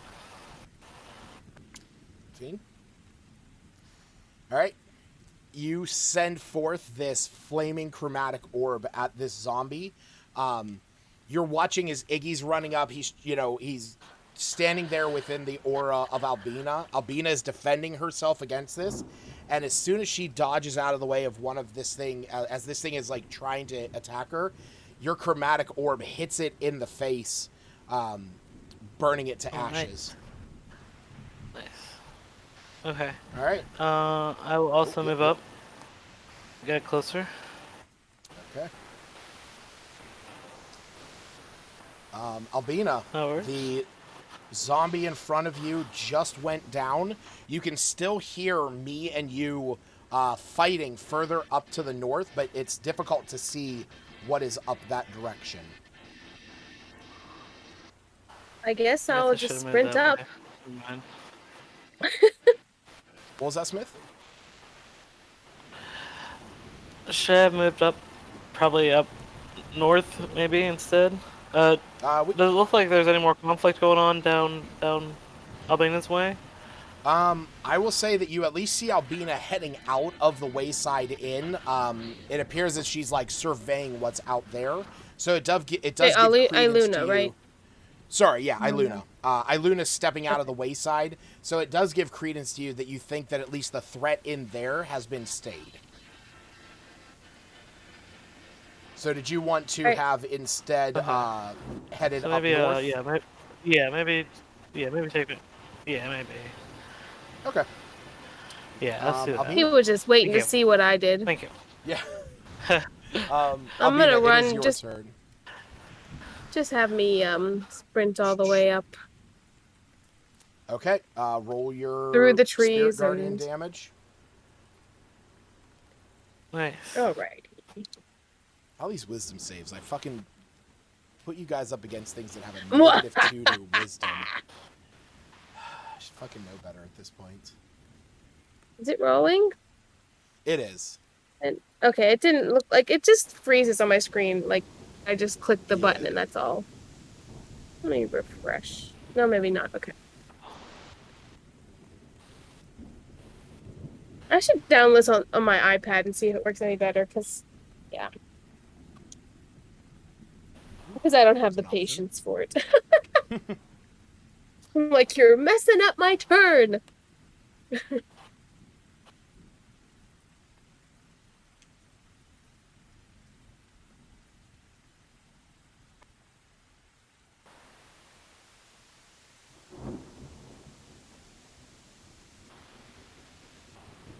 Oh, hey, you. 18 points of there damage. you are. Yep, I'm here. So, you move up to where you is standing. You basically just bull rush up to here and come face to face with this zombie. As you do, all of your spirit guardians just form this phalanx around you, stabbing viciously into this zombie. As you do, it falls to the ground, just ichor spreading from it. Nice. You hear another crash of lightning off in the distance. And then, as you look around, you no longer see any of the undead marching towards you. Cephas, you are back up and standing. And after a few moments of looking around, there is no more coming out of the darkness. And at this point, you hear the thunder now beginning to subside and roll away. What? Okay. Nap time. I'm just gonna slowly crawl my way back in and look at Milo and be like, "Hey, I know our fight didn't end the way it does, but I'll still buy you that drink." He looks at you and says, "Yeah, well, definitely not the way that I thought it was going to go. You know, I guess it's a draw interference by undead." We'll say that's the first time that's happened to me in a sparring match. Yeah, hopefully the last.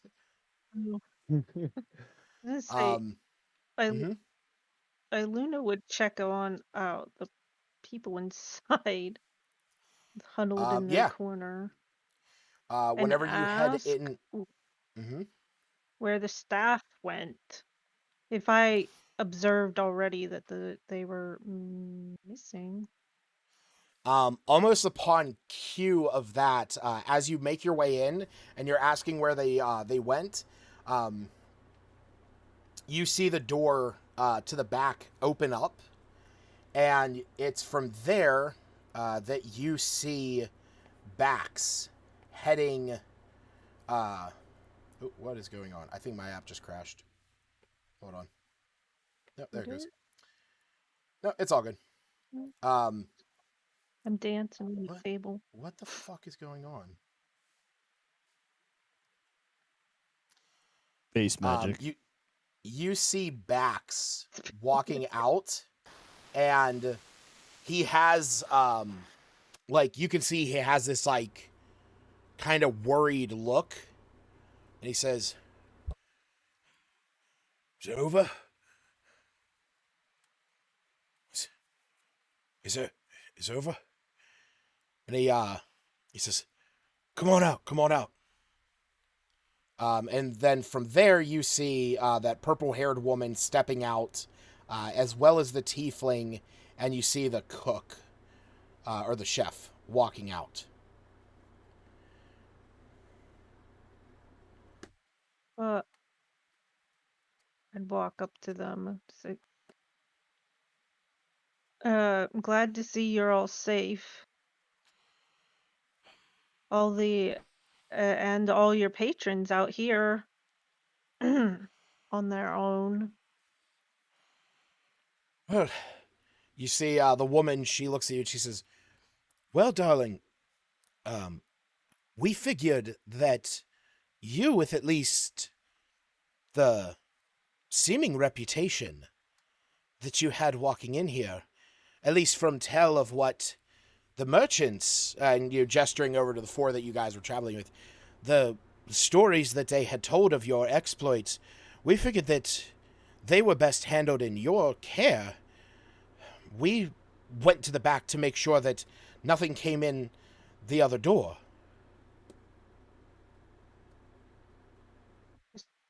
Is there only room for 3 back there?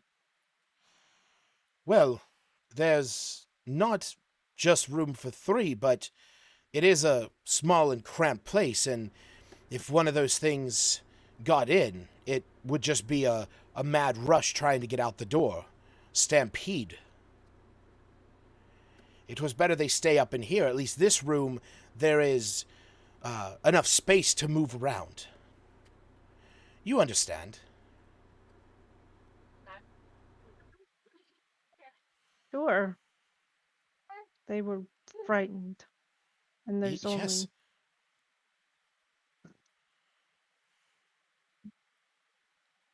And all the windows were still open.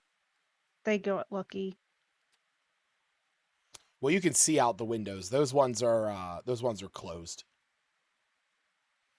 Then why are they open? They're not. They're closed. You cannot move through them. But you can see through a window. That's how yes. that Line of sight suggests that you can at least see But, through like- them, but you cannot move through them. They are not a door, nor are they passable, but you can still see Okay. through them. That's how I windows can't work. tell. Yeah.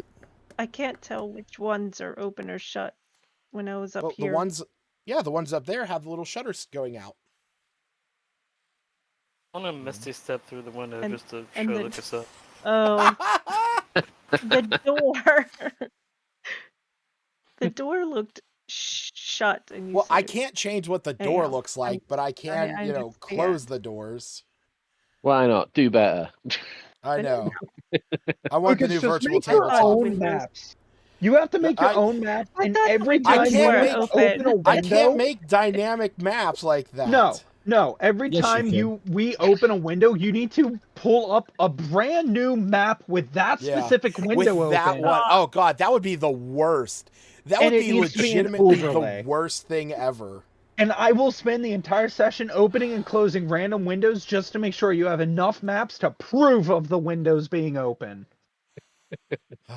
I will say, I So- never even noticed those tiny shutters. I did not zoom in that. Keeping So track of the action. while everyone is I I'm dive assuming through the everybody window is, because you can definitely go through windows. Yeah. Fuck you, Lucas. you Are we can go going through through windows. Or sorry, me can go through windows because he's small. You small too. Is he? Oh yeah, he is. All right. So as you all start making your way back into the tavern, you see the woman up front, Marticia. She looks over at Korig, the cook, and says, "Dear, go and drag that thing outside. As best you can, try and keep your hands clean. Use your apron and throw it away when you're done. Bax, we're going to need it cleaned up. And then we're going to have to take whatever's out there and get rid of it." And you see Korig, he goes up and kind of just like throws his apron over the zombie that Iluna killed and starts just dragging it out of the wayside. At this point, Bax, he nods and he says, "Oh, what do you say about, in thanks to these folks for saving the wayside? What say you a round of drinks first to, rouse the spirits? I think everybody needs it." And when you guys, when he's saying this, those of you that are in the room, and I'm going to say it's everyone at this point, everyone roll me an insight check. And I will give Iluna advantage because Iluna was actually the one who initially went up to speak to them. Oh, my app crashed. Oh, Oh no. I was wondering when it would. All right, there you go. Go ahead and reload your character sheet if you need to. no. Character sheet? Steve, make sure that you switch from rolling to self to rolling to everyone again. 24. I can Yep, got definitely you. see. About that. I can see what you rolled. That's not a problem. Yeah, I'll switch you back. Yeah.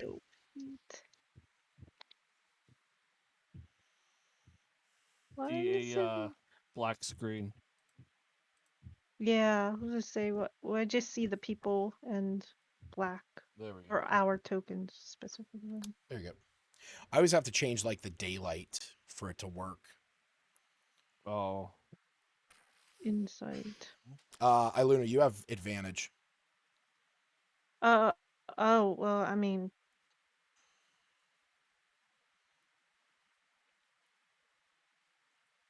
Sorry. I was happy with the 24. But I suppose I could get higher. Oh, I mean, I'm supposed to have a 24, I guess. So, Iluna, you're the only one that notices this. You can see that as Martisha is saying this to Bax, as he's like, saying about giving everybody some ale.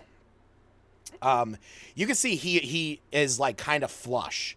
He has like beads of sweat on his forehead, and you can see that he almost appears to be out of breath. As he is getting these mugs of mead together and starts handing them around.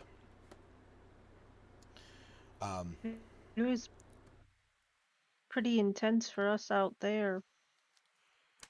Well, did you have any trouble in here?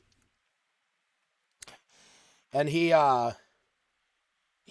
gestures back to where the kitchen is, and he says, "Two of them tried to break down the door back there.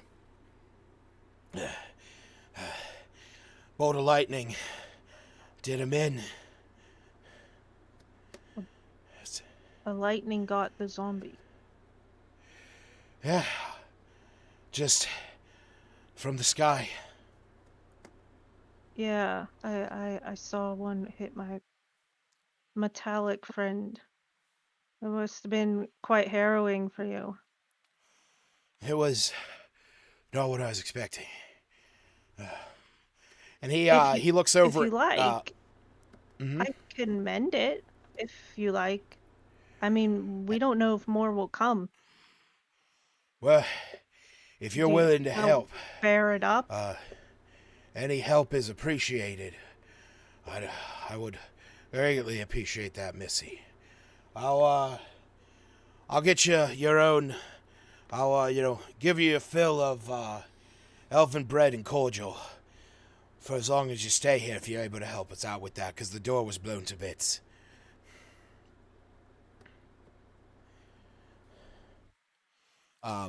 And so you see he's handing out these mead, and he looks at the bards, and he says, "Well, as we get cleaned up, if the three of you can at least liven this place up a bit." They just like give him this weird look, and they nod. What were you gonna say, Stacy? Oh, I don't remember. Maybe. So, ask what? Septis or somebody if they can help, but. Well, that was gonna be my question.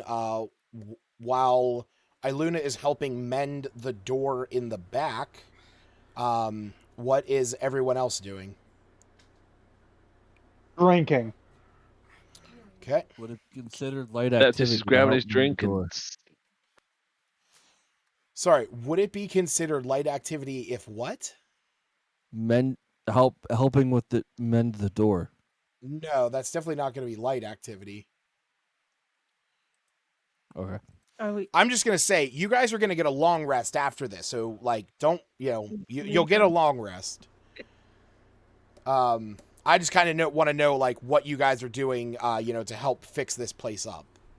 Oh, me plans on getting super drunk with Milo to where we're gonna stand on top of the stage with the bards all screaming random melodies, some random bullshit sea shanties. Oh no, they are going to play a certain song. Oh God. A certain song. Oh no. Albina and Where's Smith and Seftis. What are the, and I guess you as well, what are the four of you guys doing? Seftis is going to grab his mead and slump against the wall out of the way. Yeah. All right. Yeah, Ain't doing shit for no one. I can help clean or whatever. Clean up, lift anything that needs. Maybe the cleric help clean up the zombie bodies. Sure. Use zombie bodies. Okay. Is there another spot? Predigitation to clean everything. Okay. And Smith? That's so nice.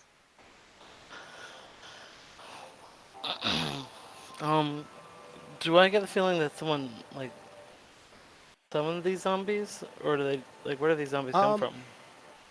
Do me a favor. Roll me an investigation check. We'll say that maybe you're outside helping Albina move these. But yeah, I know what I was gonna ask. Do me an investigation check while you're out there. What were you gonna ask, Stacy? No, I remembered from before if when you said he was all sweaty and I asked if he had some trouble. If it seemed like he was telling the truth. Or if I perceived anything a bit off about his explanation. You can roll an insight check.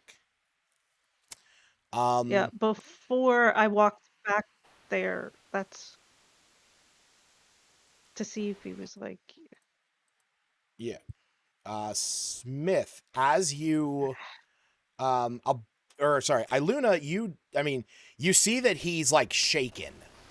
Like he appears very afraid. You can't really like discern much more beyond that. Right. Smith, as you head out there to give Albina a hand, you take a look at one of these bodies, one of these skeletons, and something definitely stands out to you. We'll say that you point it out to Albina. You both see this symbol, this symbol that is branded into the forehead of these zombies. Both of you roll me a religion check.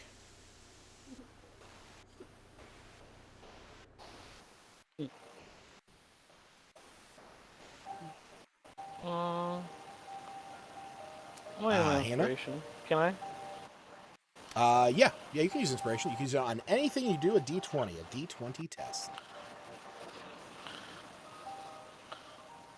Yay! A little better. Just a little bit.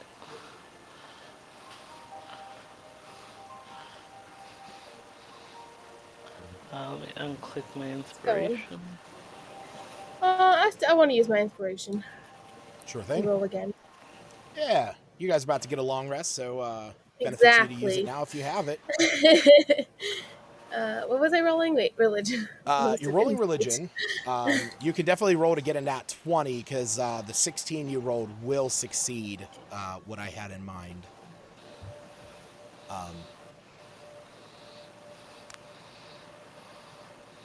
Come on. Don't do me dirty. As soon as it, well, you have advantage, or yeah, not advantage. Yeah, you have advantage. Oh, okay, gotcha. I was thinking only if you fail, you have to take the second roll. No, sorry, yeah, no, that is, sorry, you were re-rolling, but I'll give it to you. No worries. So, as the two of you are standing out there, you're starting to collect these bodies into a pile so that Albina can perform some, desecration rites on them to try and ensure that this doesn't happen again. You look at their foreheads and you can see that each one of them, those that haven't been burnt to a crisp or, frozen, you notice a symbol etched into their heads, branded almost. It is this symbol. And the two of you recognize this. This is the symbol of Merkel, the god of death, the Lord of Bones, also known as the Reaper.